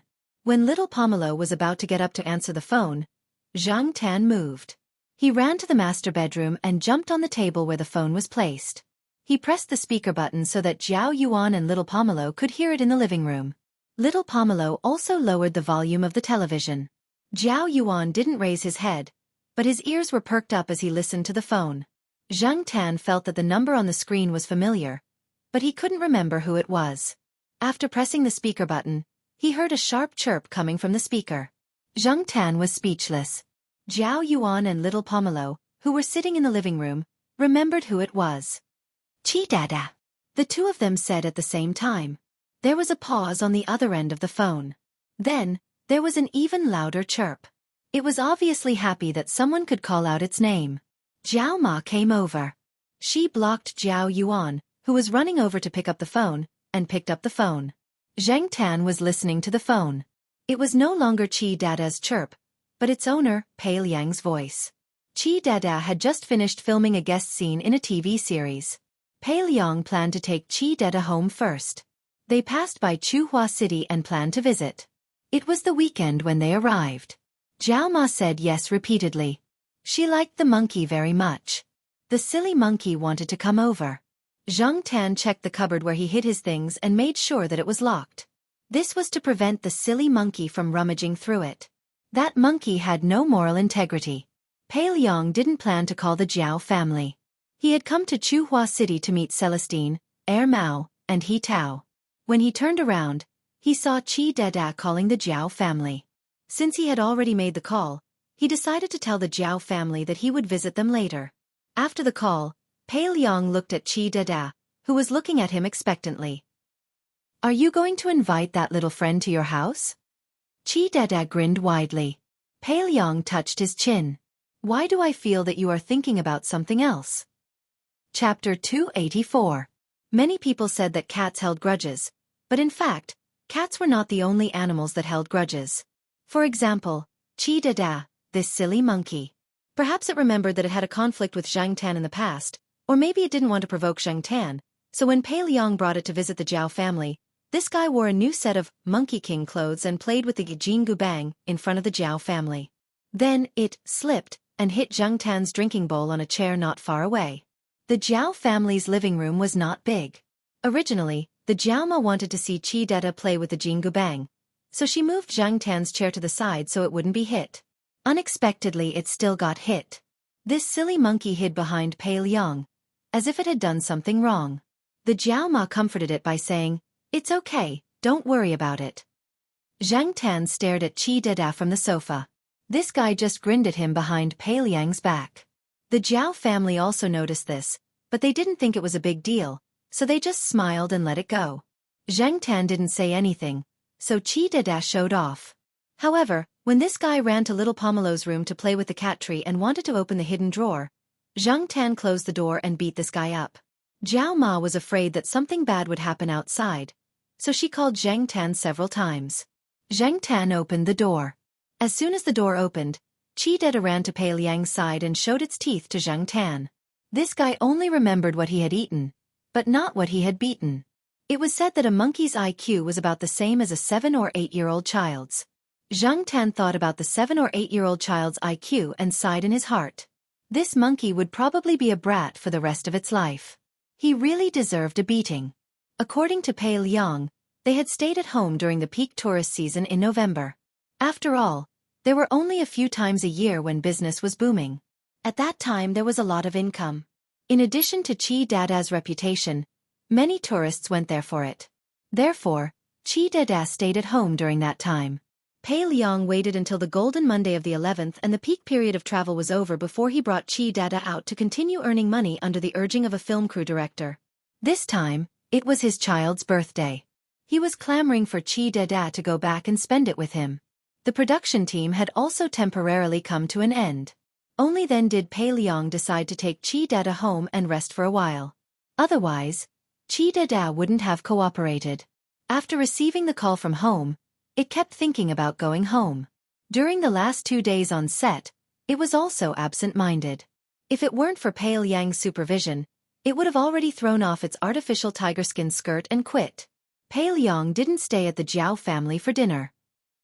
He and his fellow disciples had plans to go to Celestine's house in the evening for a gathering. Zhang Tan was also invited to go with them. Celestine, Mao, Walnut, and Pei Liang drank a little too much. That night, they stayed in Celestine's guest room to sleep. Zhang Tan also stayed there. When he heard Mao and Pei Liang's conversation, he knew that Mao wanted to go with them to Pei Liang's house to play. Anyway, he didn't have much to do on weekdays. Coincidentally, His girlfriend also happened to be free. Now that they had avoided the peak tourist season, they didn't have to worry about traffic jams and crowds. Pei Liang naturally didn't have any objections. However, the two of them were still thinking about whether they should bring Zhang Tan along. Pei Liang knew that Qi Dada had always wanted Zhang Tan to go with them. He didn't know what his monkey was planning, but if it was possible, it wouldn't be a bad idea to bring it along. After all, they wouldn't be back for too long. In November, they would be invited by a film crew to go to a coastal city in the east. If the black cat was really as sensible as everyone said, it wouldn't be a bad idea to bring it along. Mao was quite in favor of it. He had brought Zhang Tan out a few times. Although there were a few times when something happened, from those incidents, there was no problem at all to bring it along. Besides, this time, he also planned to bring Black Rice along.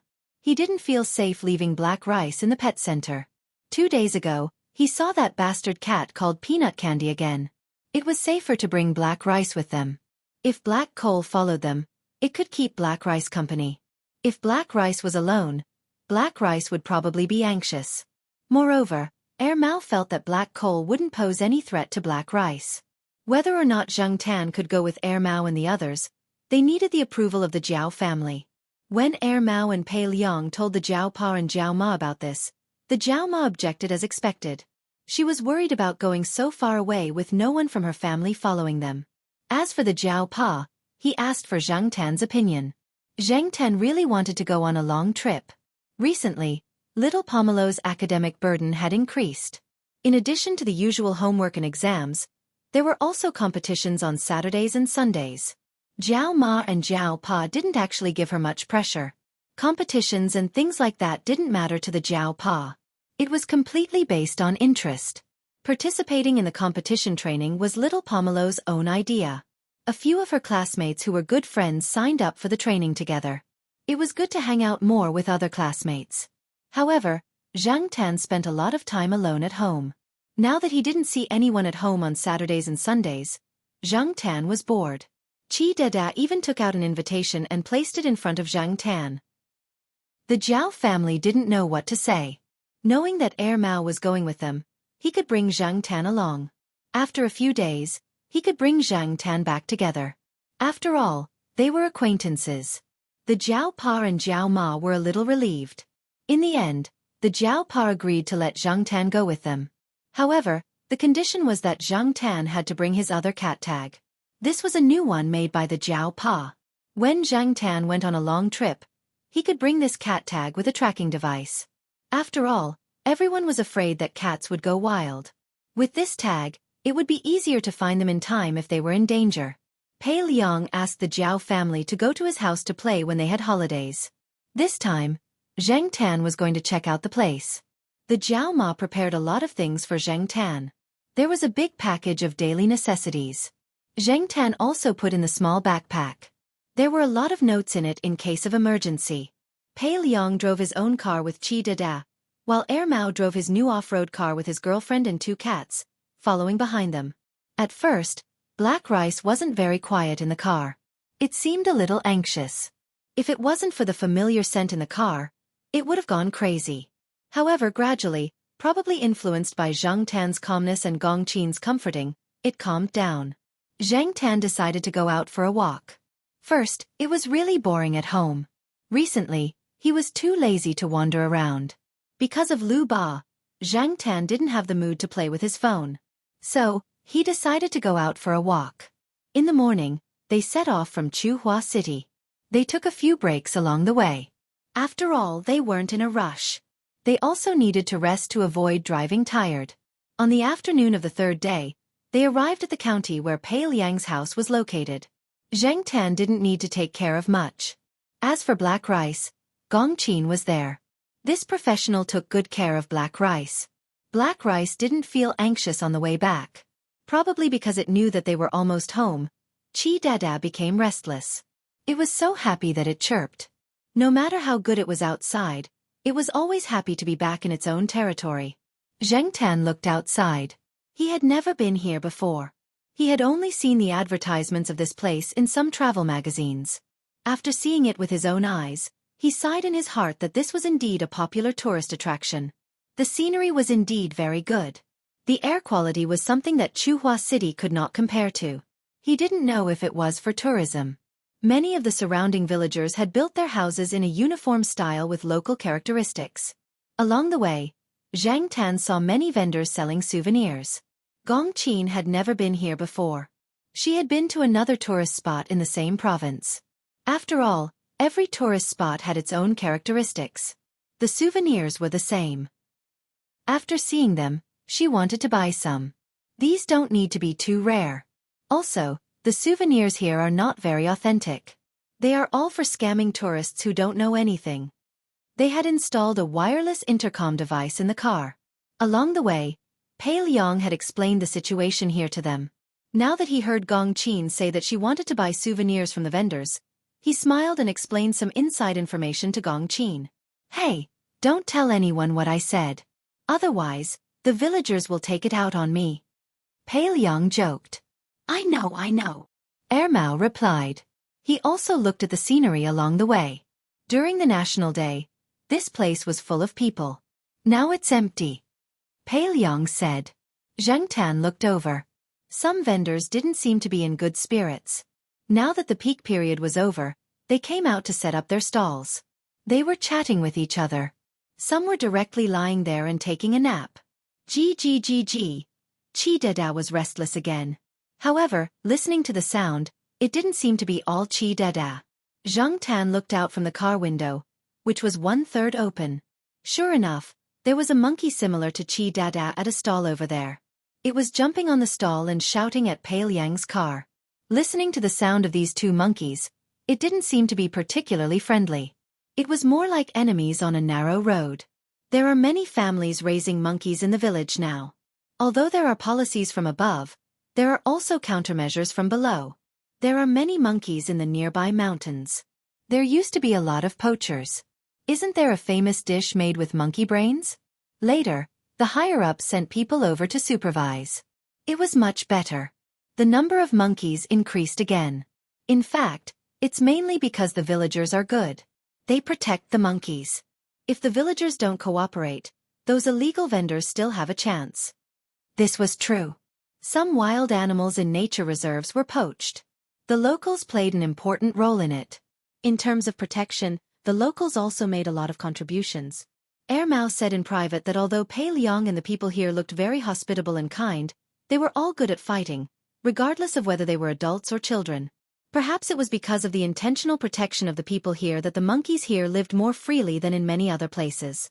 As he was thinking, Zhang Tan saw the monkey at the stall take something from the glass tank next to it and throw it at Pei Liang's car.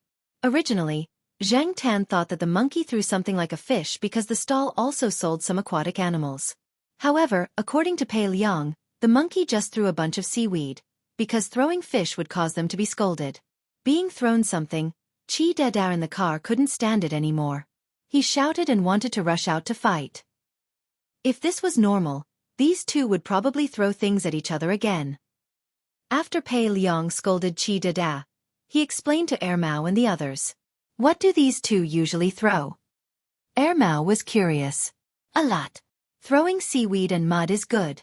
They have thrown all the pots and pans at home. These two are so funny. Ermao was happy. This is nothing. These two used to throw shit at each other. Pei Liang didn't care. Chapter 285. The living conditions of Pei Liang and the others here were pretty good, both physically and spiritually. To use a cliché question, if you asked the people here, are you happy? Most people would probably say that they were happy, especially those naughty children who were accompanied by countless funny monkeys in their childhood. Along the way, Zhang Tan saw the behavior of some of the children who were left to their own devices. They were definitely the worst of the bunch. She could imagine how Pei Liang must have felt when he complained about his own children being tormented by Qi Dada when they were young. Therefore, after Zhang Tan arrived here, he made a list of 2 stay away for himself. First, stay away from the kids. Second, stay away from the silly monkeys. He didn't want to be targeted by the kids or hit by a pile of feces when he was walking around the hillside. Pei Liang's family had already received a call from Pei Liang and were waiting at the door. When the car arrived and the door opened, the people didn't move, the monkeys went first. The line of people welcoming them definitely didn't shout Pei Liang's name first. Chi Dada is back. Io, Chi Dada. Grandma missed you so much. Come, Chi Dada, let Grandpa give you a hug. Looking at the family surrounding Chi Dada, Pei Liang counted. He left home after the peak of the National Day holiday. It had only been a month since then. Was this the so-called long time? After hugging Chi Dada, Pei Liang's children looked at the black cat that came out of the other car. Look, it's that cat. What's it called? Pei Liang's youngest son pointed at Zhang Tan and shouted. Zhang Tan glanced at the little kid. He heard from Pei Liang that the family had seen the photos he took of Chi Dada, Zhang Tan, and He Jin. Therefore, the family had an impression of Zhang Tan. However, Zhang Tan's name had obviously been forgotten and replaced by, what's it called? After being sick of Chi Dada, the Pei family finally became hospitable. They brought Mao and the others into the house. The guest rooms had already been arranged. Now that it was no longer the peak of the holiday season, the guest rooms were empty. There was no need to worry about not having a place to stay. The bed sheets were freshly washed and dried, not the old bed sheets that had been used many times in the guest rooms. From many details, it could be seen that the Pei family had indeed put in a lot of effort into the arrangements. Even Zhang Tan had a small room. When the Pei family first heard that a cat had to be given a separate room, they were quite puzzled. However, since Pei Liang had said so, it wasn't a big deal to give it an extra room. This cat looks good. An elder in Pei Liang's family looked at Zhang Tan and nodded. Don't underestimate that cat. If it wasn't for its family telling it to keep a low profile, its popularity might not be any lower than Boss Chi's, Pei Liang said to his family. This was also to prevent his family from neglecting Zhang Tan too much. I can see that. An old man stroked his beard. A cat with intelligence should indeed be treated well. The elders believed in mysterious things, so compared to the younger members of the Pei family, the elders of the Pei family were much more amiable to Zhang Tan. Out of Zhang Tan's expectations, Boss Chi didn't provoke Zhang Tan in his own territory. In front of the elders, Boss Chi was very obedient. Zhang Tan looked down on him endlessly. He really knew how to act. However, this was also a good thing. If Boss Chi didn't provoke Zhang Tan could also have a good rest. On the first day of their arrival at the Pei family, they didn't go up the mountain. Pei Liang and Mao needed a good rest. The drive was tiring. Mi and Mao were in the same room. Mao and the others were busy comforting Mi to adapt to the unfamiliar environment. In comparison, Zhang Tan was the most relaxed one. Zhang Tan's room didn't have a balcony. He didn't need one. He squatted on the windowsill and looked at the mountain and the surrounding scenery in the distance. To be listed as a tourist attraction, the scenery was obviously not bad. However, Zhang Tan didn't care about the scenery. He cared more about the monkeys on the mountain. If there were many monkeys on the mountain, would he be surrounded if he went up the mountain for a walk? However, from here, he couldn't see how many monkeys there were on the mountain. From time to time, there would be some commotion because of some monkey or some naughty child.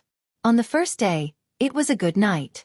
On the second day, Mao carried a big backpack and followed Pei Liang up the mountain to play in high spirits.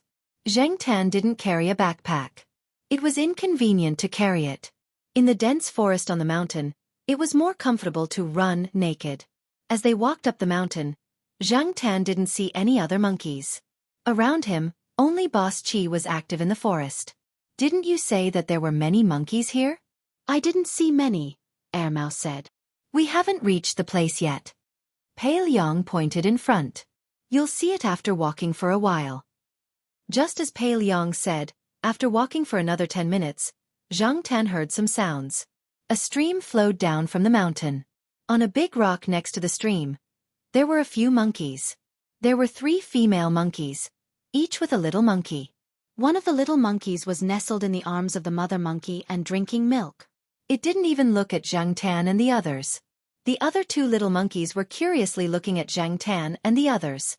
Zhang Tan wanted to say to those monkeys, "Guys, it's time to show off." Mao and Gong Qin took a few photos. Those monkeys weren't afraid of people. Except for some vigilance in their eyes, they didn't run away because of the sound of the photos. They probably encountered this kind of situation on a daily basis. Keeping a distance, Pei Liang didn't disturb the monkey's comfortable life. He continued to lead Mao and the others forward. Hey, what's that place? Air Mao pointed at a large building diagonally in front of them. A hotel on the mountain? No, that's the research base of a few universities. They provide some inspection programs. Usually, the villagers who have monkeys at home will come here regularly to give the monkeys a physical examination. Dada is one of them. With these people's health certificates and medical records, it's easier to mingle outside. For someone like Dada who often travels around the country, the physical examination is more stringent. For example, don't look at how friendly the crew is when they talk to you. If you don't have a health certificate, or if you don't have a medical record for a period of time, those people will be on guard. I've heard a few crew members say that wild animals like Dada carry some kind of virus or disease. After all, animals are different from humans. If Dada wants to mingle in human society, he still needs to work hard. Dada didn't know if he understood Pei Liang's words, but he chirped twice.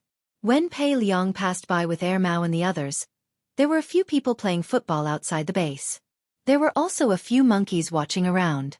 It was unknown if they understood the rules. Hey, Brother Pei, didn't you bring Big Star Chi around for filming? A young man in his 20s said to Pei Liang. Judging from their tone and Dada's reaction, Pei Liang was more familiar with these people. We came back to celebrate the child's birthday. In a few days, we'll go out for filming. Pei Liang sat down on a wooden stool and took a fruit plate from a student for Air Mao and the others. What research have you been doing recently? Pei Liang asked the students.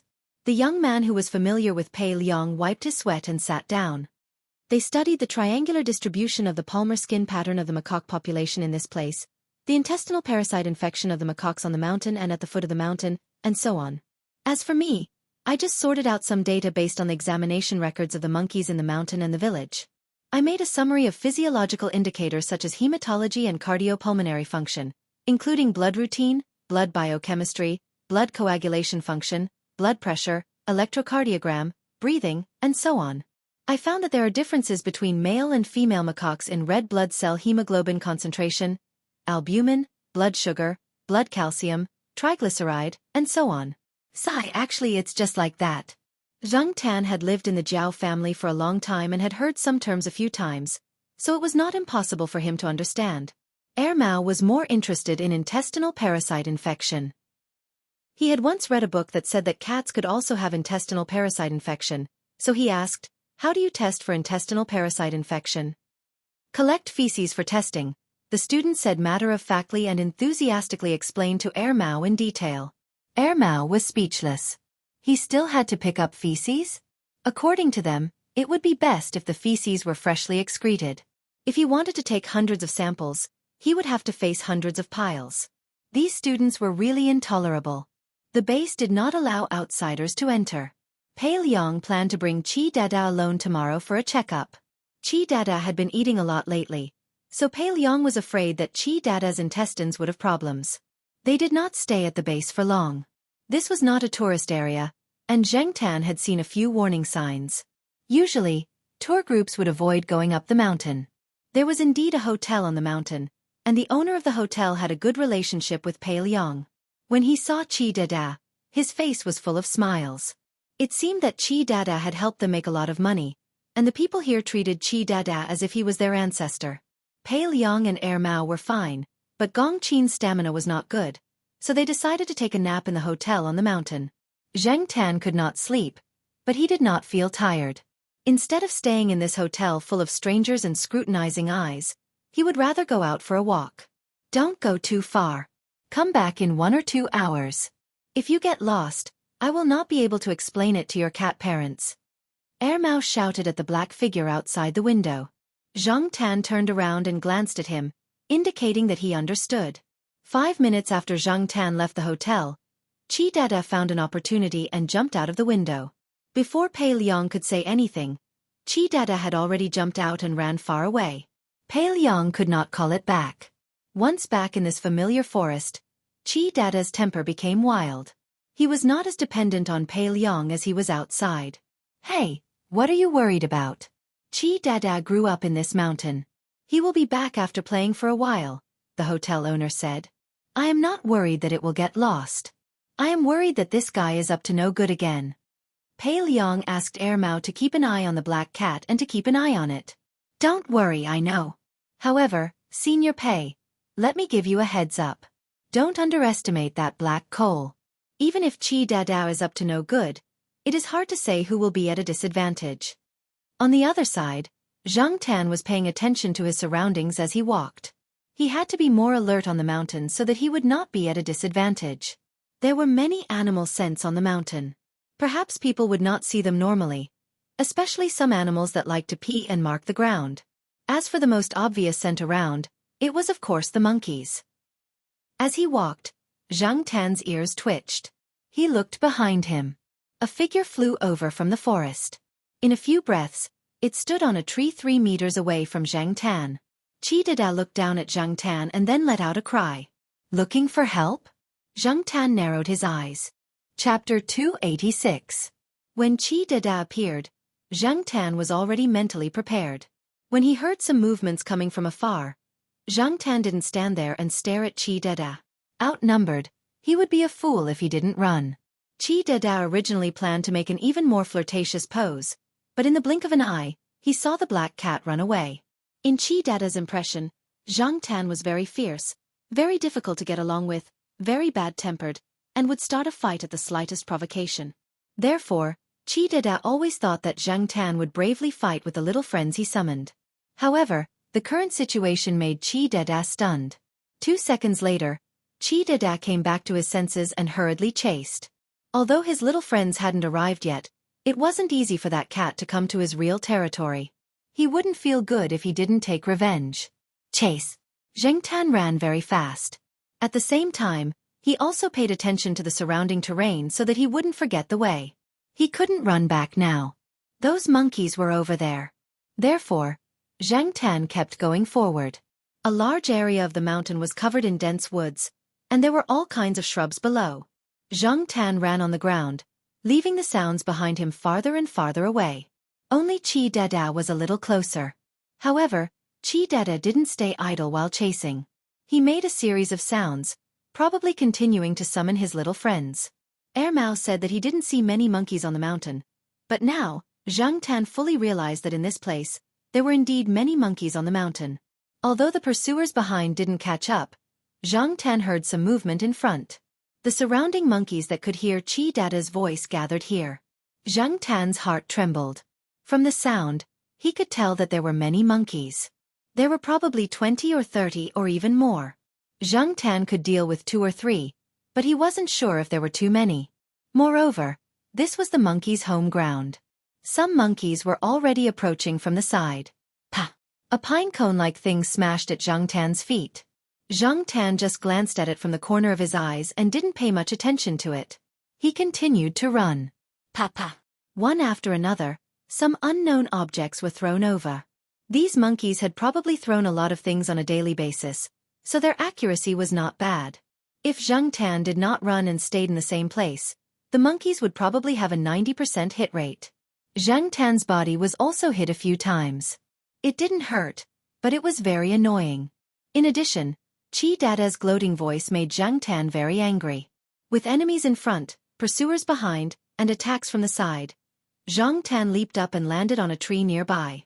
Instead of running forward, he used the momentum to turn around and run across the tree. A few monkeys that had picked up something from the side and were about to throw it at Zhang Tan were too surprised to react. They maintained their throwing posture, but their eyes followed Zhang Tan's figure. The moment Qi Dada, who was chasing closely behind, saw the figure dashing over from the tree, its screams came to an abrupt halt. It grabbed onto a branch to stop itself. It was surprised that the cat could jump so agilely on the tree like the monkeys. Moreover, when it saw the figure dashing over, Qi Dada was inexplicably scared. However, when it saw that there were still a few of its companions around, Qi Dada's cowardice swelled up again. It shouted at Zhang Tan. Whether it was a demonstration or cursing, Zhang Tan expressed that he didn't understand at all. In the past, whenever Fu Lei got into a fight, he would target the person that he hated the most. Zhang Tan planned to do the same. Now that he had no choice but to meet the group of monkeys, a group battle was unavoidable. All he wanted to do now was to give Boss Qi a good beating. Qi Dada dodged Zhang Tan's kick, but he didn't dodge Zhang Tan's slap. As a result, he was directly slapped down the tree. After all, he was a monkey and had an advantage in his own territory. Qianxia grabbed a branch and landed steadily on the ground. He retreated, touched the shoulder that had just been slapped, and shouted at Xianxia, who had landed 3 or 4 meters away. Then he picked up a pine cone that had been thrown by the other monkeys and threw it at Xianxia. Xianxia knew what Qianxia was going to do when he glanced at the ground next to him. He originally planned to dodge, but he didn't expect that there was a branch about 3 centimeters in diameter and half a meter long. He directly grabbed the branch with his 2 claws, aimed at the pine cone thrown at him and swung it. Pa! The pine cone was hit back by the branch and hit Qianxia's forehead. Xianxia wasn't in the zone when he held the branch, so he didn't control the strength of his swing well. When the pine cone hit back, it was a little too high. The reason it hit Qianxia's forehead was because it was too engrossed in watching the pine cone being hit. When it fell from a high place, it forgot to react and was directly hit on the forehead by the falling pine cone. A few monkeys squatting on the trees saw this and shouted. A few of them seemed to be jumping happily, and one of them was even clapping. Xianxia was speechless. Qianxia was hit. So why were these monkeys so excited? Qianxia was also dumbfounded. Although its companions had no knowledge, culture, and common sense, Qianxia thought that it was a high-level intellectual who had seen the world. It had seen many cats, but it had never seen a cat with all 4 limbs walking on 2 legs. Moreover, the black cat in front of it was hugging such a thick branch. Did a cat have such great strength? Qianxia suddenly had a bad feeling. There were several stations in this mountainous area to deal with unexpected situations. If tourists were to encounter accidents or other problems, they would be able to get help in time. In addition to helping tourists, these stations would also guard against poachers and prevent forest fires during the dry season. Of course, they would also pay attention to the monkeys in the mountains. At this moment, a staff member on duty at a nearby station was surprised to see the sound waveform of a certain area displayed on the screen. They had been working here for a few years and were able to analyze the sounds made by the monkeys and the emotions they expressed. Some people in the research base had even tutored them. Seeing the waveform, the staff member on duty quickly nudged another colleague who was taking a nap. Something's wrong. The person who had just woken up yawned, but didn't dawdle. They were worried that someone would come over to attack the monkeys again. They couldn't accurately distinguish what kind of sound the monkeys were making from the distorted and noisy audio transmitted by the equipment. Even if it was a scream, there were several kinds. Generally speaking, if there were poachers or some large beasts that could cause serious danger to the monkeys would make a scream with fear and vigilance. The information in their hands listed a kind of scream made by macaque monkeys when they were in a fierce conflict. When the monkeys made this kind of sound, they would confront each other, retreat, tremble, look around in panic, and be ready to escape at any time. If they encountered this kind of sound waveform, something must have happened. The staff on duty would immediately rush over, but now, those monkeys are excited? The sound and waveform made them very confused. In order to make an accurate judgment, the staff on duty took out a waveform chart that a professor who studied the local wild macaque monkeys had given them. It showed what kind of waveform corresponded to the emotions of the monkeys. Even if it couldn't be said to be 100% accurate, it had always been correct in the past few years. It had a very important reference value. Yes, those monkeys are indeed excited. Do you want to go and take a look? No need. Those monkeys probably found something fun again. I'll go and take a look. It's safer. The staff on duty printed an oscilloscope chart displayed on the equipment as a record and said, "Forget it. I'll go with you. If something really happens, I can help." Sigh, it's not easy to serve monkeys. Xianxia didn't know that someone had noticed him. He just knocked back the fruit that Qianxia threw over. This time, he didn't hit Qianxia, mainly because the guy was prepared and dodged quickly. Moreover, Xianxia couldn't control the direction of the knock. At most, he could knock the thing in the direction of the target, but he might not have the luck and accuracy of the first time. Of course, for the surrounding monkeys, accuracy wasn't important. What was important was that Xianxia knocked the thing out. Xianxia now finally understood what the monkeys were happy about. He found a few familiar monkeys. Perhaps to people, monkeys looked the same, but Xianxia could still distinguish some differences. Those familiar monkeys were the ones that Xianxia had seen at the base when he followed Air Mao and the others up the mountain. At that time, those monkeys were watching the students at the base play football. It was said that there were also many monkeys watching the students play badminton and fitness ball. Sometimes they would even cheer. Just like when Zhang Tan knocked back the pine cone that Qi Dada threw over, those monkeys shouted happily. This made Zhang Tan very speechless. He was prepared for a tough battle, but he didn't expect such a situation. Also, Zhang Tan thought that these monkeys were too dangerous. After all, this was a tourist area. Although these monkeys were wild, they had a lot of contact with people and were more gentle. Even if they were mischievous and occasionally played pranks, they wouldn't attack people or other animals. There were many people in the village who raised cats. Although they were summoned by Qi Dada, they didn't have much hostility toward Zhang Tan. In addition, Zhang Tan waved the branch very well, which was similar to the students at the base playing badminton. Therefore, this group of monkeys instantly changed from fighters to amusing. What should he say? What could he say? He looked at Qi Dada and then at the surrounding monkeys. Alas! To be more artistic, it was called one who is close to ink. To put it bluntly, it was called birds of a feather flock together. Otherwise, why would the friends of the amusing monkeys all be amusing? The amusing monkeys were much happier. Suddenly, a monkey found some movement not far away and called out a few times. The other monkeys also looked in that direction. It was the two guards on duty. Zhang Tan also realized that someone was coming. He threw away the branch in his hand and ran away. After Zhang Tan left, an adult monkey that often came to the base to watch came down from the tree and picked up the branch. Immediately, a monkey beside him threw a pine cone. The monkey holding the wooden stick pouted its mouth and swung the stick. Pa! Although it took some effort and the stick wasn't swung in the direction of Qi Dada, the pine cone was magically hit and flew straight to Qi Dada. It hit the unprepared Qi Dada's leg. The monkeys around them slapped the branches and legs as they jumped up and down and shouted happily. Qi Dada! He wanted to cry. On the other side, Zhang Tan, who had run away, wanted to go back directly. However, he smelled a scent. It was a little familiar, but not completely familiar.